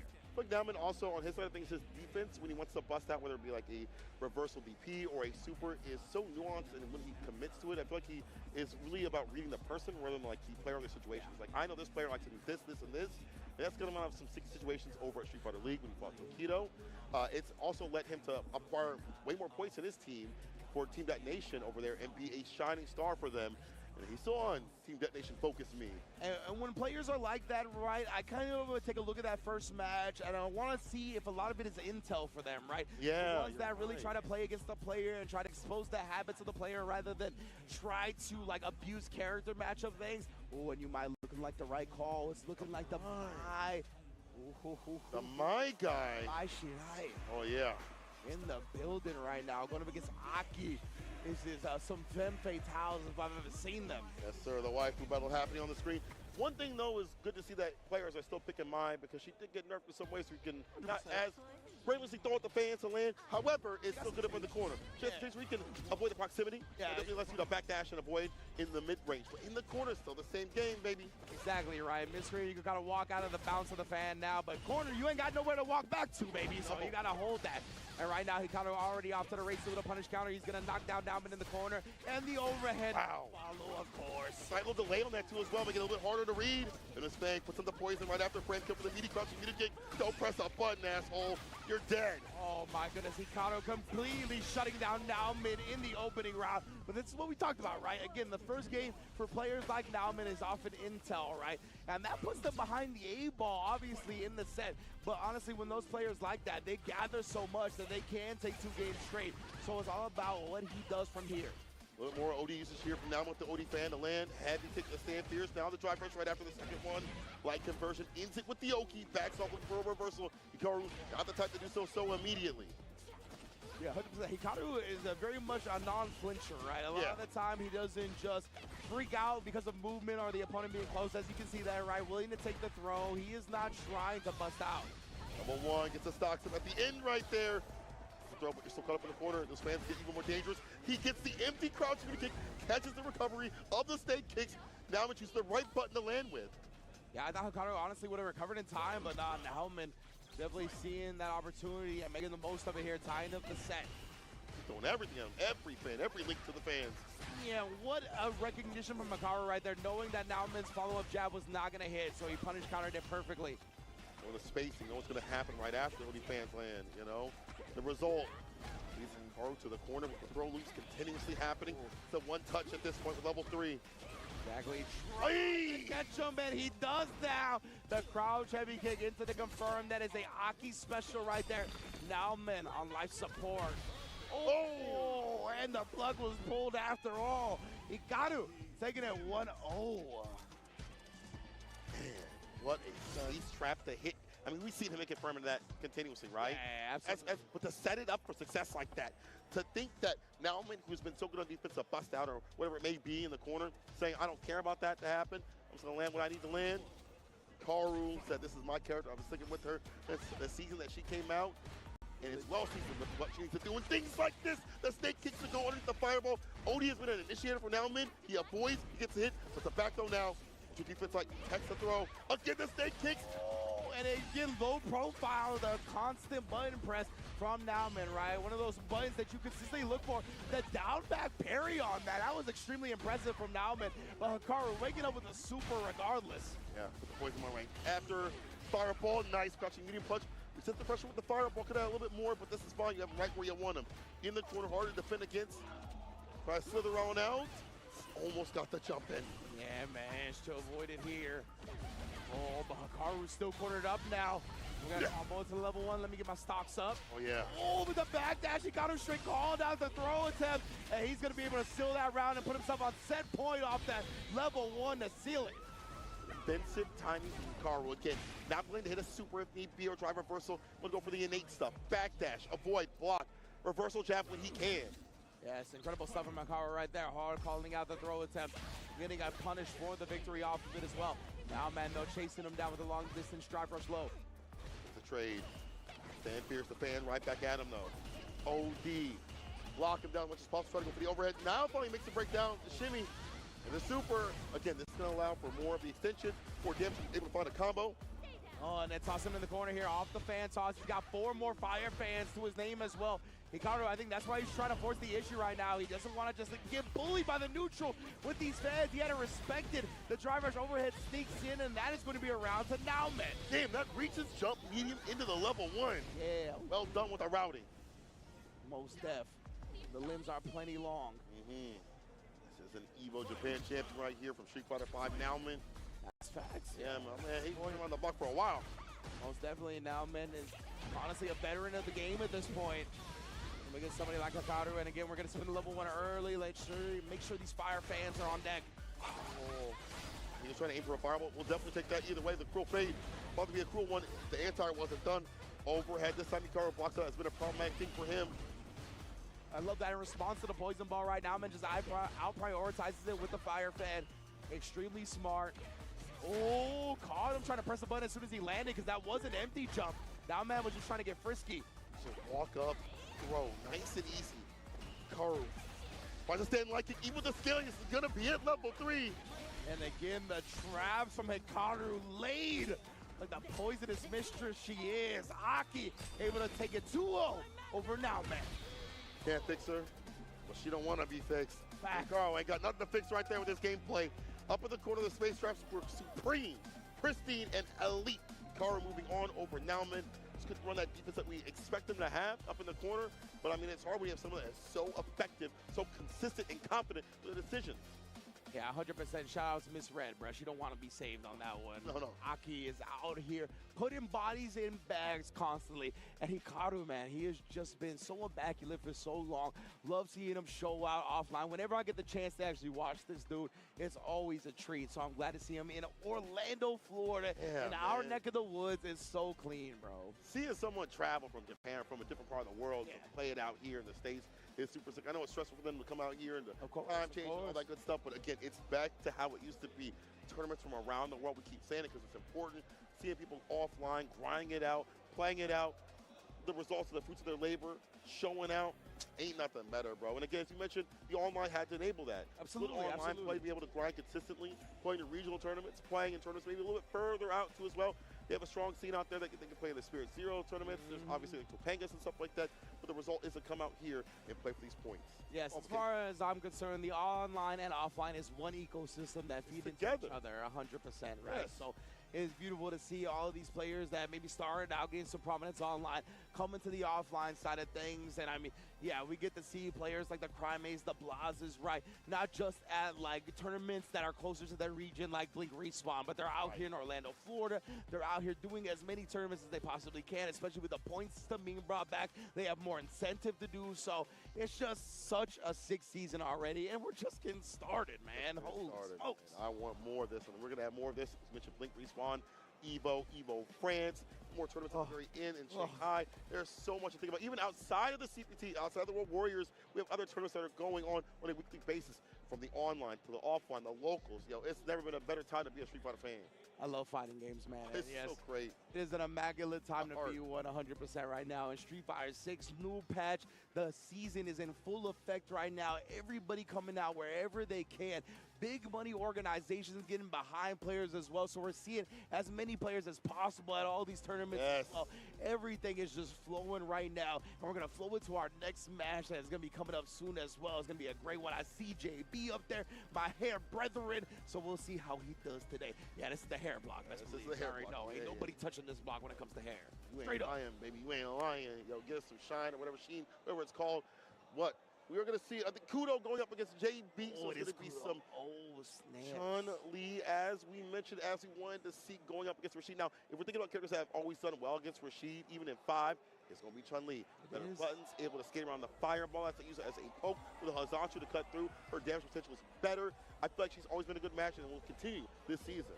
Yeah, absolutely, man. I'm a big believer in Chun-Li, have been for quite some time. So the fact that she got even buffed in this version, definitely shown some love. That means her rise to prominence is going to be in full effect once again.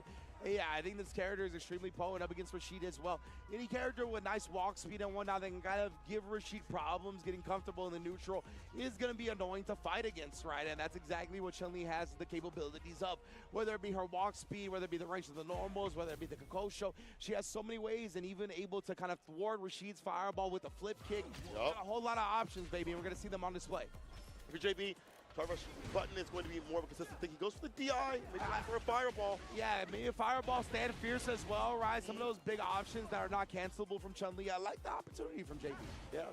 So now with the TK, perfectly done. Driver crouching light kick in the medium. Radiant Cyclone, try to press the button when you shouldn't. Yeah, you're gonna learn today, baby. Oh, and once again, JB will fake some outs with a jab, getting the throw loop going. Obviously, Rashid kind of does need the drive rush now. Not as potent as it was before. You can't just walk up and do the do the throw loop like you could in previous seasons. That's true. They put your back into it. No anti right there. It makes sense because that character is hard. Hit that OEDP. The angles don't reach, but we're going right to the corner. Hitting for a kick. What's after it? Tick throw. He avoids though. If he tries to kick side, switch off the OD. Medium sky high, level 2. I like this.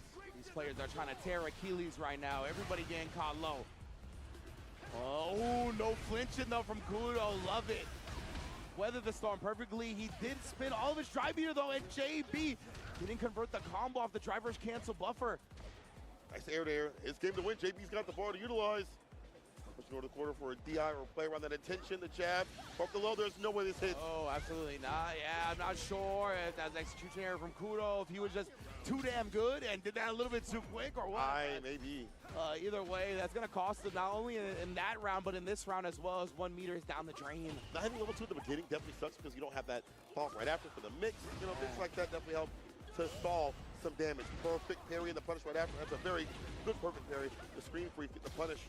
Yeah. Throw. And from that angle, like the level 1 might have worked honestly on that jump, and I wonder, yeah, I don't know. I think he just got kind of lost in the lights a little bit.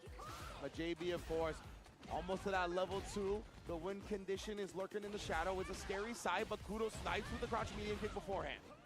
Kudo's objective is to stay as much as possible, but he's going to be pushed away. Yeah, fireball, dash up level 2. There we go.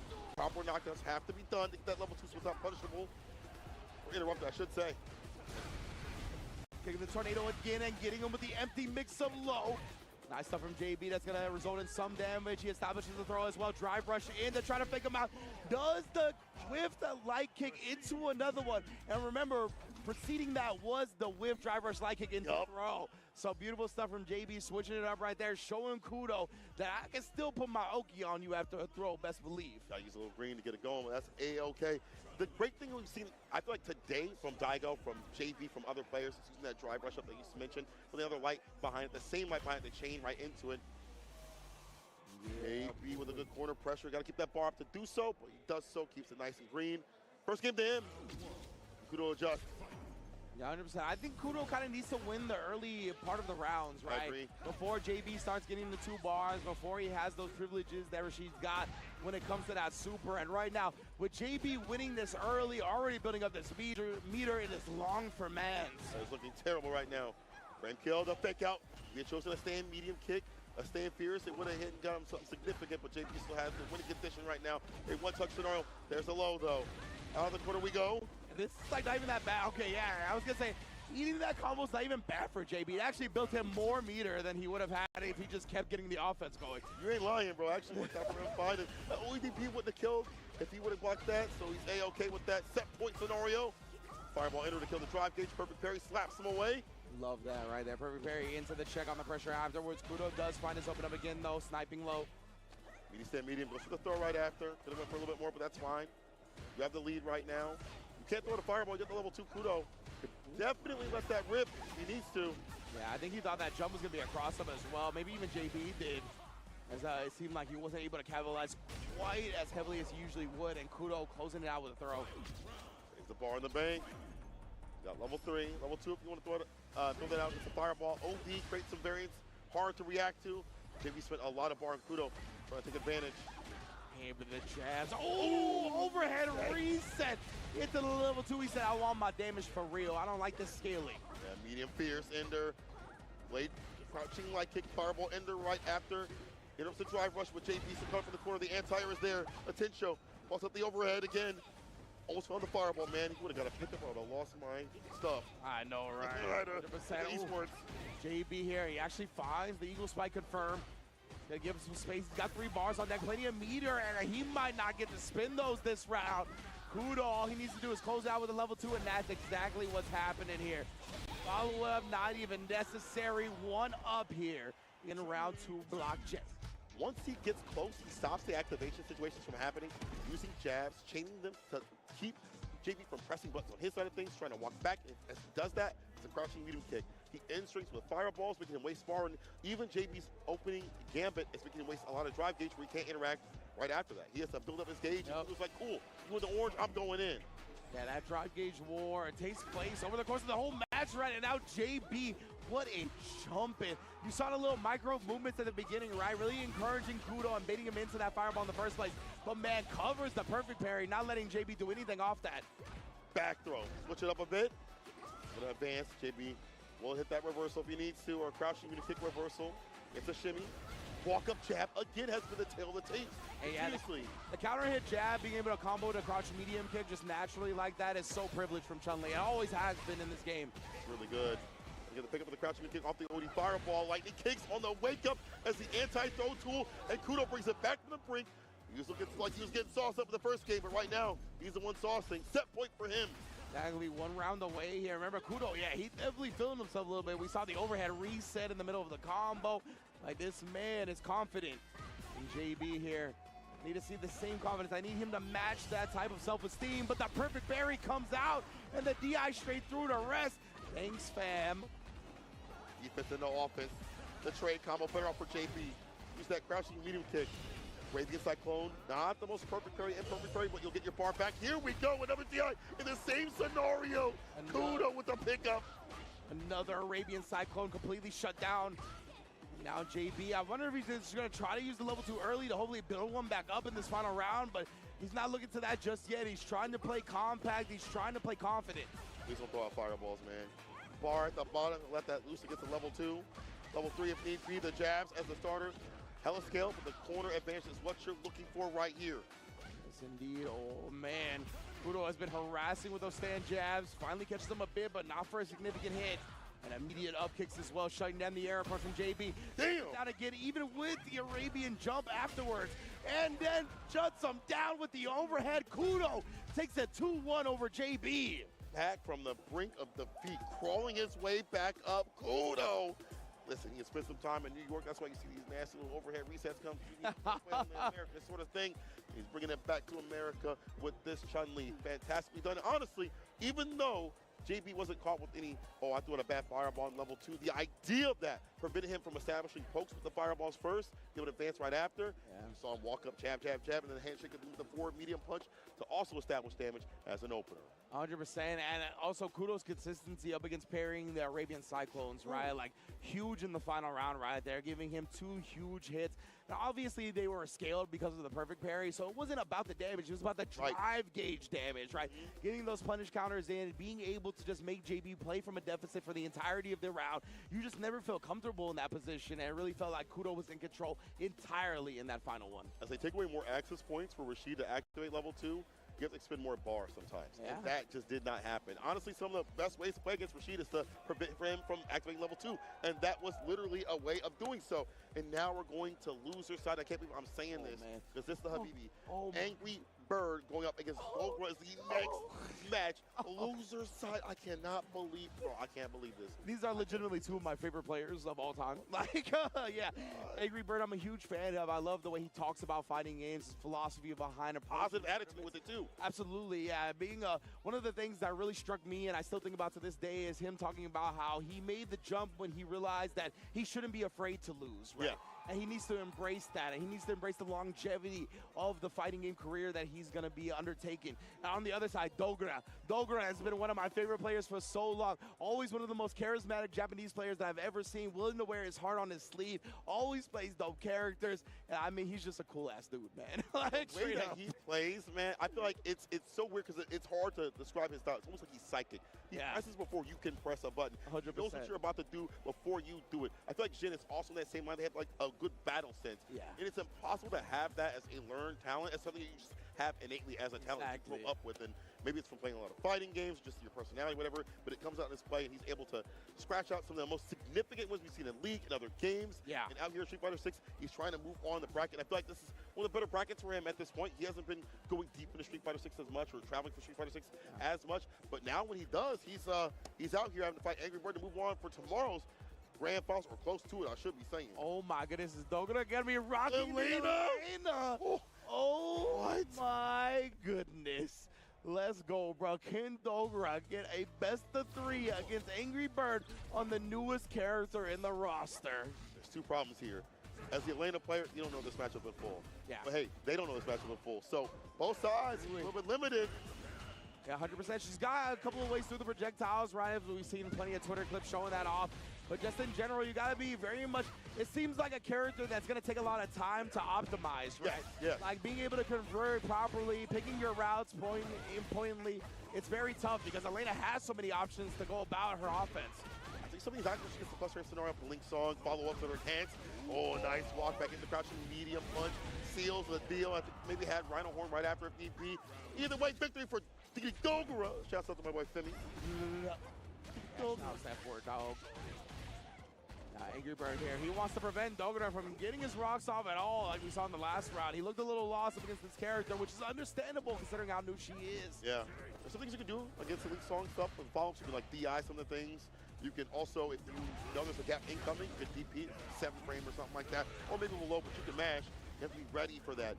And get a beautiful bait out in the neutral from Angry Bird right there. I'm gonna walk in and walk it out very quickly. Caught Dogura pressing and really capitalize that entirely as we get some of the contingent here. Rooting for Angry Bird, trying to make some noise. Oh, I hear him. Drive rush over is how we start things off.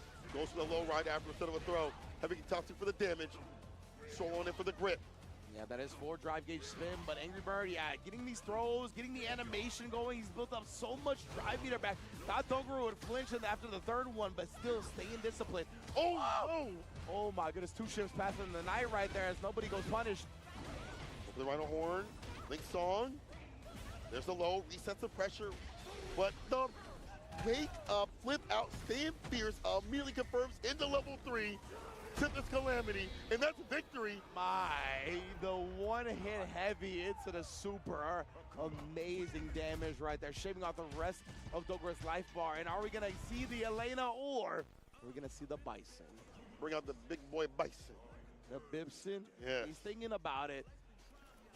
There. Yeah, he said, I didn't throw all these bands out here to fly out playing this new DLC character who could be strong, but as you mentioned, he's time to grind out, bro. Like, I ain't spend money out here, you know what I'm saying? 18-hour flight. Yeah. Get my ass kicked 0-2. 100%. She just seems like a character that's going to take some time for people to really optimize and play effectively at a high level. Bison right here from Dogura, though. This has been his character in Street Fighter since I've been aware of Dogura, right? Yes. So this is very sick to see him back on this and see if he can make it happen. Obviously, Bison got some changes as well, but still a potent character in my eyes. His offense got up because of Barry change, but also defense a little bit on the worst side because of that, too, as well. So you got to go in to get your win. Drive rush, overhead, the target combo follow-up is what Angry Bird's going to land. Dash up, though, not the same sort of Oki these days. We have to switch up a little bit. OD Psycho Crusher is the answer here from Dogura. I like that. Tired of getting bullied by Akuma on the ground here. He's going to blow through everything, and right there, actually just inching forward and then getting out of the range. Angry Bird, I'm a little surprised he reached like that, but either way, confirms off the jab right there. You saw the delay a little bit. Leaves him standing as Dogura takes to the skies. Fireball walks underneath, hits him with the back fist, inner drive rush overhead, blocked up with a bomb. He woke up with the button right after. The crouching light kick ends it with the super to seal it. What kind of are you putting on your table to do that? You feel me? Angry Bird dropped the cojones on the table. Oh my God, both of them. Like, it was immaculate. I love the read as well, like, or the risk, I should say, right? Like, damn! Oh yeah, that Psycho Crusher just getting DP back to wherever that Psycho Power originated from. Put that back on the shelf. Forward Fierce ends the turn. He's still pressing. The throw right after. We have barred the bar for that level 2, that Imperious. And if he finds a confirm, it's an extension of damage. Let's get a little spooky real quick. He's trying to shave that drive bar down on the side of Angry Bird. The Fierce City Scissor Kick is so good at doing so. Nah, like we said, you got to keep that true or the DP coming out. I'll burn myself out to do it. Sam will level 2 if you go for the Psycho Crusher. Don't do it wrong. You got to take it on a date first. Yeah, best believe, bruh. All right, with a combo. Still up in the corner, but we jump on out of there. Sweep off the feet, the privileged one, the low. Yeah, Double empty jump right there, and yeah, he can't get the heavy bomb. He doesn't get the Oki that he used to get in the previous patches. Needs the heavy bomb to do so, and Angry Bird's not gonna let him get there. Closes out that second game with the confirmation of level 3, surviving and thriving in the loser's bracket. This man, Angry Bird, has some of the best defensive choices with his heart, with everything else that he puts on the table. Lays it down. That man is just putting it down, all right? The fact that he did crouching like kick when the bomb is on, ODP to DP normally against an OD cycle pressure, like, you gotta be different for that. Yeah. Like, the people like that are so demonic they will not see the gates of heaven. 100% right there, bro. They are mandated by the powers that be themselves to have success, it feels like. And Angry Bird on display right there. Well done. And yeah, I love the risk he took after blocking the drive rush overhead, right? Right. Obviously, the drive rush overhead is plus in that instance, but he went with the light. And honestly, to beat that from Dogura, it was going to be like a light himself, probably. Maybe a medium could actually beat that, but it wasn't going to be enough damage to kill Angry Bird outright, right? Right. So he decided to take that risk, because if it works out, he gets the kill. Really love the risk-reward management from him right there. Evo champion for an obvious reason. It makes sense. It makes sense. Angry Bird moving on to the bracket. So I see El Chocote on the stream with Momochi. That means this is losers, bro. This is losers, bro. Hey, yo, Momochi? That cat that was like top 8 Evo? Momochi? And Who did it to him? Who did it to him? Who did it to him? That's what I'm saying. I don't even know who did it to him, bro. Who put him down there in the first place. Now going up against Chakotay, who's also been repping hard body, still on the Lily, I imagine. I don't know if he's been messing with anybody else. He's been a long-time Lily loyalist since this game has come out. So yeah, always has that aspect that's working for him when it comes to the unfamiliarity in the matchup, right? Not many people out there that you could really count on to be on the level of El Chakotay when it comes to that Lily gameplay. Who was it that used to play in Japan? Was it Koji? I don't remember. Koji was also one of them, but Hibiki. Ah, Hibiki, there you go. Thank you. Yeah, Hibiki, I think he's still on the Lily or not? Oh, he is. Yeah. Okay. So the fact that they still have Hibiki means a little bit trouble for El Chocote, I think. But of course, that's always one that's going to be a different brand. He could act as a curse more than a gift when it comes to the matchup experience. Can be, because you might expect something from that Lily player. And that's kind of what happened in the first round, I think, when Daigo fought El Chocote. Was that Daigo lost, and he was like, oh, okay, you play like this. Exactly. And ran it from there. He started to understand the type of Lily that he was. Because all those players were getting ready for Lily. It was a very rare character over in League. So if you play League, you were getting ready for that character. I would have to imagine that Mochi, also in League, has things for Lily. But again, if you're El Chocote, that's a benefit. You might play different where he's not expecting that. And El Chocote, maybe I've watched that thing with Kochi Kog. Took down Budo and got some notes from that to fight the Ed. If it's Ed. Yeah, if Mochi, it's Ed, right? Yeah. It could be the Mai. Could be the Mai. We'll see what Mochi brings to the table here momentarily. Obviously, lethal on both characters. But yeah, I always like seeing what he decides to go with. Very interesting to me, considering he's so good at both characters, and he's pioneered, honestly, both characters, especially the Ed, obviously, with the Dream combo and whatnot. He's been one of the premier frontrunners on that character. And I mean, he's a legendary Ken as well. We don't see him play that character much in this game, but he is a legend when it comes to Shoto play. So 100%. We can always bring one of those out as well. But Ed is my favorite character that he plays, so I'm glad that we're seeing that right now. Beyond the Dream combos, his spacing, his hit confirms, always immaculate. Adjusting to the change to a stand medium kick is more whip punishable. He is always ready to not be in a range where it's problematic, but be where he needs to be. Yes, like that. Like a stand for your starter. Already caught him reach. And Momochi making him pay for it. The empty low setup afterwards into the throw. My man's got his chef apron on right now. He's not going to go for anything ridiculous right there. Perfect parry. Knows the gaps. The parries. Back up in the corner. No throw loops for the character, but you're in the effective range. You can drive rush up, you can fireball, you can flicker, do whatever you want. Another finesse and blast, a perfect KO from Momochi. Hands and arms inside the vehicle. Stick him out. Sorry. You might lose him. I'm sorry. Oh, nice job there. Able to shut down the drive rush attempt. Come on, this is normal. Yeah, he's going to have to try that a lot, but Momochi already 2 perfect parries here in this match. I don't know if we've seen 2 perfect parries in the rest of this block, honestly. That's actually true. You have the confidence and the wherewithal to understand which version to use. Yeah. It's going to be high continuously. Great calls right now. Chocote might have to hit like a crouching medium kick if need be. Switch it up a little bit. Whip punish! That's what I'm talking about. So I walk back to be outside the range. You might think, nah, get got, asshole. Momochi is ridiculous right there. Chakotay tried to change up the strength of that attack as well to throw off the parry timing. Momochi was like, nah, I'm just going to backdash and punish you instead. Nice try. Like, actually ridiculous, staying 1 step ahead of his opponent constantly. Kai just whiffing in the night completely. Wow, man. Dracote lost in the sauce and trying to find anything, something.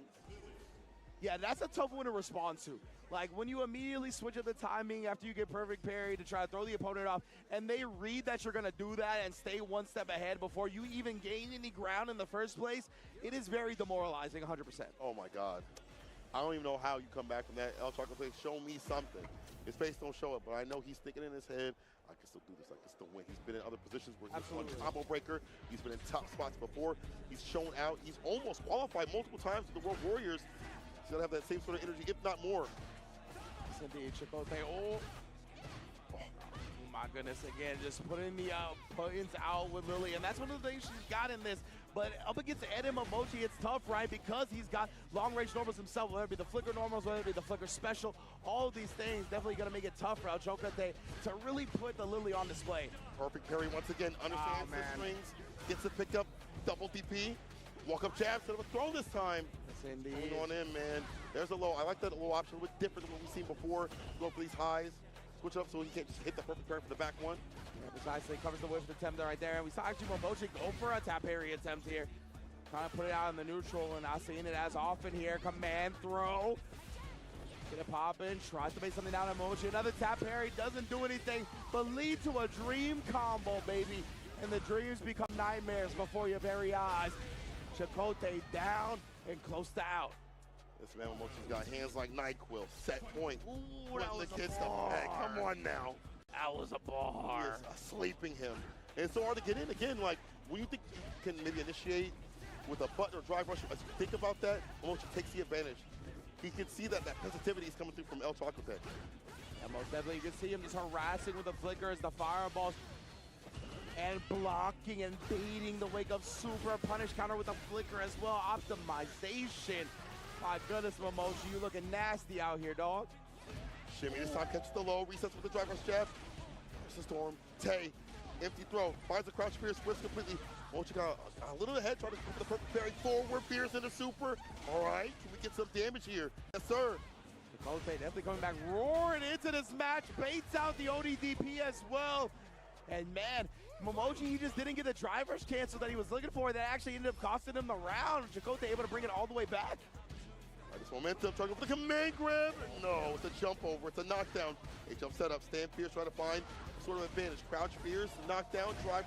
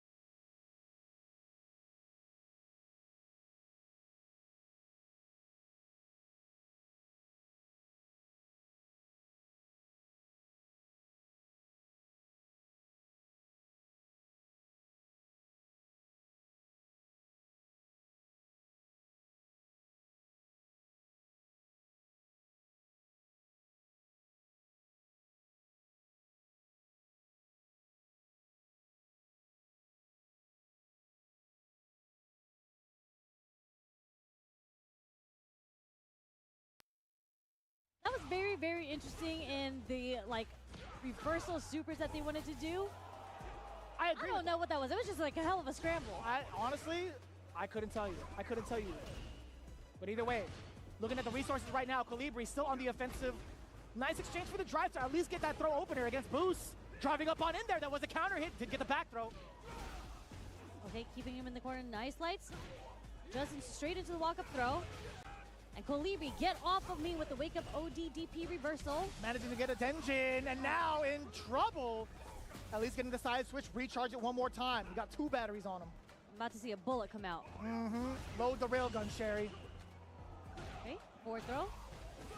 Nice and easy random damage. Doesn't say no. Wake up, not wake up. Sorry, but interruption on the string with the ODDP. We count Freaked that. out. Oh, wait a minute! You can't do that.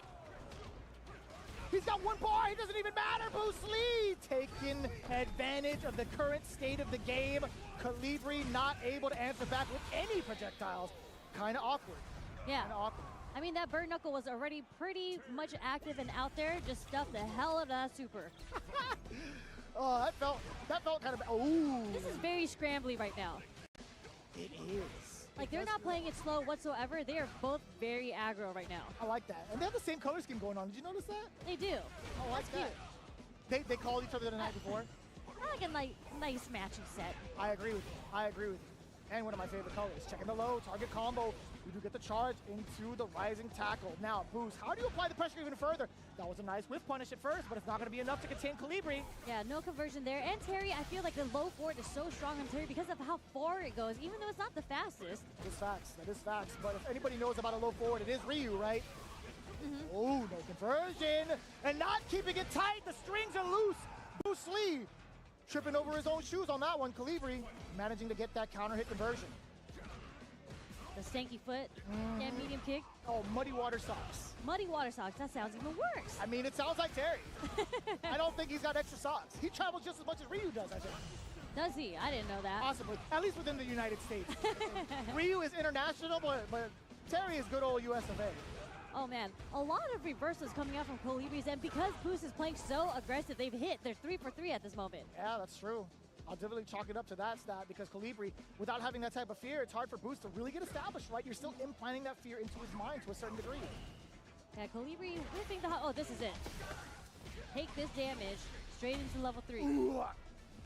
You Okay. see his like cheeks puff up when he gets hit first. Like the air just can't escape him. He's just like, ooh. Does he do that? For Terry? Yeah, there's I gonna need be to see it again. I'll freeze frame it for you. and I'll Okay, send thank it. you. I appreciate it. Bruh, it just puffs up. That first impact, when Ryu does the grit after the wind pose, it has me feeling a certain type of way, I'll tell you what. We're going to stick with the Terry? Are we not going to go Oh. back to 10? We got the Rodman Terry? Give it to me. This is this is a very sick outfit. Oh, easily. Basketball So, Terry. I honestly thought, like, I wish there was like the code you could input to alter the outfit just a little bit to take off the jacket. I want the jersey to rock 100%. Oh, you know how like in Street Fighter 4 you used to hold the buttons to alter the outfit just a little bit? Same with like 5. take off the jacket. Same with Oh, that's five. right, with 5, you take the shirt off. Yeah, so maybe that's a secret input in there. I don't know if it's real or not. I haven't actually tried it. I haven't been home to try it, honestly. That's true, yeah. We've been out in Orlando for a very long time. Yeah, it's been a while, that is for sure. It wasn't an exchange off of the drive rush, but still, not in the safe space to throw out the dome kick. That was kind of A slick. mini setup, empty jump crouch strong, got the counter hit, okay. Jesus, look at the fierce just shining through, getting the power waves. Dude, he's just getting hit. Yeah. There's a lot of counter hits upon wake up from Colibri, right? Oh, did you flinch? I flinched. Yes, the sticky toe almost hit him. And look at them, they're both trying to whip punish each other with these really heavy buttons, but unfortunately, it's just not connecting. But the stand jab is enough for the wall bounce. Uh-oh. The one that does miss equals to a lot of damage. Boost with nearly 35 to 40% on that exchange. Keeping him in the corner. Ooh. He didn't want to spend the level 1. Interestingly enough, he's already at match point, right? Why not spend it? Uh-oh, juggle time. Burn Knuckle connects once again. Ooh, counter it. You can't press the button after that. Wait, we didn't want to bring our meter back? I guess not. You're never going to get a chance to. You hold on to that bar and you die with it. Boost lead. 2 rounds straight over Colibri. Yes, but this is winner still. So Boost moves on. Boost Lee moves on through. But Colibri gets his chance still in losers. Not bad at all. I really enjoyed and appreciated what Colibri was putting down with that Ryu. Honestly, I think the no fear tactic of using OD uppercuts, granted, it ended up being a pretty severe choice. Very towards the last end. round. But, I mean, getting to it, I still think running it tit for tat against Bruce Lee was pretty damn good.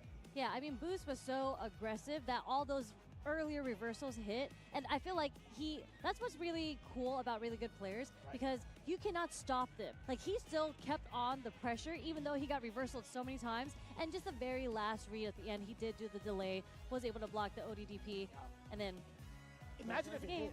Right? Imagine if it hit in that instance. It's like Boost is like, I really cannot pressure this person. I really don't even want to try to pressure this person, because if you lose that much momentum, especially against a fully loaded Ryu, it just feels bad. One single hit, one single frame trap or conversion leads to a juggle into the big bicep of justice, and you don't want that. You really don't want that. So Bruce Lee making the right and appropriate call, the executive decision of being able to block at the last second.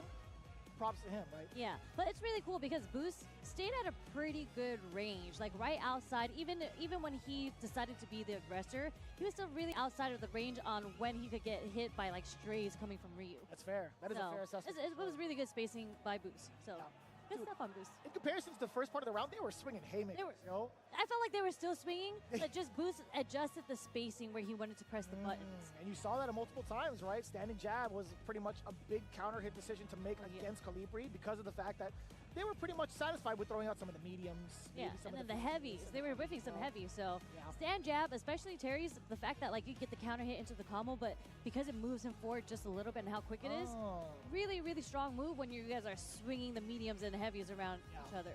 I know as a Luke main, we definitely enjoy that kind of stuff, right? Because it launches him so far forward. Yeah. Granted, it is heavier, but I think it's to our benefit. So it's kind of like the same type of style, the same type of like mentality. Is like, you know what, I'm going to throw out the jab just in case they want to throw out heavier normals. And it clipped. We It check worked out up pretty well. But look at who we have on stage. Do you see that? We have Mena RD. Ooh, against Aqua? Versus Aqua. No shot. This is top 192, by the way, somewhere around there. We're top 129. We're not even close to top 8 yet, but we're already seeing a Mena RD, the most recent Evo Japan champ. That's correct. Back to back, you know what I'm saying? And then now we have him versus Aqua. I'm still waiting on the exhibition match between him and Daigo. I know. How many times, like, is Mena going to have to win this and to call out Daigo once again and ask him when the exhibition match is? I think that's correct. That's so funny. And Aqua, obviously Aqua has been around for a really long time. He switched to Blanca? Aqua was previously... So, Aqua was messing around with Blanca for a good amount also within Street Fighter League Japan. But I guess it's the character that he decided to continuously stream with as well. When he does, it's like he doesn't stream that often anymore, but when he does, it does happen to be Blanca. This is really interesting because I actually don't see Mena play this mirror match too often. No. Like, Mena's kind of been known for being the Blanca, for winning so consistently with Blanca. So, really interested in seeing how he would approach a mirror match. I mean, it makes sense, right? If it ain't broke, don't fix it. This is the character that he won Evo Japan with. The 2 crouch jabs. Yep. I love that. Oh. Jab, scratch. Lots of scratching. I hate that, honestly. Look at his fingernails. You're going to get infected if you get scratched by that. Look at that. I mean, not if you have the protective suit on. That's true. You got the minion outfit, you know? That's what I call, like, Blanca-chan, right? I got to call him the minion. It just makes sense. Oh, boy. That was mad ambiguous. But he blocked. Ambiguous but blocked by Mena. Man, the GOAT. Oos. Oh, that is a huge starter for Aqua. Aqua with a pretty big life lead right now. Up until level 2 could possibly come out from NRD, you could change that status, but here comes the start of aggression. The first, first big command grab there from NRD. Oh my god, the exchange. He wanted to get Blanca-chan activated. It made sense. Aqua, good presence of mind to throw out something light and quick to get the trade. Good stuff. Because if that Blanca-chan was being blocked, that might have been it. But nice stuff on Aqua. We do get the activation from Mena's side. And we see 2 activations. Okay, drive reversal, get off of me. We're going to see if we can burn him out because it is Mena's turn right now. His beater is going down. Oh, I think this is fine for Aqua because you still have the install going. You're still going to be a threat. Oh, that could have been a little bit better if you were closer, right? Yeah. Make way! You couldn't do anything. But you know what? It's fine because it is an early stun. You're just going to have to block up the mix-up right after this. Just block the mix-up. That's the Justin strat, right? Yeah, just block block. the mix-up. Be patient. Oh, no. Wait, how did he know to jump medium kick there? Hell if I know, Sherry. That's why they're up there and we're down here. God damn! And RD with a perfect and rebuttal. And what's more important, he gets himself back into level 2 range, right? He can get an install going off of a nice string, if need be, to apply the pressure yet again on Aqua. We had saw what happened in the previous round, right? As soon as he installed, Aqua was on the defensive end, losing a lot of his drive gauge. Let's see if that happens here again. Oh, no! Bait straight into the level 2. Let's go. Let me see what you got. You're going to get some damage here, but we're going to try to set up, get that Blanca Chan out. Nice, perfect parry. No punish. That was a little awkward, no? Yeah, that was a very weird situation. And Blanca Chan's off the screen now. Out of there. No longer a threat. That was enough? I thought it was one more mix.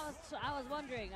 But that was, you know what's really cool is that I've seen a couple Blancas play already. I actually haven't had the pleasure of commentating Mena's match yet, but a lot of Blancas are doing like the medium drive rush into the hop to bait something out. 100%. But it's really cool that Mena recognized that immediately and did a jump back medium kick because that does hit cross up just in case he lands a certain way and can get the follow-up. See, Yeah, 2 steps ahead. like even Mena just went for the drive rush hop to get out of the situation, went for the heavy. Damn, this is raw aggression from Aqua. Oh, he didn't maintain the charge. Actually, it's kind of tricky because of the side switch. Yeah. Not enough time, but damn, that was an extensive anti-air. Actually hit the tip against Mena RD. We're playing defense right now. Back into the neutral for a little bit. Okay. OD Blanca ball. You kind of have to be wary, right? And that's exactly what Aqua was waiting for, just at the right range to at least force an error and get the appropriate punish. Nice work. Playing it out on the ground is Aqua. Oof. That actually whiff punished it?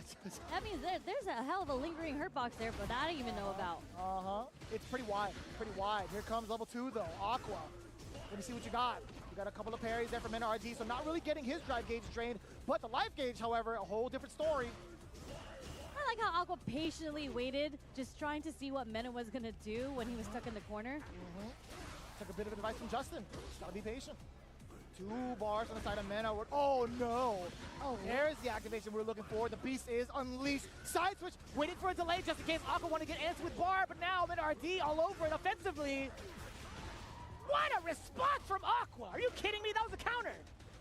Okay, no anti-air there. I mean, Aqua's burnt out, so, and he doesn't have the level. Oh, the slide actually hits. What we got? Oh. Like little delay right there. Yes. Yes, Was able to ma'am. bait out the throw, get that delayed strong. That's an excellent call, Sherry. Yes, ma'am. That That's slight how the delay was story ends. everything. There's something about like pros timing, all right? When it comes to Street Fighter, there's like a specific timing as to when certain pros want to press buttons. I feel Yeah. like Mena RD's intuition when it comes to that kind of stuff is like next level. Insane. He has the best intuition when it comes to like making hard reads in this game. But it's really cool. I feel like he set it up because if you remember the previous round or the previous game, he did a lot of throws and he was just like, if you're going to keep on taking throw, then keep on taking the throw. That's true. A lot of layers already established between the two, hence why Aqua, again, trying to get away with some of the Blanca balls that he's established thus far. He's already hit 2 against Mena RD, significant ones at that. Okay, but not as significant as this. Look at the punish counter, look at the damage. But what's going to be the setup? He's going up in there. Yeah, we get the throw just at the end of the Blanca ball. Almost another level 2, and there it is. He's going to live through this. But he has to survive the mix-up, Sherry. We're alive. Hold up. Blanca Chan saves him. Overhead. One more. Oh, no. Ah, the jab. Just It's tough. enough. We got to hit him with, is he going to get it? We don't know. It's Is tough. Yeah. But good stuff on Mena RD taking it over Aqua in the mirror match 2-0. Que lo que? Que lo que?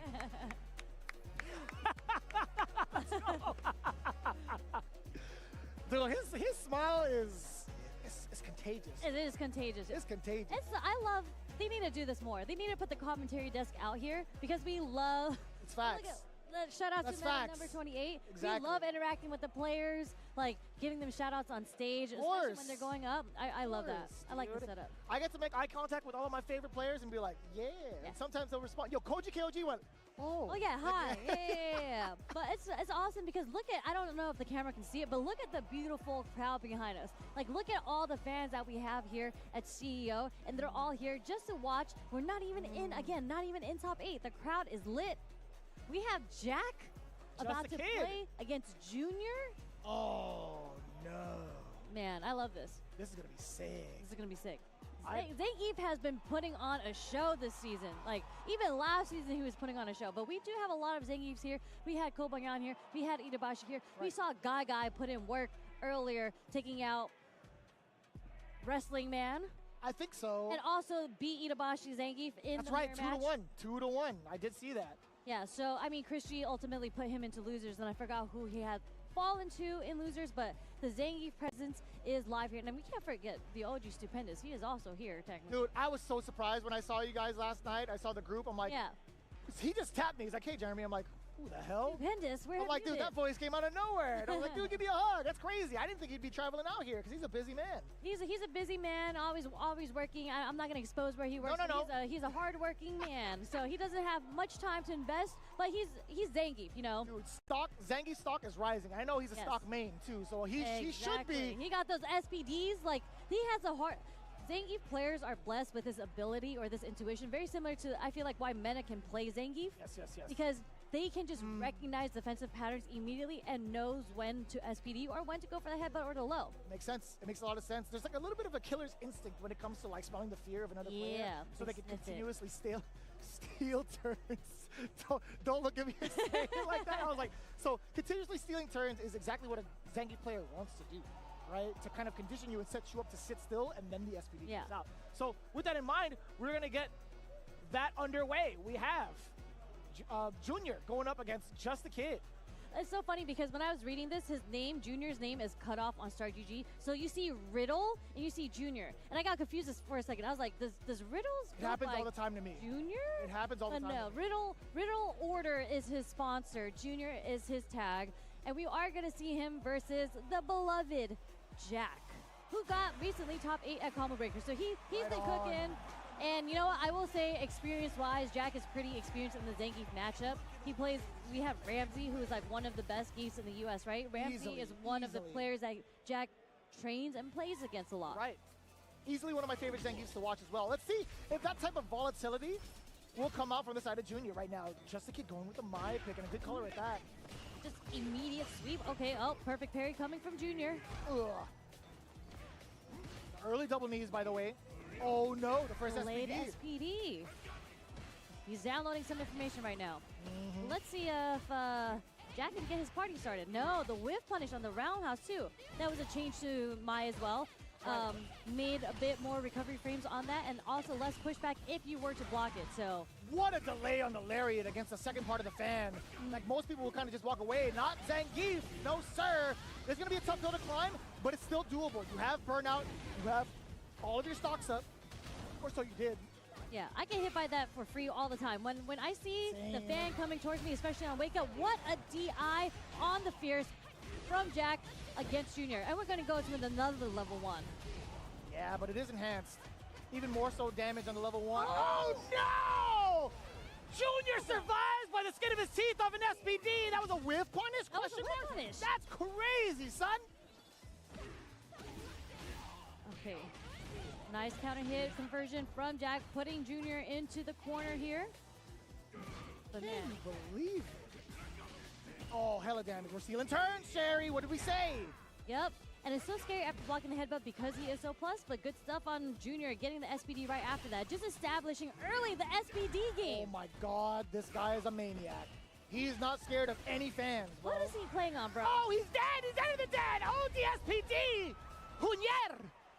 Dear God! Do you think we're going to see the jury pick? I hope so. I hope so, man. That was kind of rough. That is crazy. My man playing on pad. He be churning. He is playing on pad. Yeah, I was like, yo, how is HBC, he he be churning. how these SPDs are coming out so quickly? Let me peep game. Let me peep game on the peripheral, though. Hold up. Let me see. Yo, production, can we get a camera on the peripheral real quick? I just want to see it. If not, no worries. I'm going to do my due diligence. I want to make sure Yeah, my you're cable's... going to peek over. Your I'ma peek cable's over. good. Your cable's good. You're clear. Oh, free. That's a Victrix. Free. Ah, That's kind of sick. the Pro BFG? That's what he's rocking? Possibly. I think so. It's so scary when you can't even do your B&B strings because the Zangief is so aware of what the gaps are that you're getting SPD'd between your offense. That's terrifying. Yeah. And again, Mai is definitely of the mix-up variety where those gaps need to happen for her to get established. Yeah, between the fans, between the Charge fans, even between the OD fans, there's that small little gap. And if Junior is ready to SPD or whatever whiff button it may be, insanely scary to start your offense against Eve. You ain't wrong. Oh, we get the DDT side switch. Was that a micro walk forward on his wake up 2 to get that forward throw? 2+. Gets punish counter thrown. A little bit problematic, man. Oh, I thought he was going to do something crazy. I thought he was going to do a delayed lariat. Overhead does connect. A little bit of a light punish. We do get the flying squirrel afterwards. What's the... Ooh, my God, you saw the attempt at the SPD. Get off of me. We have to be scared now because he is holding that level 2. And I do see him churning. Watch the fans. Oh, don't do it. A little too far to get the sweet punish. Okay, but nice. That stand medium punch moves him so far with the fan, and you get the drive rush cancel after that. That's kind of nasty, right? Hitting the sweet spot right at the fan, being able to get a cancelable normal is everything for Jack in that moment because, again, you had quite the hill to climb just based off of that first game, but I think he's recovering nicely. A lot more of a patient approach from Jack. Oh, help me. That fierce was nasty. And there's that stand medium punch once again. Drive rush pushing him with the tackle into the corner. But wake up crouch, short counter hit. Woo! He tried to do it again, Sherry. He tried to do it again, but Jack was ready for it this time. Give me that level 1 continuation. Ooh, No, do it. And Junior knew it as well. He went for the full stick of butter. I spit like crazy. I'm so sorry. That landed on the monitor. But you know what? It's okay because there's no one else on the mics after us, so it's fine. It's fine. Hell yeah. Right up top. Ball up top. Sherry knows ball. But really, really nice adaptation on Jackson. Like the first game, you saw the pockets of where Junior was comfortable doing SPD in the offense, like when he's on defense. So really good stuff on Jack, introducing the neutral jump. Now it's Junior's time to adapt. So I'm wondering if he's going to switch it up. That is a pretty good observation. I think that's one that a lot of fans would kind of question themselves at home. It's just a matter of if Junior is going to do it. Just the kid now getting tamed a little bit. He tried to jump out, but the headbutt was there to keep him in check. Now Junior trying to establish the pace yet again from what we saw in game 1. That is a big, heavy, armored Fierce against the roundhouse out of the corner. But for how long? He's chasing him down, Sherry. Yeah, and really nice OD Larry. There's a recognition that Jack started doing the neutral jump to bait out the SPDs, and this leaves him at match point, set point for Junior. Nice with punish with the Fierce there. Jack's gonna have to hit his meaties because we've seen Junior wake up so many times with crouch short as a counter hit and even as a regular hit trying to catch Jack walking backwards. Oh, yeah, that's not gonna be too bad. Not too bad at all for Jack. That was crouching heavy punch. Now we get the sweep. You try to do crouching medium punch from a further distance. Not gonna scare scare Junior, excuse me. I get the confusion, I get it. My fault, gang. You can't throw the fans now. Level 2 intact. As you had mentioned in the previous game, you tried to run and bear him. He was ready with the neutral jump. 100%, that's the flying squirrel. Hold up. Oh, Okay, hold on. He is burnt out. There it is. The natural reaction to one attack when this is the very last 50-50 guess that you can get, and the neutral jump is going to take it for Jack again. But now we're at full bar. you called it. You were literally about to exclaim, you can't throw those fireballs still. You have level 2. Give me that Boris Dynamite. So much damage right out the gate, but it opens up Jack possibly if he could regain the space. I don't think Junior's going to let him have it. No. We're guessing wrong. We're kind of in a bad situation. That is going to connect with the medium punch target combo, and he catches him holding up with the headbutt, and a perfect for Junior to take it over Jack. I'm sorry, he says. I'm sorry. I can't tell who was more on the edge of their seats, to be honest with you, because if Jack did happen to create space and get away, I think he would have been able to turn the tide a little bit. Again, that was such an important start. You had mentioned it, you highlighted it correctly. 3 bars to both their names can be very, very explosive. You saw Jack commit to the fireball anyway.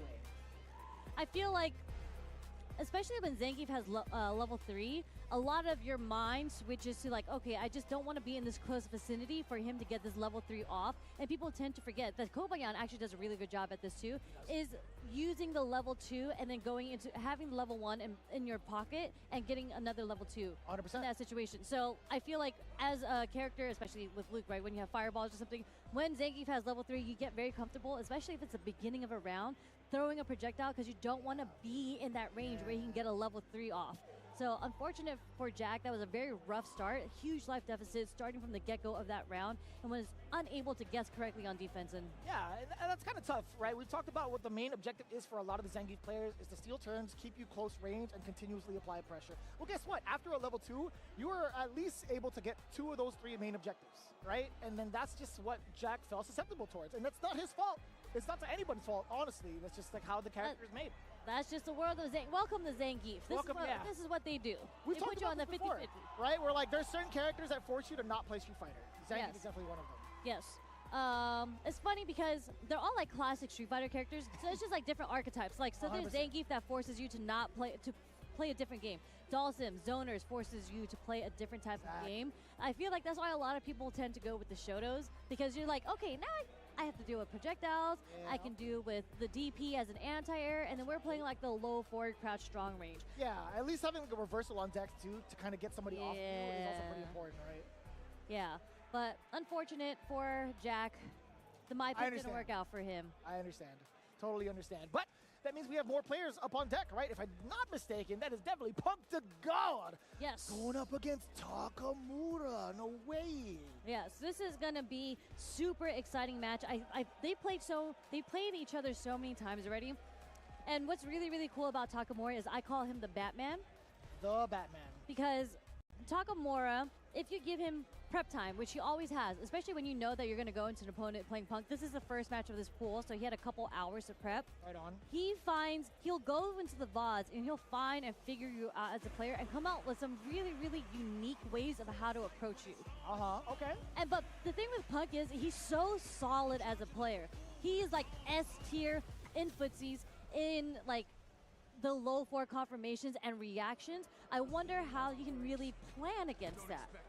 That is kind of tough. That is kind of tough. Technically, we're kind of seeping into Pool K2 for those that are following along. Winner semifinals of this pool, Punk versus Takamura. You talked about all the big highlighted attributes that Punk does have. Takamura, he is and can be pretty heavily read-based on that regard. So what happens when your reactions don't get you all the way there, right? If Takamura happens to have the correct guesses and maybe baits you into doing something you didn't want to do, that could change the tide, especially with Ken. But here we go, Punk getting the target combo. We do get established damage in the corner. What's the presence like? Takamura gets away for free. A little too far to get the full confirmation from the stand medium punch there. There was an attempt. Nice Ooh. confirmation. The wake up, delayed throw. Once again. This is going to be it. We're going to go dump it out into the level 1 because we want to close out the round. And I appreciate that from Punk. Not going to be overzealous with the meter despite the very hefty life gap currently. But as it stands right now, Takamura sitting at about a bar and a half. He could get explosive. That's up to Punk. Oh my God. No, with punish? That's wild. We both reeled back in our seats. The big opener from Takamura. We're going to get the big, I was going to say carry. Hello. Plane farted a little bit on that one. But excellent choice on the ODDP from Punk. Create some space against Takamura. Very good establishment on punishing the Jinrai ahead of time, so you're not in the yellow yet before you have to spend the ODDP, but this is where the pressure comes from Ken. Yeah, and he's chunking away at the drive gauge as well. Even if you opt to block, that's a little bit awkward. Takamura tried to get the rest of that. I don't know what it was, but he tried to parry. It's kind of rough. One hit is going to lead. Oh, possible cash out. Oh, definitely a cash out for either party. A little too late on the low forward to get the punish there. Punk tried to bait out the throw there. I will agree with you. I will agree with you. Shippuden Rai, just enough damage. Front side of Takamura, the very last hit. Yeah. Really cheeky by Punk, but really nice recognition on Takamura's end, because after a parry, a lot of people like doing a throw. So Punk did try to go for the shimmy there.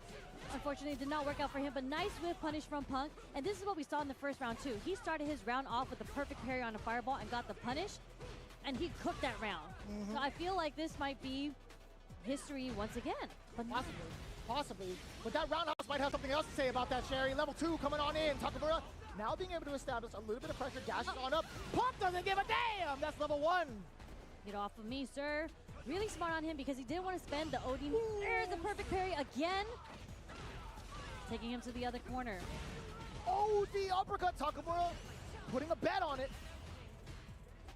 Ooh. No punishing the crush on roundhouse. Oh, but he doesn't have enough. That's still pretty good Oki after that. delaying the crouch jab. That's punishable. Medium kick. Not big enough of a punish from Punk yet, meter. Yeah, and didn't go into the level 1. Not sure if that was on purpose. Oh, He could have gone into drive rush if he wanted to, Sherry. Could have done anything.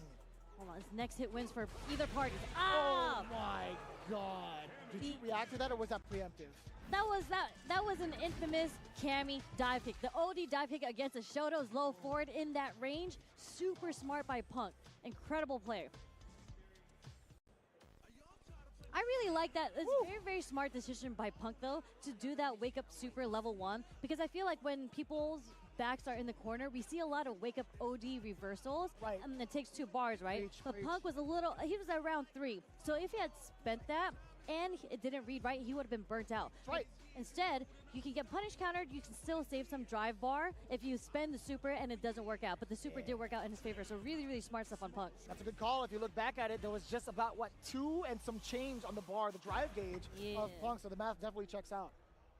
But, I mean, that was a very, very close first game. This is a 2 out of 3, though.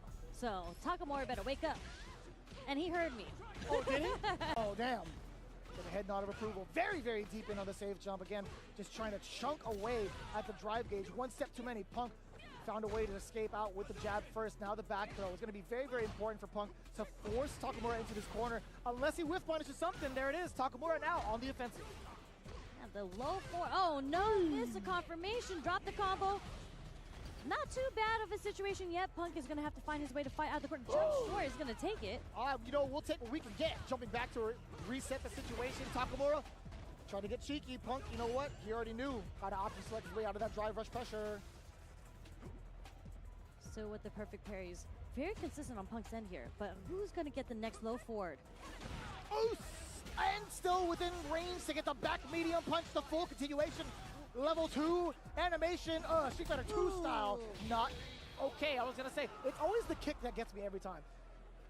The backbreaker into a small little kick just to take the extra damage? Unnecessary. He's not even gonna be able to feel it. You know what I'm saying? That's just unnecessary. He should really be paralyzed at that point from that backbreaker. You know, it is what it is. Ken's got an extra spine in his pocket somewhere. He's got it biochemically engineered. I don't know if it works that way. Anyways, Punk already on the offensive yet again to start things off. Very reminiscent of the previous game. This pressure is just too immense for Takamura to take big risks. And now Punk again with a big option select OD uppercut. Takamura, what are you going to do to catch Punk off guard? Can you do it? Okay, we're going to spend the critical art here. Not completely burnt out yet, but if Punk decides to block the next sequence, he will be burnt out. Can you fireball from this range safely? OD? You know OD fireball. Wasn't enough yet. There it is. I mean, Punk has the level 1, so it's not really checkmate yet. Not yet. But what do we see? Are we going to see the DI? I don't think so. I think Punk's waiting for it as well. Takamura knows it. Wait. Not enough damage. Oh, OD. Well, what? Ah! He's not gonna kill! Help me! Oh my God! There was a moment in time where he could have done an OD special to kill the rest of that bar. And Punk knew it. Punk got saved by the grace of time. I'm really surprised he didn't dump out for the drive rush cancel to sneak in that extra normal to get it, because that would have been it. You're right. You are absolutely right. Punk the God with a stern face as well, and a very, very close encounter. That was insane. Yeah, that was really, really good play on Punk. And I think... Yo, you got mad Labubu, son. Oh, he does. Hold up. You got a lot of Labubus on there. Oh, he's got like 4. He's got like the whole collection. I think he's got like 3. There's 3 on one chain, and then he's got a 4th one. This guy's nuts. Just walks off just like that. But you know Punk plays this matchup so much because he was punishing with a stand short into the spiral against Ken's it was either a short or stand medium kick. I don't remember stand what it was. short against one of the Jinrai Enders. Oh, that as well, yeah. Was what it was. But either way, like a Jinrai Ender off of like low kick still leaves you plus. That's why I was like, how did that even happen? I actually might be mistaken. There was something else that he punished with. You might be right. It was just normals, and I think it's usually like a regular just first half? Yes. Yeah. So stand medium kick is actually pretty negative. It's just at the tip of the toe. It's pretty difficult for most characters to punish, but because Cammy stand short goes really far, she can actually punish it. But I need I have selective memory right now. I can't remember if it was Ken's stand short or his stand medium kick that Punk was consistently punishing. And it's just like a button that Ken uses in neutral so much. So for the fact that he will shut down that one button that's used in neutral all the time that you're used to so typically throwing out to check somebody, insane. Like, Takamura really didn't have a chance to play. To an extent, yeah, I think when it came to neutral, it was a little bit rough. And it's hard to consider trying to play a ground game against Punk because, one, he's so well established in that regard. That's Punk to God. You're right. You're absolutely right. But on top of that, having access to any sort of dive kick in a moment's notice with OD especially, it makes it that much more difficult. It's like Punk 2.0. Yeah, like we saw at the very first game, we saw the interaction with the OD dive kick that beat out the low forward when they were trying to play like the neutral game. And then we saw in the second game, there was a lot of like regular dive kicks that was clipping like the stand, the little roundhouse that Takamura was introducing at first, the big old roundhouse. Very slow, actually. But yes, as we move on, that means Punk gets to move on in winners. That's correct. And then Takamura goes on in losers. But we do have our next players. Again, we just saw Mena RD play against Aqua, was able to take it over him in the mirror match. But now we see him versus NL. Never lose. For now. Is that what it stands for? No, I just made it up. I made it up a long time ago. I was going to say, that's godlike, though. And NL's name is Never Lose? Never lose. That's a god. But you got to say it just like that. Never lose. Never lose. Yeah, there we go. Like Boost. I can't believe I got you to say it. All right, so the Akuma, the tried and true, coming in from NL. Immediately with the wake up OD airball to beat the throw attempt. Honestly, why not? Why not establish it early, right? Interesting. No DI back from NL's end, but does get the parry. But yeah, it's pretty smart. Oh! Nice dive kick. Literally right when you said pretty smart, you know, Mena RD, he's definitely one to try to snipe with the anti-air, and for a good reason, right? That juggle just causes a lot. That's a big stagger off of the punish counter, back heavy. The belly flop. Take the throw, a little random advantage. The low does whiff, but the second one is too far to hit. NL recognizes and able to whiff punish with the crouch strong as the punish counter dumps the meter and takes the first round. Definitely a good call from both ends. Mena RD just a little bit shy on the range. Damn, son. Okay, firing on all cylinders for both ends, right? Mena RD, he challenged with the slide as a punish counter, got the whip punish, but now the Lightning Beast does come out. NL looking a little bit dry on the bar because of the fact that he had to respond with OD uppercut previously, but Mena RD, don't throw those fireballs too much. He's getting closer. He's now within range for a slide. Lightning Beast now on the offensive. Okay, the perfect parry. Okay, into the back throw, putting Mena, and his level 2 is over. So Mena's gonna have to find his way out of the corner, but that crouch strong, his beloved crouch strong, gets him out, but nope, back throw. Now we gotta hold on to all this pressure. A lot of jabs coming in. The VP, bam! Boom. There's a lot of damage, not gonna kill, but a lot of damage. Jesus, it sounds like a car accident. Will he ODDP or OD up ball? Oh, stand medium punch. Get out of me. Get out of my way. Sheesh. Walking up so elegantly. Low medium kick at the very last part of it, too. Elegantly. That man is sprinting when he's walking. He is gliding across the screen with his walk speed. I mean, they could be mutually exclusive, right? I mean, they could still get some elegance in there a little bit, you know. Akuma, elegant? I don't know if that's a word I would use for... I mean, he's learning it from Elena. He's a bit stinky. Yeah, but Elena, I will say, is very elegant and floaty. Very nice animations Dude, when she's walking back. You and Yipes were commentating, and he was hitting the banana. Yeah. I was dying, son. I was even doing the dance, too. I was like, oh, yeah? You were doing the Coco Air dance? Hell yeah, man. I forgot what it's actually called, but yo, shout out to Yipes for that one. That was godlike. Stinky toe again. Mena stuck in the corner. That actually stuffed the startup frames of the OD Blanca block. Yeah, that was what, a forward medium kick, right? Yeah. The below. We'll take that. Oof. Trying to serve over the platter. Instead, down below. Getting the slide. Double knees. Not afraid of it. NL. Trying to catch a frame trap. Trying to catch Mena RD. Walking back. Or jumping back, I should say. There's the counter hit again. Oof. Trying to poke back. We're seeing... Oh, wait. Too scary. Yeah, Way too that was a little scary. A little scary. I think Mena was just pressing that not to do it as an anti-air, though. But nice up back. Trying to get away from the pressure of the air fireball and the mix-up that's behind it. Yeah, you're talking about the poke game too, and again, Mena RD now being able to get a counter hit against NL the one time. That's a safe jump. Wait a minute. The beast is unleashed.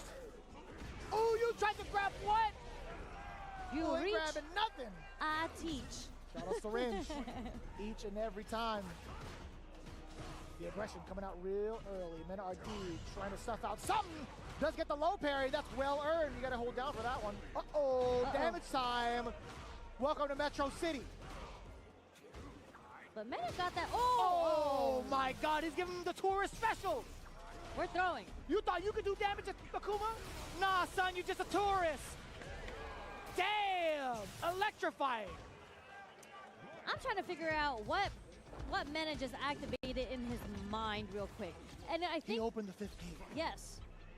Yeah, I love the result. Yeah. Yes, yeah, that's right. I actually think Mena, I think he started introducing more like whiff heavies like the roundhouse. It doesn't have a lingering hurt box, and he was able to get it started because NL tried to whiff punish it, but you can't. Like it recovers very quickly. It's kind of a tricky button to whiff punish against. It felt like it always has been, honestly. Yeah, and that's how Mena was able to get the whiff punish, put NL into the corner, and get his mix-ups going. But right now, it's NL who has Mena in the corner. Ooh! Uh-oh. Uh-oh. All that momentum all down the drain. So I thought that was going to be round 1. Match point for NL. Never lose. Never lose. Even if he does, never lies. Oh boy. There's that crouch on. On the way down, that is a punish counter on the dive kick. It does come with some risks. There is a pause in the air. Level 2 established, level 2 activated. And this is kind of where Mena shines, but if NL is able to defend against all of this, to a degree he was for a second. Oh no, he can't jump that. Wait, it wasn't enough though. Always living by the skin of his teeth, or so we thought. I don't like Blanca's smile when he's doing that. He does the slide, he's just like, Yeah, he's it so looks- happily sliding. I guess, but man, that's so devious. Nice block on the overhead. Because he knows he's hitting you. That's Yeah. why he's smiling. He's like, hey, He's like, I gotcha. made it under the on the projectile. Oh, help me. It's a little scary right now because I feel like Mena was able to close out so many rounds with the level 2, but he's nowhere close to having one for this round. So he's just gonna have to fight this straight up. That is a very, very fair deduction, honestly. And now with NL, with this much momentum, building up into level 3, this could be problematic. And Mena RD doesn't get out of the corner within these next couple of touches, it might be doomsday. The delayed crouch, strong, works for Mena, puts NL into the corner. But NL slowly fighting back. Okay, OD ball, doesn't bite on it now. Oh, did you see how delayed that stand roundhouse was? Dear God. Oh, that's too high. It's his turn, though. Oh, he was too far. That might be it. And that's going to be more than enough. Level 3 incoming. Drag him down into the darkness so that we see Elena only. Bro, Mena's like, y'all not watching this happen to me. You're gonna see Elena on the screen right now. But very, very unfortunate. Paused it back. Yo, NL stood up just to make sure. The rest of it, he clutched his chest. He's like, okay, I wanted to make sure that killed. That's wild, son. He went back to pause, and he went to the screen and unpaused it. He's like, oh, it's okay. We can hear the game sound. Like, you guys can't see it, but we can hear the game sound. And that's just such an unfortunate, like, last ender for Mena because the electricity just whiffed right outside of it. Yeah. That's what he wanted to. I'm not sure if he was already burnt out by the time he tried to let that electricity rock, because maybe he could have done like OD electricity because it moves him just a tad bit forward. I think it was a weird spacing because he had flipped out of the previous sequence and tried to do like the toe into the electricity, and it was just like a little too far. I think the normal did clip him, but the electricity again was just too far. Too far. I think that was the pushback involved, right? Yeah. Oh, that's tough. That's a tough call. If anything, chat, if you happen to clip it, I would love to see what the spacing was like, what the drive gauge was like at the very, very end. Please let us know at SherryGenix, at ViciousFGC. Honestly, I don't know. If he had drive gauge, I am almost certain, OD electricity into activation would have spelled a different story. Did he have a level 2 built up? I thought he had level 2 built up. By the time he was getting beat, like with how much was going on towards the end of that round, I think he had enough for level 2 because he also built some gauge, finding himself out of the corner because he did crouching, leading a punch. Yeah, he got the counter and hit. still was on the offensive. I think he built up enough because you were getting beat down for a lot, and you get a lot of reward on meter for getting beat up like that. So Yeah. So unfortunately, very, very sad. Mena falls into losers. Again, that was. I mean, it's very happy for NL. Depends on how you're seeing it, right? That's right. Right now, And it's the fact of the matter is, it still could have gone either way, right? I think NL. I don't know what his current record is like against Mena RD, but against the Blancas he's been playing with, I feel like, it's been really, really rough. It's like slim pickings in regards to who he has in Korea. Like, who else in South Korea is rocking this character? That's right. I don't know, but I mean, NL is very seasoned. He travels a lot, and what's really cool about Street Fighter 6 is the netcode is great. So at least being in Korea, you get the chance to play against Japan a lot. Even like China as Yeah, well. There's a lot of talented players that we've seen here today over in China as well. But again, I would love to see who the Blanco representation is or the representative is. But I know for a fact that Menardi is not one to kind of shy away from the challenge, and I'm almost positive when it comes to him and NL, they'd be like, yeah, we could run the set. I don't know if it was in the same weekend or not, but like the statement still stands. They would actually run sets. I mean, because they're technically not out yet because they're both still in just Menace and Losers. So if they make it to top 8, there's a good chance they might need to play each other.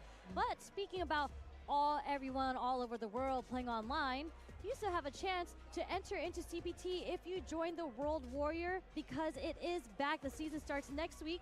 Registration is open for all events, so head on over to capcom.us/WW25 for schedule and more information, including the regional finals pricing and how to earn the coveted Capcom Cup 12 invitation. Because as we've seen, there are players all over the world waiting for their chance to be discovered, to have their debut into Capcom Cup, and World Warrior is a way to go through it. And if you look at the prize pool, you do get a chance of 2,000 all the way into 300 if you make it into the top 8 of your regional finals of World Warrior. Not bad for being able to play for free and at the comfort of your own It's free setup. to enter. It's free to enter. It's US West is next week, by the way, so you should enter. I'm not allowed to play, Sherry. Oh, that's right. I'm sorry. But what you guys can do, if you guys want to get the bigger challenge, right, you want to get the full offline experience, you can head on over to the next CPT event. That's right, the Capcom Pro Tour is having their official stop over at Blink Respawn 2025 over in the beautiful, and I do mean this, the beautiful Dominican Republic. Register now to make sure you are part of all of that energy, all of that action, because I guarantee you, if you take time out of your busy schedule to hit up Blink Respawn, you'll have the time of your life. And I promise you that. I promise you that. Yeah. It's such a beautiful place. And the vibes there in general, top tier. I mean, I'm trying to go to the beach. To the beach. Well, And you the know, Dominican Republic. that's, for the DR. For the DR specifically. Again, Blink Respawn 2025. Be sure to register now. Yeah, and as we're talking about more Street Fighter 6 action, what's really cool is that Stage Jam Slam is back. It is right around the corner, Stage Jam Slam 5. So instead of competing and whatnot, if you want to watch, you can watch your favorite creators and streamers learn from Street Fighter 6 pros and experts as they compete in Street Fighter 6 later this month. So all you got to do is tune into the round robin matches on June 25th and 27th, and the team final matches on June 29th, both on Twitch and YouTube, and all the matches are starting at 3 p.m. Pacific. Damn, I gotta lock in for that, because the last one over in Japan, actually everything that led up into the finals in Japan with Reject was a banger. I definitely lost hella sleep watching that event, and you guys do not want to miss it, especially with what's on the line. Sejam Simon is doing a great job. Sejam, I see you, boy. One of the GOATs. And going into it right now, we talked about some of the peripherals that were up on stage. One of them happened to be a Victrix. You can check it out for yourself. The Pro BFG was on display just a little bit ago with Junior, and you can test it out, especially if you're a grappler main. However, if you still got your own preference, we have the Pro Fight Stick, we have the Pro KO. You guys can also check that out over at VictrixPro.com, and you can unlock a 10% off offer right now by visiting during the CPT. We got those bad boys right on deck. Yeah, I know you have one that's really near and dear to your heart. You got it fully customized. I do. I mean, yes. Very, very fully customized, because I got my girl Sea Viper over here. Obviously not this one. This is the one that you can get at the Victrix booth right now. It is the Pro FS controller, the newest one with the little touchpad, and this is the anodized purple. And obviously for every... Anodized? That's crazy. What? I don't know anything about colors. That's cool. Oh, yeah. we can discuss that later. But at all the Victrix booths, if you go, they always have their laser engraving, right? So if you bring them your Victrix stick, you can get your own engraving if you have your own art. But this one is the CPT Pro Tour. That's kind of sick. One. It's sick. It's sick because it's purple and it has a stick. So this is what I would That's do. why you have an affinity towards purple. That's why you know the color. Is this gunmetal black? That's actually anodized black. Oh damn, I am bad at. All their colors are anodized. So it's a. That's a word I need to figure out. Yes, it's a method of how you apply like a sort of paint color to metals. Okay. Well, I'll figure it out hopefully by the end of the break, because if I hold this again and I don't say anodized, you're gonna fire me. But I'll tell you what, man, we still got so much more to go throughout the bracket. Isn't that right, Sherry? Yes, we do. So you guys don't want to go anywhere because wait. I just wanted to hold it again. I like the buttons. I didn't realize it. Sorry. You go ahead. Yes. We're only halfway through the Street Fighter 6 matches, and this is the last block of tonight. So the remaining matches, everyone's going to try to qualify for top 48 tomorrow, and this is it for round 2. So you want to make sure you don't go anywhere. Grab a drink. Stay tuned for more Street Fighter 6 action. You like my backwards uppercuts? You're...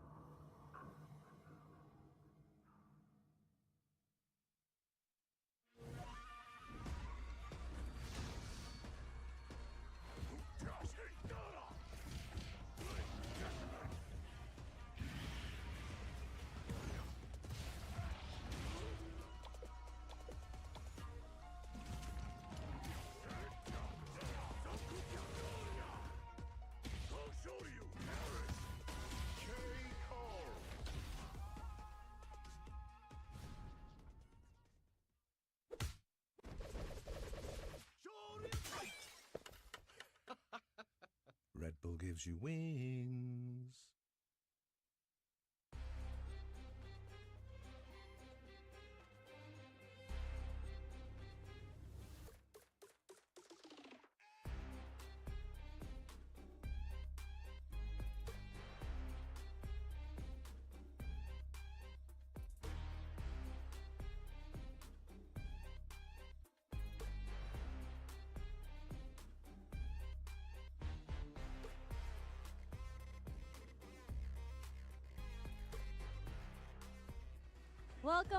Welcome back for more Street Fighter 6 action. It was just a quick break, so I hope you got enough water, maybe some Red Bull to make it through for the rest of the Street Fighter 6 matches. I don't think you'll need much caffeine though, because the adrenaline is pumping. Things are hot right now. We have the very last block of Street Fighter 6 in the top 129, something like that. But again, these are the last matches. Whoever makes it through this is going to qualify to play tomorrow in the top 48. You don't need any math to know that there's going to be action on the screen regardless of where you're at right now. You guys got to stay glued in to what's happening because we have up on stage pretty soon. Ooh. Yeah, you see it. We're definitely going to cut to My it. Viper God. Oh, yeah? That's a Viper God Sir right Latif? there. Sir Latif. Oh, Unfortunately on the M Bison just for this moment until the beautiful Sea Viper comes out. And then funny enough, Damascus actually tweeted about this, but when we talked to Latif yesterday, he had just beaten Moke. Oh, and then yeah, that's right. he was like, I just want to make sure that I'm still competing and active and doing well because I don't want anybody to say that I got carried by Sea Viper when she comes out. That's why he's cooking with Bison right now. I was... I saw him win on day one and clutch it out, and I walked up to him. Oh, yeah. I was like, you're carried, you're carried, you're carried, you're carried. And Yeah, you were there. yeah, he gave me the biggest smile and the biggest hug. I know for sure he would have bear hugged me and body Yeah. slammed me because that guy's buff. But no, I mean, I love Latif, man. I think everything he's done for the NA scene while he was here, when he was studying in Arizona, Yeah. man, it was mad inspirational because we never seen Sea Viper move like that. Yeah. No, I mean, like, Yeah, preach. Yeah, it takes you back, doesn't it? Yes. I watched so many of his videos, and I randomly watched Sea Viper videos in Street Fighter 4, by the way. And then when you look at how clean his play was, like, it wasn't just him. Obviously, there were other Vipers out there, Wolf Crone, JCA, shout out to Jace. Like, That's right. They Even were Flash all- Metroid at some point, too, that's right, He was Flash. so dominant. Everybody actually touched Sea Viper at a point. Like, Combo Fiend was Sea Viper Oh, top yeah. 8 in Street Fighter 4 in EVO 2009. Like, there were a lot of Sea Viper players out there, but Latif really took her to the next level. And when people started talking about how cheap she was, they were either referring to, like, Latif or Wolf Crone. So I think those are kind of like the two debatable, like, best Sea Vipers in Street Fighter 4. But anyways, we're here in the Street Fighter 6 era. She's not out yet. So... What a way to just cut that off. She's not out yet, guys. I can rant all day about fine. how sick Sea Viper is, but I will wait for her to come out in Street Fighter 6 before I, start ranting about her even more and how, like, the best character she is of all time. Just by default. By default. Easily yeah. the coolest character of all time. Okay. I Easily. like that. I think we're going to get the bald guy first, right? I think it's going to be We summer are. We're seeing 2025. Sagat. We're seeing the king come out first. Yeah. It'll be Sagat. It'll be Sea Viper. I'm gonna find an eye patch eventually, and I'm gonna wear it on stream. I'm gonna wear it on stream at least one time. You can cosplay Sagat if you wanted to right now. Just put the eye patch on. I'm take working your shirt on off. it. I'm working on it. No, the shirt stays on. All right, it's gonna be all costume number 3. Maybe I'll put a basketball jersey. Give Sagat a basketball jersey too. Why not? He's actually very tall. Isn't he like 6'4" or 6'5" or something? He could be a great basketball player. I think he's past 7 feet. Is he? I think he's past 7 feet. It makes sense based on how tall he is on the screen. Compared to all the other characters? Yeah, that guy's a but monster. then how tall is Hugo? And Abigail? He's huge for me because he is a giant. He's a giant. He's Andre the Giant. Like width and yeah, he's and height. big and he's hefty, but he's all muscle. Speaking of all muscle, dude, I knew it. Sagat 7'5". 7'5". He would without be, shoes. He would be on the Lakers team right now if he was bald and 7'5". LeBron has something else to say about that. I don't think LeBron's a Sagat LeBron fan. understands the baldness. He's had that struggle. But anyways, the players seem to be ready. We do have Latif, as I have been talking so much about. Latif versus Boos Lee. Master Boos. Master Boos.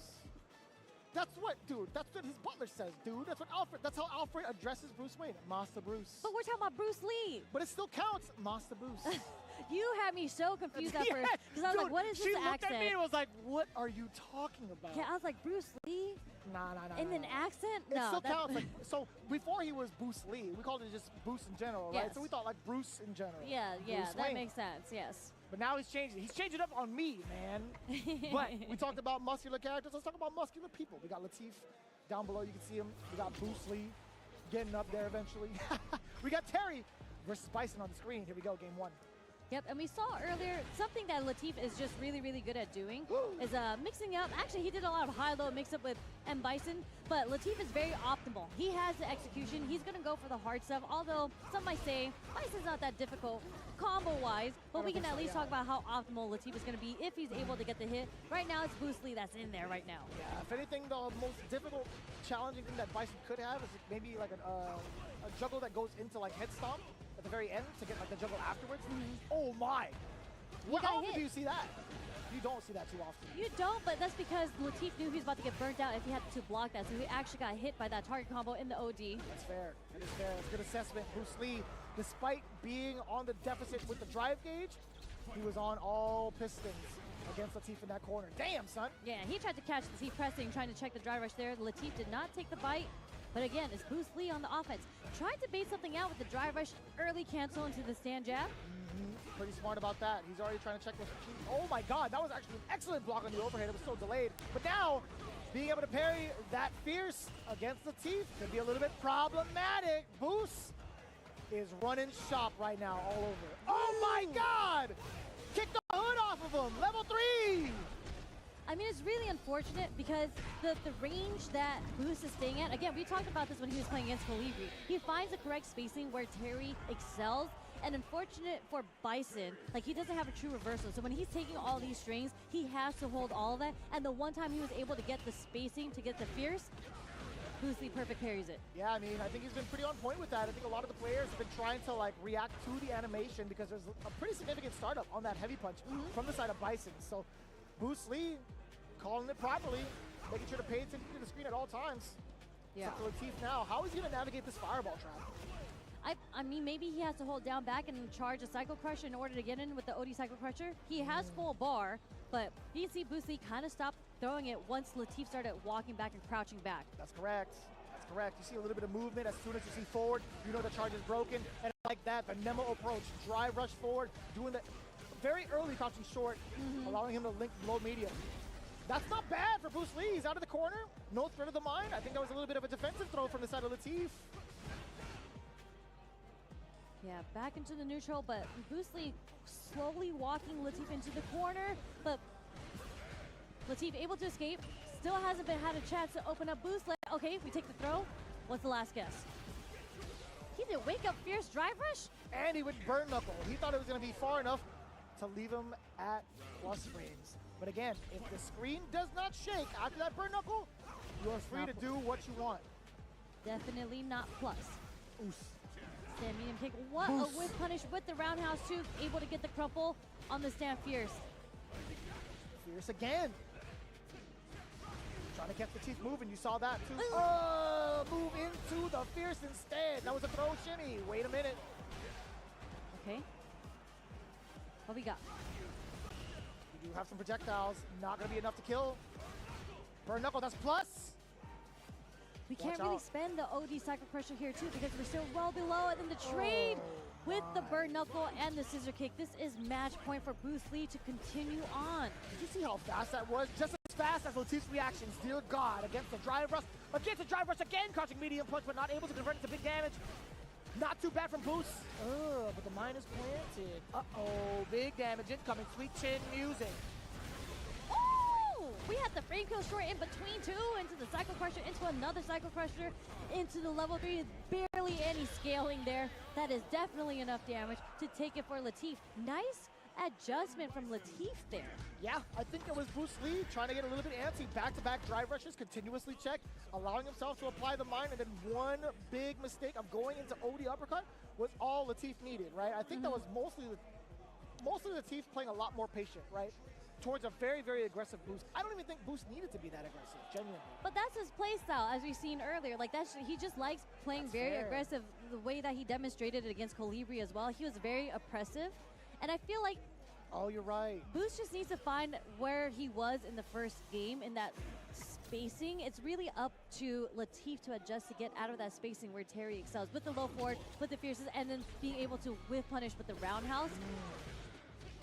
That was sick as hell. They both started the round with the drive rush.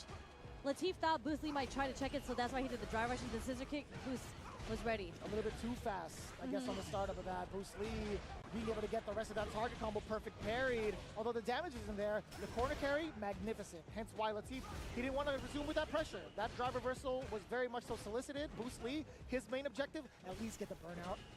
He's trying with the roundhouses. Latif neutral jumps. Boost Lee thought he was going to try to jump out and What tried to in do the hell that. is that? It was on his back pocket. Jump Why back was there a medium hitbox kick? there? Uh-oh. Back there with punish counter. Let's see if Latif can get any pressure off of this. He's just like a little too far for the crouch strong to get blocked. I can't believe Bruce Lee was ready for that. Honestly, we've seen that happen a couple of times over. Seeing that lingering hit. Ooh, wait a minute. Hitbox against a Bison that's trying to escape out of the corner, but that was still mad awkward. Latif really hasn't found the option against these ground fireballs yet as well. Like he's just like nice perfect parry. Didn't see the drive rush cancel into it. Yeah, and you see, Bruce Lee is still doing it despite Latif not even managing a charge, right? Oh boy. And this time, we see Bruce Lee respond with the drive rush crouch short, and that does catch Latif. Like it's really, really nice to see how they adapt and condition somebody. Because you saw Latif was standing and trying to parry the fireballs, and then he catches him going low. Oh, he committed to the string.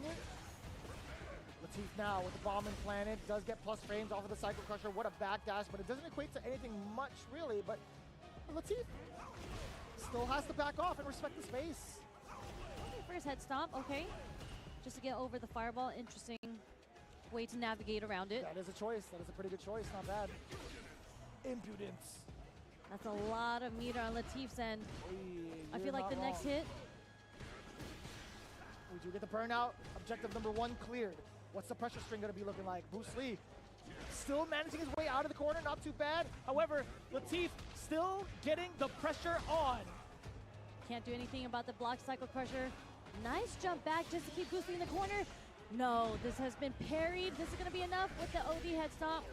Drive rush, crouch fierce. Now you got to switch the soundbite. You're parried, you're parried, you're parried, you're parried. Voila, you're parried. Oh no. I Not call that anymore. the Noah. The Noah? The drive rush low, whether or not it hits, and then drive rush cancel again just to burn 3-4 bars at the beginning of the round. Fair, that's fair. I definitely called it the Nemo earlier because I seen Nemo do that with Bison in the early phases. Ah. What's really smart about Boost, and he can correct me if I'm wrong, but he didn't give Latif a oh no, hold up. I say that, and then he gives Latif a chance here. So hold up. Oh, give me It's some not of that. burnout yet. Not quite. Bar and a half. Yeah. Bar and a half with an extravagant amount of damage behind it. We'll definitely take that. Latif, what are you going to do now? Oos. Yes, sir. Again, getting that objective off the table. Pretty important to force Bruce Lee on defense. Or so we thought. Okay, trade.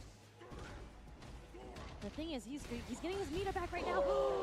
He can dump it. Is it enough? No.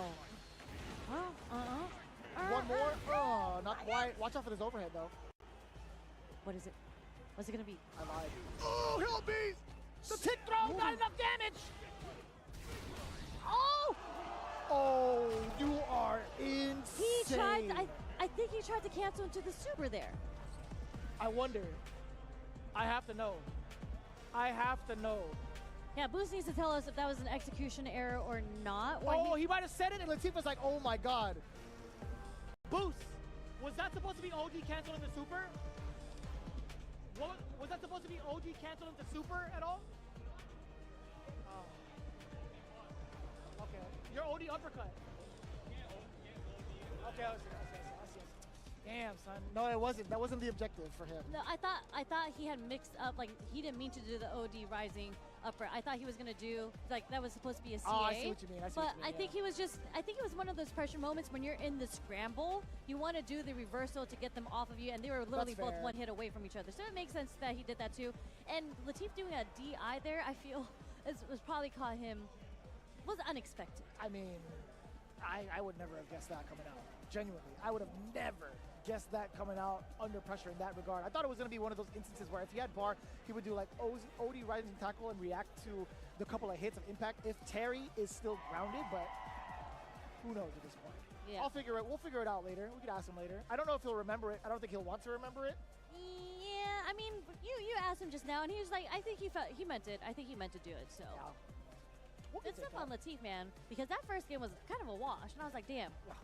And I felt like the strategy that Boost had going into that very last round, because he played super aggro, I mean, still typical, still standard, but he did see like the 3 bars on Latif's end, so I feel like you really don't want to play kind of the patient game and give Bison a chance to even get the bomb setup started because of all the damage he can have when he gets it started. So if you're able to apply that pressure, Latif introduced drive reversal 2 times throughout the whole set. Like, he actually wasn't pushing Boost off away from him. I felt like if he just felt like he smothered him, he wouldn't have given Latif a chance to get that damage off. But all it took was one crouch strong. I think so. Yeah, I think that makes a lot of sense. Like, we're going to have to watch that back for sure. I think there were a couple of moments where there were a few hiccups from the side of Boost. I think like, trying to recognize when to really go full throttle. I think he had really good shining moments as to when, but I think him kind of letting off the gas towards the end of it was kind of his downfall. Again, letting Bison breathe like that is kind of problematic. Yeah, but I mean, it is We what can say it it. is.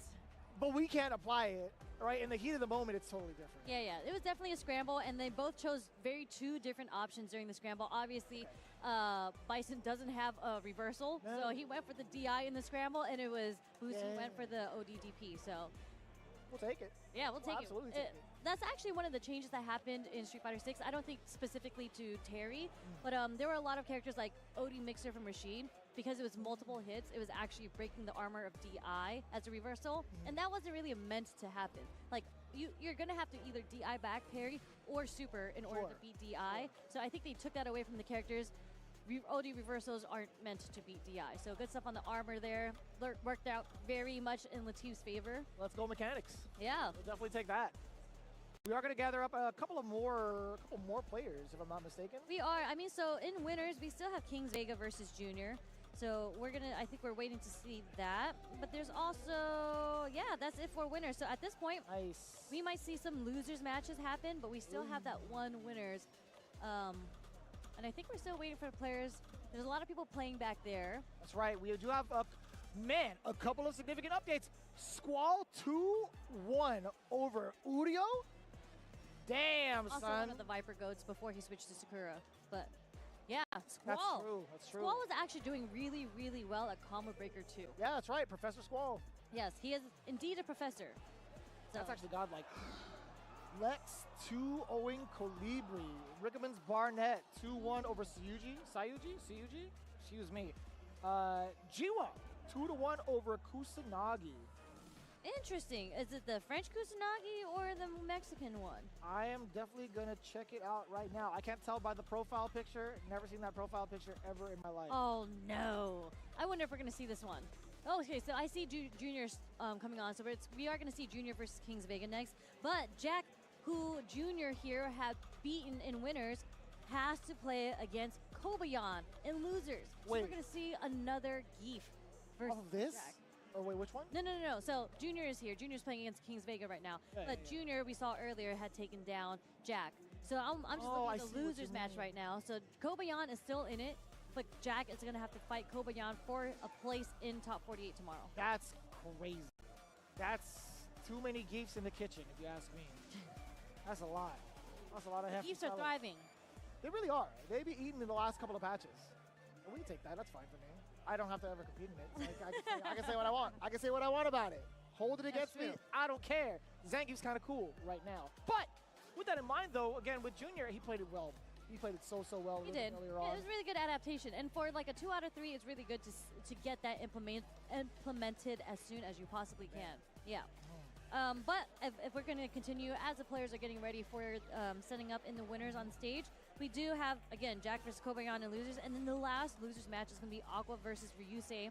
Aqua, unfortunately, took down the hometown hero, Team Liquid's nephew. You owed him.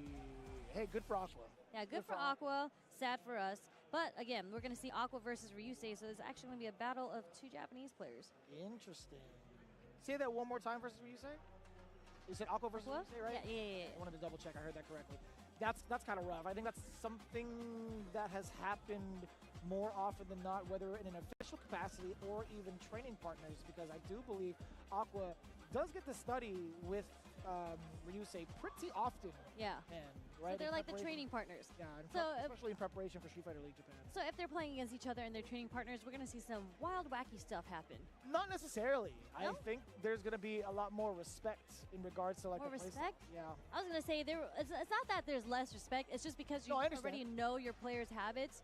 You're going to start doing some funky things that you typically wouldn't see in the first round Yeah. or first game in a tournament.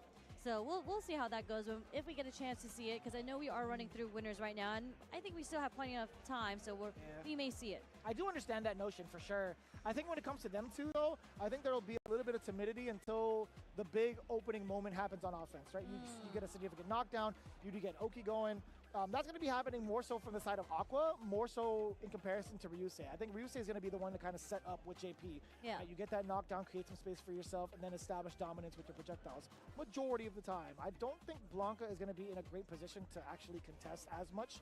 Sure, you can navigate around ghosts. You could possibly Blanca ball around maybe departure if you read it correctly on time, etc. But Triglav is just too much of a problem to stop, or at least for Blanca to navigate around, genuinely. I was going to say, I think it's going to be a battle of who has better usage of the level 2s between that matchup. That is fair. That's a pretty fair assessment. Yeah, we could definitely see that happening. It come to fruition, but as it is, we'll get there when we get there. In front of us, however, JR Jr. is going up against Kings Vega. Last time we heard of Kings Vega, over at Topanga, if I'm not mistaken. Is that where it was? I- Oh, yes, that's right. Yes. They were playing matches. He is very actively competing in Topanga as well. Wins and losses. As it is. A decent record. Here we go. Kings Vega Jr. Game 1. Immediate crouch short from Junior. That's actually a button. It's funny because when I see Zengi players, they like doing a lot of stand shorts. Junior has consistently been using crouch short. Ooh, I mean, it could be further. Perhaps. Actually, I wouldn't know. I mean, all the Zengi players, you got me. You let me know. I haven't been able to test out the normal myself. But I'll tell you what's further. Kings Vega's reach so far against Junior with a big whiff punish. Not ready for the splash. A little awkward spaghetti. And it's funny because the stand medium punch is actually pretty difficult to whiff punish against Zangief, but because they had extended his hurt box, literally just him as a person, as a body, he's a little fatter, so it leaves him more open to getting whiff punished. Listen, it's bulking season for Zangief. It's bulking season. He's already My man's leaned out. eating. Yeah, he be eating. That's in more ways than one. That man be eating. Oh, my man is tired. He doesn't even have one of his arms up. Oh boy. Oh, hella damage. All right, we'll take that. Not at all what Junior wanted. I think he had miscalculated the timing to get Blanca airborne into the lariat, right? Yeah. That's usually what the Zangief players would go for. And you don't see it from Junior's reaction, shaking his head. He had to force the kill with a level 2, but again, not what he wanted. Yeah, not at all, especially when you're holding the level 3 as Zangief. Yeah, I think what it is like after splat, backdash, neutral jump. Yes. It's like the neutral jump, you whiff, and then you do the lariat just to get the second hit. Exactly. And the lariat gets you a juggle. But anyways, Kings Vega activating the level 3 just to build some bar back and just put him a little bit of a life lead against Junior. Maybe a lot of a life lead. Damn. We'll take that gamble. Oh no, we're a little bit too far. Little fella.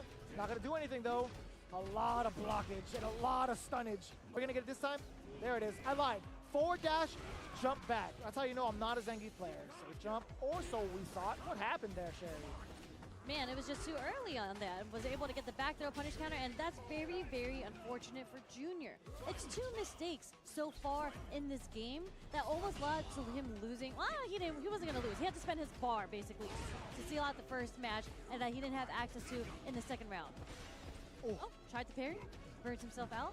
a little bit dry in the knees. Still managing to get a throw. Activate little buddy. You know it. Kind of following suit behind him. The platter. Okay, raw level 2. What you got? It's building him enough time to get his meter back there. So, it's some usage here with the level 2. Slowly draining down the timing of level 2. Yeah, it's kind of rough to justify it, right? I felt like he used it as a means to regain. Uh-oh, hold on, wait a minute. You trying to press a button against the Zangief trade? Get run over. We're back to being even now. He actually still has level 2 left, yeah. Let me take him into the corner. Is he ready? Oh, he got hit. Wait, he got one more guess. Be gone, get off of me. What are we going to see here? This is going to have to be a comeback for Junior, like a sweep or something. Yeah, please don't slide. Oh, it's a too little far. too far. Punish, counter, still within time. Drive rush forward with a standing light kick. Excellent choice from Kings Vega, knowing full well Junior had committed to the string, but it being a little bit too far out because of the pushback as well. Yeah. Not able to sustain. Oh no, Junior's got his hands on his head, yo. I mean, things just worked out so unfortunately for him, and that's actually been a very consistent Geef problem, that if you're able to get the punish counter off the Stampedium punch, if they're just at the tip, the second one does whiff, but he felt like it was a little close enough, and he committed to the target combo, and there's so much recovery on it. First game, really, if it was played without being a little sloppy, Junior would have taken it, and he knows that. That's why he's feeling this way. But, you know, we continue. We move on as pro players. That's what you're supposed to do, but right now Kings Vega taking full advantage of that. I feel like the momentum, is on his side despite being at the guard gauge deficit. Look at that, air ball in a good way. And with this, he's able to gain his gauge back, like his meter back already. So, Oos. Nice check. At least to check on the walk back, at least to halt Kings Vega, excuse me. They don't want to just throw it out there for no reason. Oh my! Excellent defensive jump back too. very good stuff on Kings Vega so far for recognizing or changing up his defensive pattern. Because Junior did a driver earlier, and there we go. That's the connection that he was looking for previously. Damn. That actually goes into level 1. Oh. Whether it did earlier or not, Kings Vega still, oh, that's so cool. Still manages to maintain bar, builds himself another one into that full combo. Now looking at Magic Point, you can see the stress, help me out, Roundhouse, come here. Oh my. Bird out in the first 6 seconds? Good, I like that. Shades of Noah. Kings Vega, I see you. Yeah, Kings Vega has actually been burnt out for, I think, every single round so far. Junior, I think this is the first SPD he was able to get on him, and the jump back airball is able to beat the wheel kick. Okay, we're applying pressure now. And there it is. He tried to DI back. You 100% saw that coming too. Junior fighting back against the cause of defeat. Yeah, he's fighting for his tournament life right now. You have to at this point? Wait, I lied. No, this winners. That's just still tournament life. He just has a second chance whoever loses here, but... True. Very true. Ooh, we'll take that punish. Any day of the week, dash up. Got the knees, that was plus. Oh, here we I go. lied, knees are not plus. My mistake. Back medium kick is plus. But either way, set up little fella. Recovered in time from the immediate throw. Blanca chance, so... He's walking away from the danger. He's like, hey, Daddy, I'm out of here. Uh-oh. The level 3 is able to beat the Sam medium punch. Junior's gonna have to find a way. Oh, help me. Oh, a little bit of bar left for Kings Vega. He's pumping the brakes just a little bit right. He's trying to look for a counter poke. Junior. Dang it, man. Still trying to get his way in. That could have been so much more. You actually still get the SPD. My man was banging on his chest like he was Kobe. He was slapping. He was like, yo, come here, you. I've been trying to get you in this for days. I mean, he was a little nervous there because I think he knew that he dropped the combo into the OD Larry to get the level 3 off, but luckily was still able to SPD the drive rush that was coming at him. So he lives to fight another round, another game. Yeah, he sure does. He definitely does. He needed that. Of all people, he needed it the most. Yeah. He was stressing out, Sherry. Blanca Chance live. Doesn't get the perfect parry. Blanca Chance saves This guy's him. sick. This guy, Kings Vega, is actually kind of sick. And you can't even try to contest as he's jumping backwards. What a counter hit decision! My man threw out the crouching medium punch at the perfect time. And speaking of perfect timing, perfect on the board. Match point for Kings Vega. Yeah. Very unfortunate for Junior there because he tried to whip punish the button that he saw with sweep, and it was just a little too late. Kings Vega was able to get that crouch strong. That's how he got that setup. But this is going to do some damage because that was a punish counter. SPD, the first one of this round. Where are you going, bro? Sit him back down. Send him to his room. Bang! Night, night! Back-to-back perfects. Let me get a triple now. You want another one? Yeah. I don't know. They both got level 2s. I feel like we're going to see a Blanca level 2 come out right now. That can still be a perfect for Blanca. Oh, Never mind. You know what? Don't worry about it. Level 3. What a backdash. Very unfortunate for Junior. He spent all his meter and not going to burn him out. He still has a little sliver, but the next block that he takes is going to burn him out. Not too bad for him, honestly, because of the charge fierce that he has. you are a genius, but so is Kings Vega. You called it right from the side of Junior. Kings Vega, definitely ready for it. That should be lights out. Even if you have armor, not much you can do, and Junior in pain. He is just not having it. Obviously, it's like, it's a tough call. Kings Vega was the one that called it off correctly the entire way through. Aw. If Junior makes a mistake, that's on him. Yeah, let's go.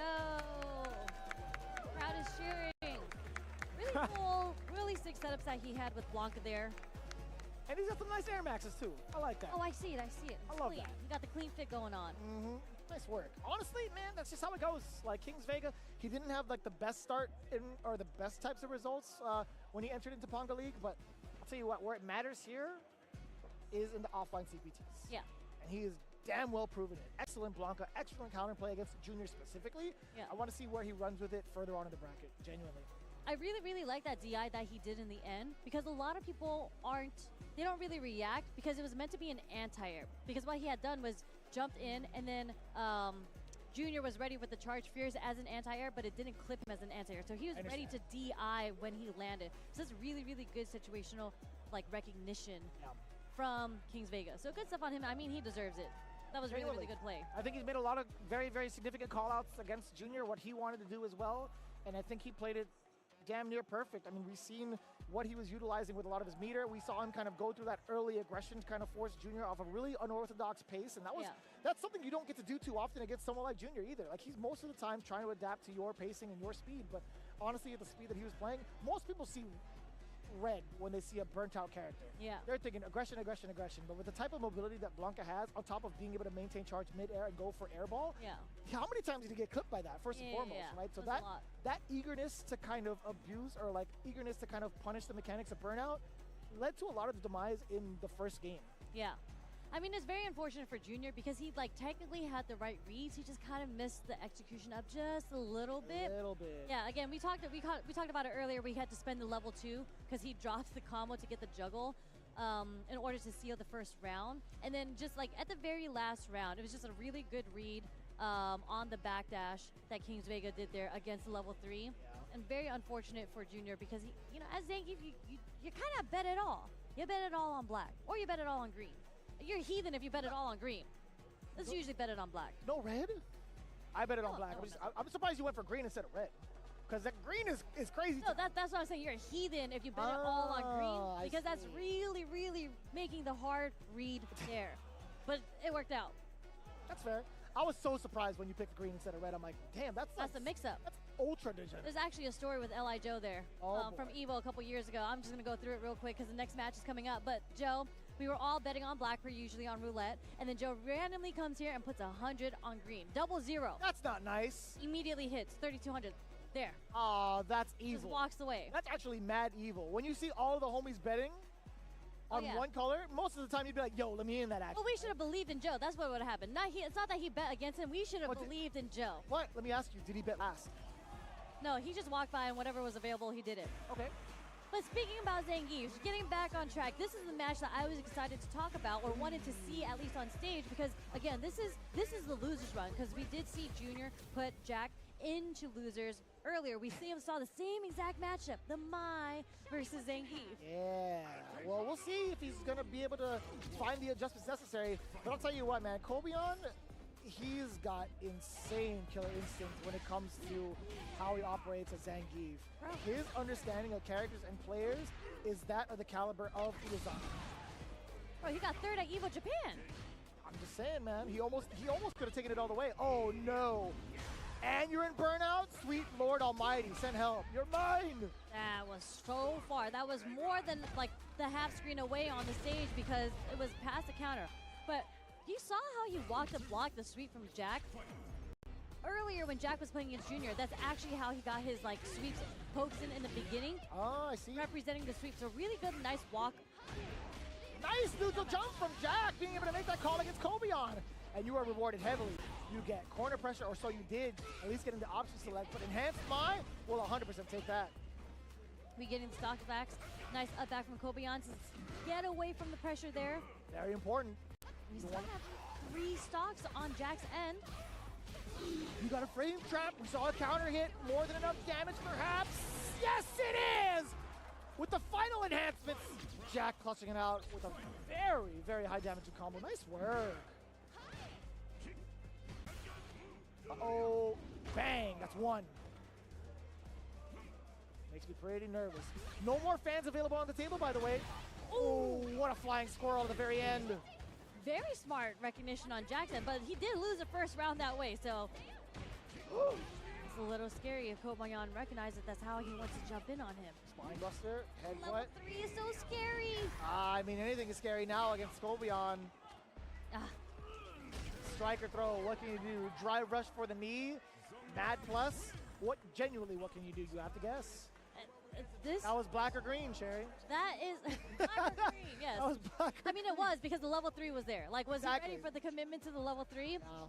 I mean, are we really going to see the jury work, like, come out here? Because we've only seen the Mai come out against Zangief. But honestly, I don't think Jack likes the jury Geef matchup, I was which just is why about to he's- ask, right? I was going to be picking at a little bit of the personal relationships now. What is it about Jack when it comes to the matchup? Like, why is he so reluctant to play jury?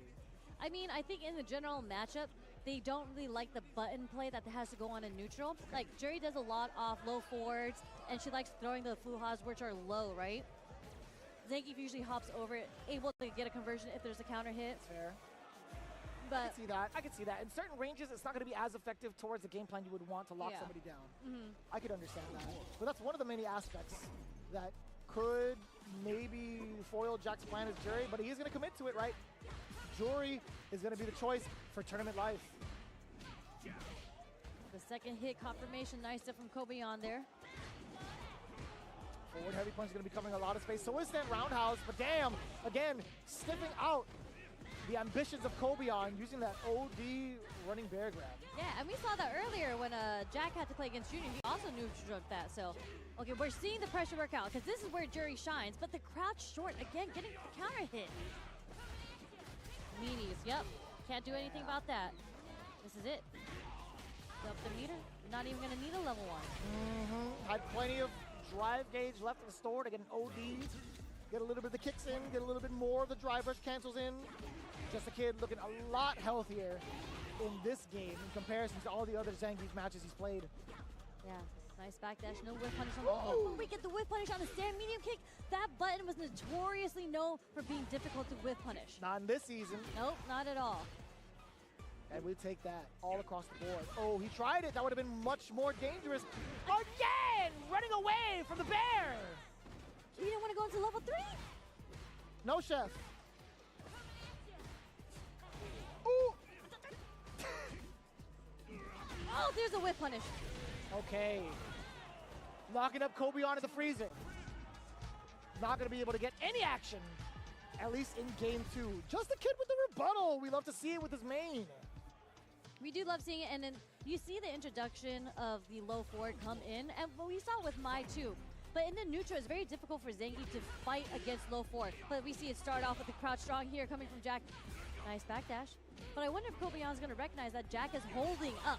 He has. He has indeed. He actually threw out 2 crouching medium punches after that drive rush. In other words, 2 in a row and then 1 standing chop, right? So he's well aware, but just a kid, he's not easy to predict. He's not easy to predict. He's still willing to hold North against some of the big reads of Kobayan's SPD, and guess what? You're going to be eating the rest of this combo. You might have to go into level 1 just in case, and he does so successfully.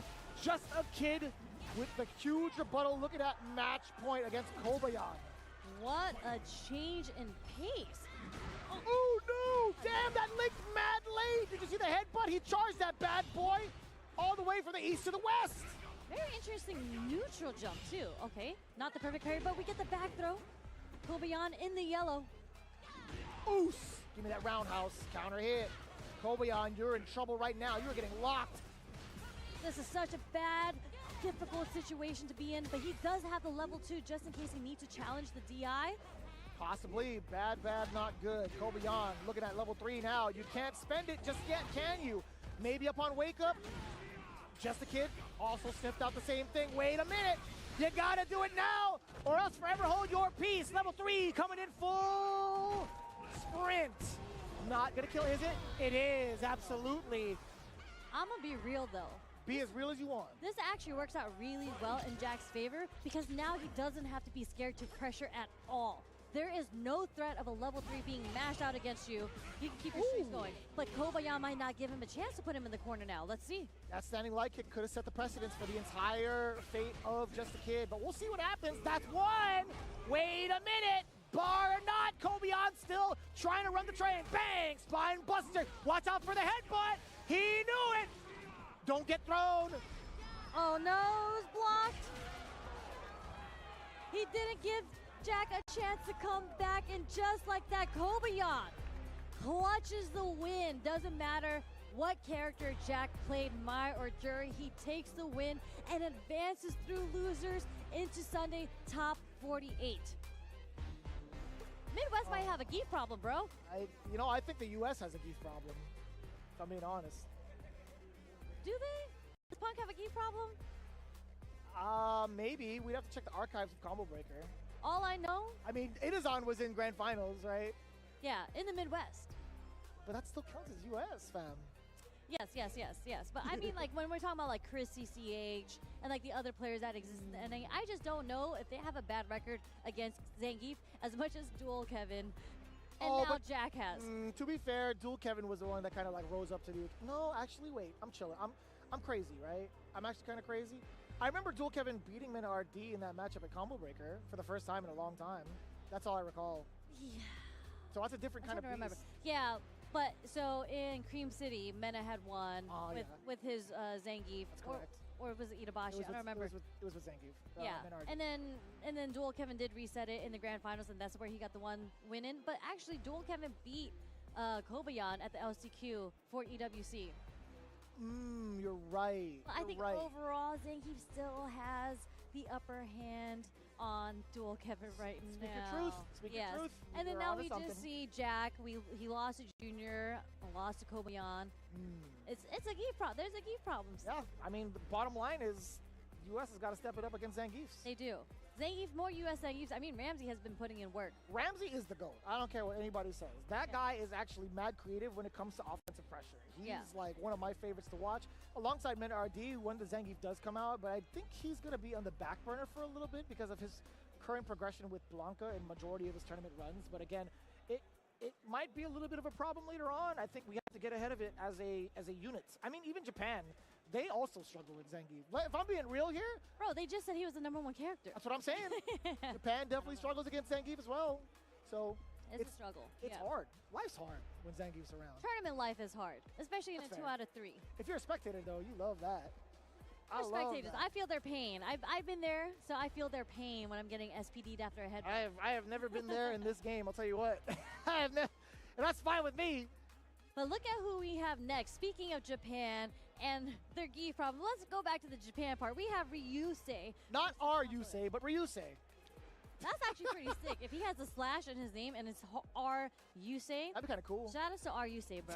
Yeah, it is definitely 100% Ryusei. Sorry, production. We are so sorry. That's definitely Aqua under that mask. No fooling. Oh, come on, guys. We were just kidding. But what a cool team name, too. Scars with a Z.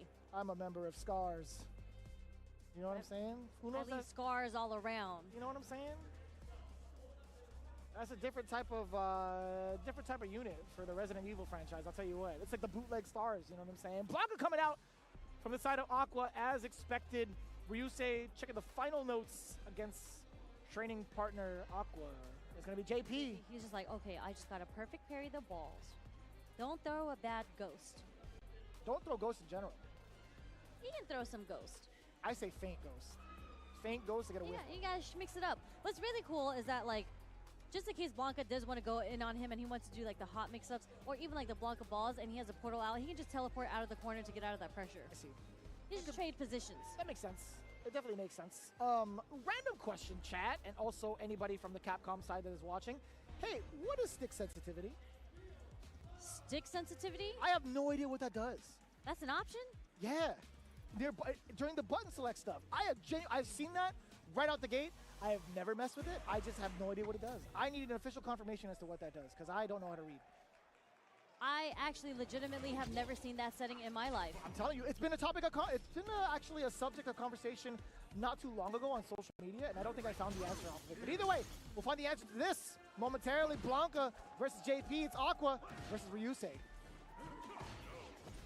Okay, there's a fake ghost that you were talking about. Aqua did try to check that drive rush, but Ryusei with the cane coming through actually takes priority. It's kind of tough. It's kind of tough to manage, right? Especially with the hitbox that it has. Also at that speed. Oos. With the fierce. Okay, set up the portal.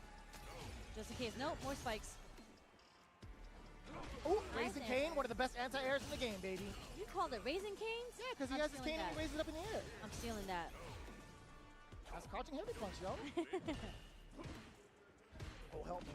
A little bit of a dance-off. Ryusei showing off that crouching medium. Oh, can't do it again. Can't be dashing up in his face. That cane is putting in some work right now. Oh, again! Jesus. Ryusei with the control. Not much else to commentate on that one. That was pure dominance. Why did I sound like a sports announcer on that one? Jesus, dude. I mean, this is a sport. That was very pure dominance there. Aqua did Random on not. my part.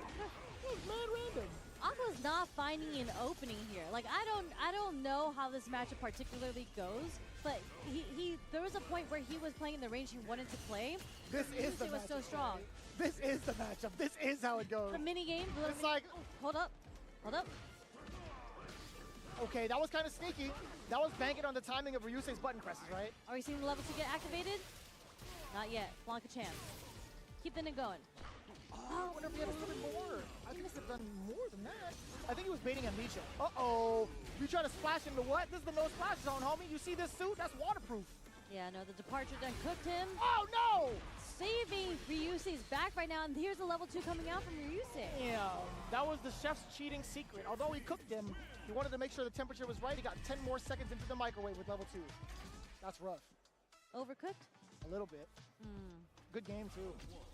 GG's. On to the next. God bless you, Sherry. Oh, help me. This game is just so much to deal with if you're Aqua.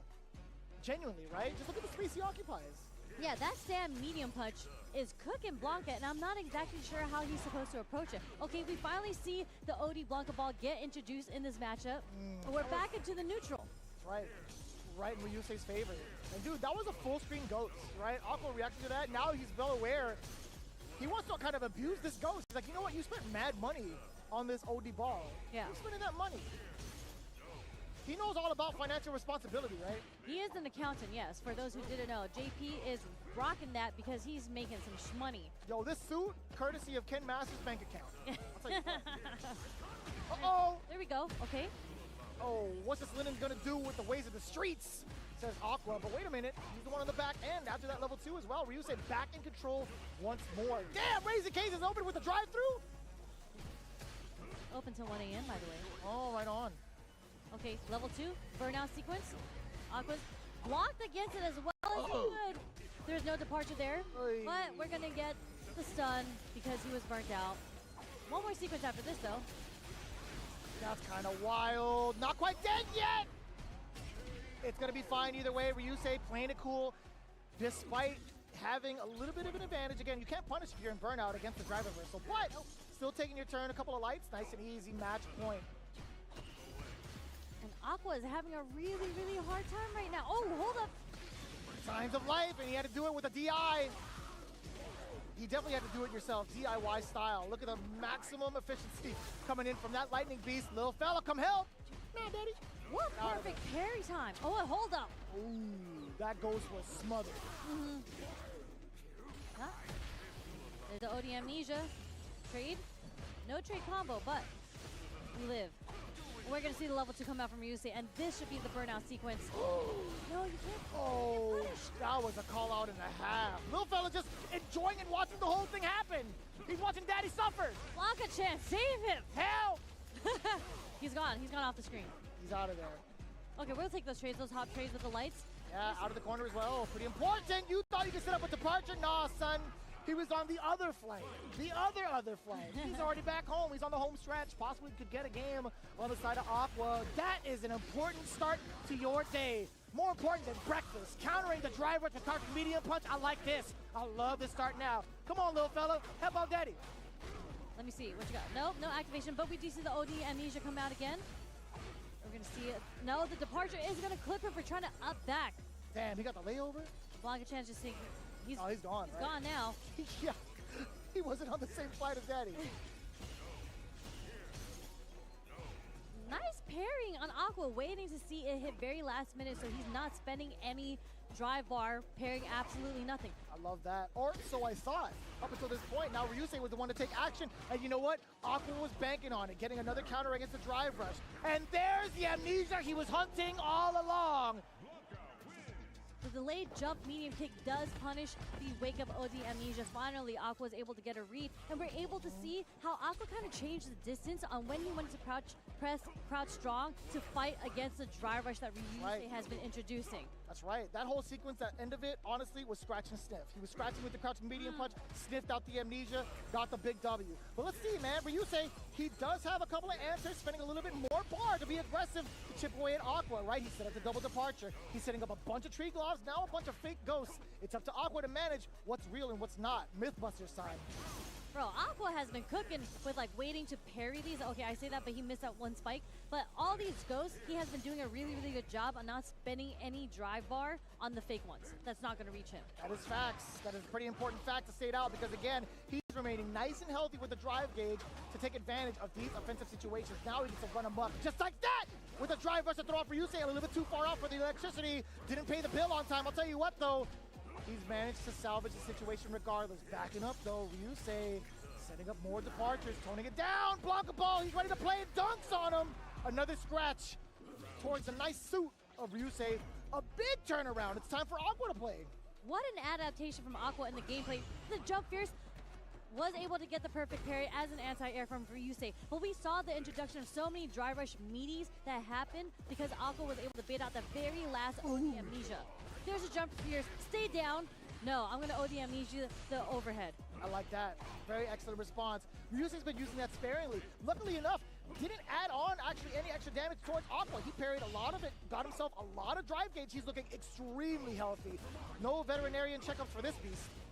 And they're both sitting on the level 2 as well, but Ryusei more so in the orange right now, slowly gaining the green bar back, so he doesn't want to activate level 2 yet. They want to activate level 2 when they're close to burning them out. This might be it. Oh no, that's why he up back to get away from the pressure. Ooh, I love that. The slam down, beating him to the punch, quite literally mid-air. Aqua in control yet again. Level 3 is intact. He could go for a giant punish, a giant whiff punish that is, and could drain out Ryusei, and Ryusei knows it as well. Hence why he's trying to get the first strike. That is everything to set up. Departure? No, fake ghost. No, we're trying to bring Aqua down into the orange, and this is where he's going to activate straight into the level 3. I don't think it's gonna kill. I don't think so either, Sherry. But he's gonna have a sliver of life left. Oh, but he's in such a bad spot. So much chip damage could come out. Ryusei can't clutch it out. The Blanca Ball hit from downtown. Wait a minute, Triglav. Oh my God! Out of the bushes into the ring. Ryusei now. Ding, ding, ding. That is it. Damn, son. Aqua with the call out to survive. Are you kidding me? That is CPT material right there. Aqua, are you kidding me? And a gentle thumbs up. I like that. He's like, yeah, I did that. No, I'm serious. I did that. Yeah, he did. He did the empty jump, critical art there. And again, so smart from Aqua there because he was burnt out. There's literally no situation that could have played out any differently because he had to go for the chip. So what he had to do was do the empty jump critical art. That was the only thing that was the winning decision to do, and he was able to perform and execute. So definitely well-deserved to Aqua. He moves on in losers into top 48 tomorrow. I need to time out. Are you steaming? You good? I'm steaming. There's steam coming out. Dude, I am burnt out is what that is. I ain't got no meter to me. That was a call out of the century. Honestly, that was mad clutch. To think about that at the very end, to bank on Ryusei trying to do a tree glove upon landing, that is so damn sharp from the side of, hello, so damn sharp from the side of I hear you Aqua. say hello.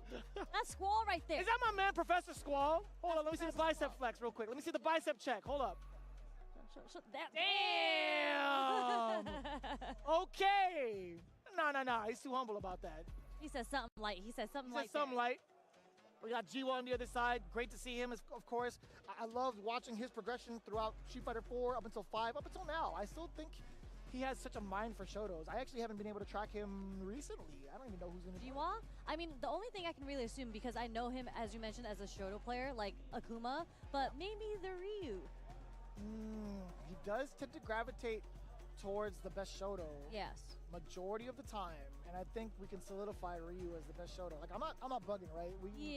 I think at this point it would be Ryu overall. Universally is like the best Shoto, but all the Shotos do well in this game. But what's funny is that Squall now plays Mai. So. Oh.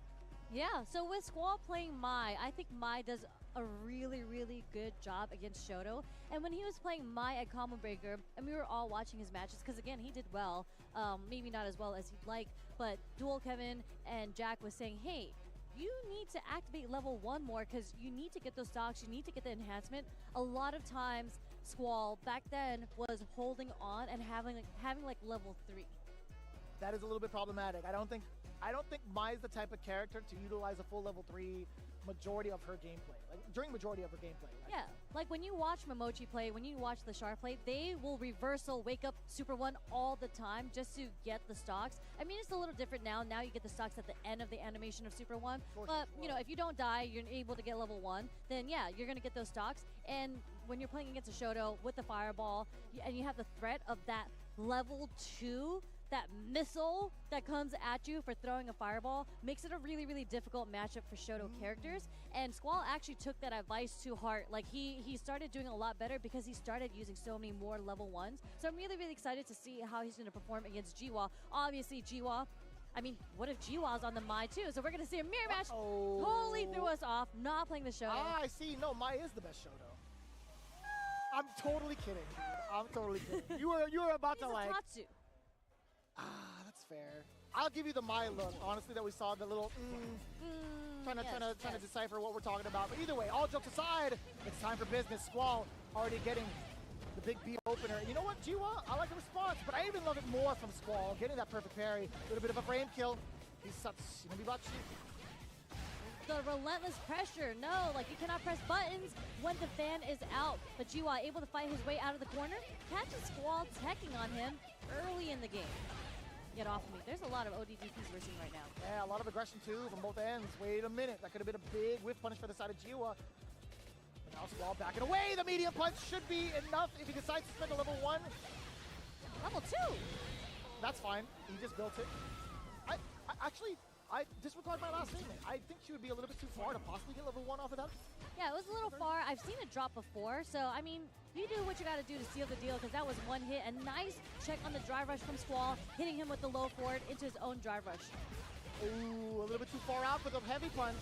Yeah, really important change that they did for Mai there is that there is no proximity blocking anymore when the fans are out, so you can actually walk back and force her to whiff the button, which is how Jiwa was able to get that sequence started. Pretty important observation. Now Squall, hopefully he gets to pick it up. But Jiwa now in the corner, no longer having any estate to walk back, but it's fine. The airborne approach is still just as valid. Okay, charge fireball. Squall, I'm gonna need to see that level 1. I want to see some enhanced moves right now. I think he's using his meter for that at the moment, right? Although he has a life lead, Jiwa can still make it back with an overhead, spending the rest of that bar. Level 2 incoming. Look at the damage and the carry. Oh. Luckily that wasn't enhanced because that would have taken him like way to the corner, way more damage. Jiwa actually spent all his stocks prior to that. But this is bad situation for Jiwa because he literally got no bar unless he's able to fight through the burnout. Ooh, that could have been a level 1. Help me! There were so many conversions. Forward throw, and it's just enough, dear God. Barely enough for Squall to take it over G1 game 1. They are scrambling. I mean, when you're playing the same character, you're just like, there's no way she's gonna... Why? I love, dude, this costume is phenomenal. The design of this costume is insane. I like the hairpiece. That's my favorite piece in this costume. You can't say that to the bald person. But I'll tell you what, her clothes, the outfit on the cloak, I guess, or the jacket, what do you call that? This piece? Outer piece. It's a coat. That's a code. And she turned around because she heard you. She's like, oh, this little piece you're talking about here? The design on it plus red, brother. Whoo, this costume is sick. I would wear that, honestly. I would actually rock that. All black, everything in the red. I need you to rock the hairpiece too. I think I can just glue that to your All right, that's side not of you. disrespectful. Squall versus G1 game 2. If you can find it, I'll wear it. How about that? I'll find that for If you. you can find it, I'll wear it. I'll hot glue it to the side of your head. Why do you sound so excited about that? I like decorating. I'm about to do some item, yo. Here we go, Jiwa. Trying to check down below as well. Let's see what happens, though. Within the neutral, Jiwa has been kind of antsy and pretty aggressive with that drive rush as well. But again, just not playing it cool as Jiwa. Yeah, getting stuff. And unfortunately for GY, he hasn't gotten one perfect parry yet. Oh, and the crouch jab is going to take it with the meaty. Another tick throw. One more guess. OD fan, really good pressure from Squall right now. Okay, they both had the same brain cell at that point. Oh, wait. You're trading sweeps. Oh, this is kind of pretty significant. Yeah, the fan animation is actually kind of funny. Ooh, Stare down. no way. Level 2? Yeah. It's not enough because it's not enhanced. Level 1 incoming! And that was a death sentence. I will tell you this. Jiwa not backing off at that moment because he was in burnout was immediately a death sentence. Squall recognized it and executed. Yeah, really good level 1 on Squall. That was the only option he could really do unless Jiwa decided to back up, and unfortunately he didn't. And this is match point for Squall. Here's the level 1 that we're talking about. Get those stocks up. And he gets hit by the jump, and this is not looking good for G-Wall right now. Double Ryu Enbu, not going to be able to chase at least the option select. We're looking at level 2 to kind of seal it, but look at the amount of pressure she gets to exude. Jiwa trying to shift that pressure, trying to shift that momentum towards his favor, but the fans are just too much of a problem. Don't throw a fan, G-Wall. Don't do it. Don't do it. Are you going to test Squall's reactions? Well, it's not enhanced level 2, though. Oh, no, it's gone. There we go. Okay. Pat Johnson, just a walk forward dash throw. One more mix-up. Are we going to see an overhead? No! Jump short does not punish the throw. Back throw a chance for Jiwa. He can't get up close. That was a Hail Mary if I ever seen it, but Squall being able to play it nice and cool, very convincingly. 2-0, 2 rounds straight for Professor. Let's go, Professor Squall! I'm glad. Okay, please don't. Woo! He's fit. He can make it. Yeah, He you're can right. make the jump off You're the right. stage. He is fit. My knees shattered just watching him do that. But either way, I love seeing Jiwa around as well. He has been an international warrior for such a long time. He's been gracing us Literally here in the this world stage. warrior. He's been doing so much work, so mad props, mad respect to Jiwa. If you've never heard of him, look up some of his clips from prior iterations of Street Fighter. Hell, look at him right now. He's still doing really, really strong, especially with how far he was in the bracket. Yeah, I mean, unfortunately, that was a loser, so he does fall, but he was right outside of top 48 at one of the most stacked tournaments so far of the CPT offline premiere. So, you can't really fault somebody for, and you can't make fun of someone for losing at this No, I point. never would. I don't think anybody should, honestly, because they've proved themselves to be here at an offline tournament to play. That alone is mad respect. Yeah, and shout outs to Squall, man. He stepped it up so much. Like, he's always been a very, very solid player from all the Street Fighters that I've played him in. And, it seems like he just found his character and was able to find his groove with Mai. And that was such a solid performance in the mirror match. I think one of the things that he took to heart, as you had mentioned, executing that level 1 during the combo to get that pressure with the execute or the enhanced Mai fans and enhanced Mai in general was really, really well played. Honestly, I was waiting to see when that strategy would blossom, and I'm glad he was able to do so within this set because I think that skyrocketed him towards the end of that W. I mean, you saw it. Skyrocketed him to top 48 tomorrow. That's what it did. You're right. When you're right, you're right. Honestly, he looks good. He looks great. He's playing great. I'm loving the confidence he's going to get going into the next couple of games tomorrow, especially.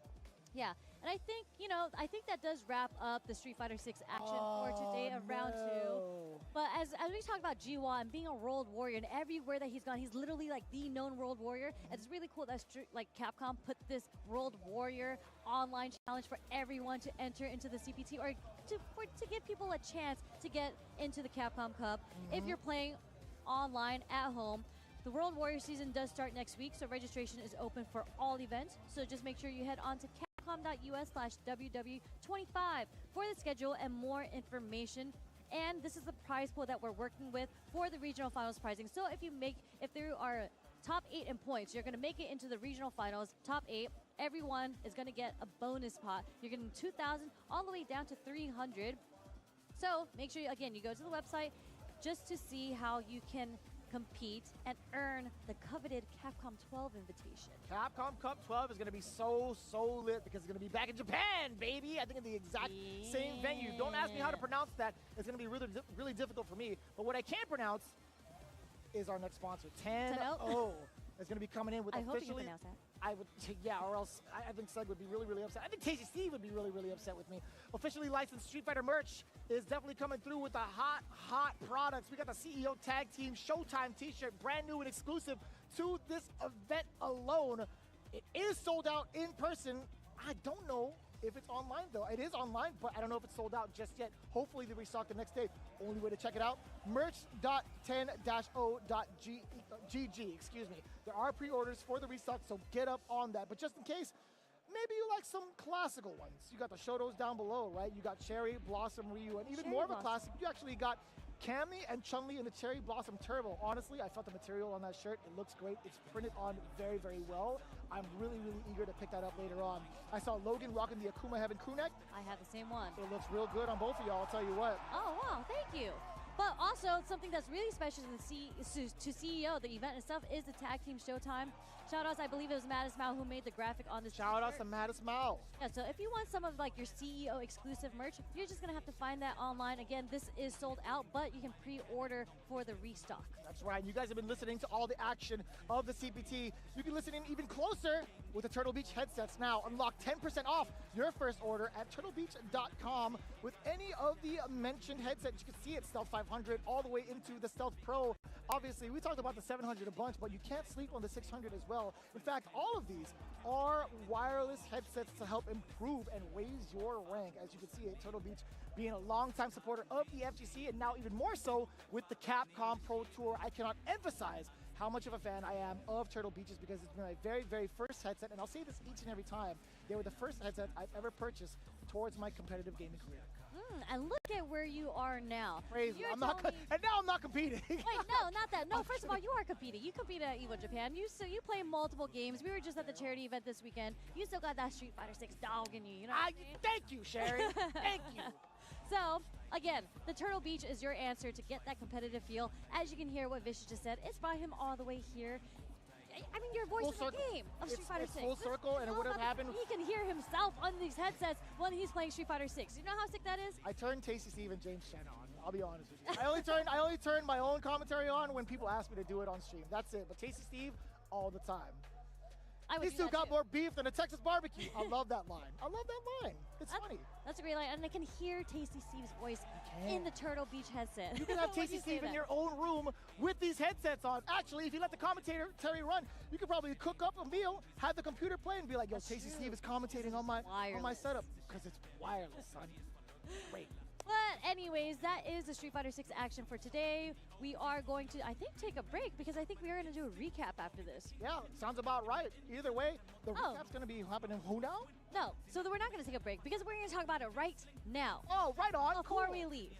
We're going to talk about all the action that happened today. Well, yesterday as well, from day one, round one. Round one also continued today, technically in the morning, into day two, round two. So now we have gone from 837 players down to the top 48. Yeah, I mean, it's looking kind of interesting to say the least. Honestly, we've seen a lot of representation coming in from the Latin American countries as well. You know, we talked about Kramer doing a bunch right now over Daigo, Umehara, and also other players. We've seen Blas also dominating in each and every one of his performances. It's been absolutely wild.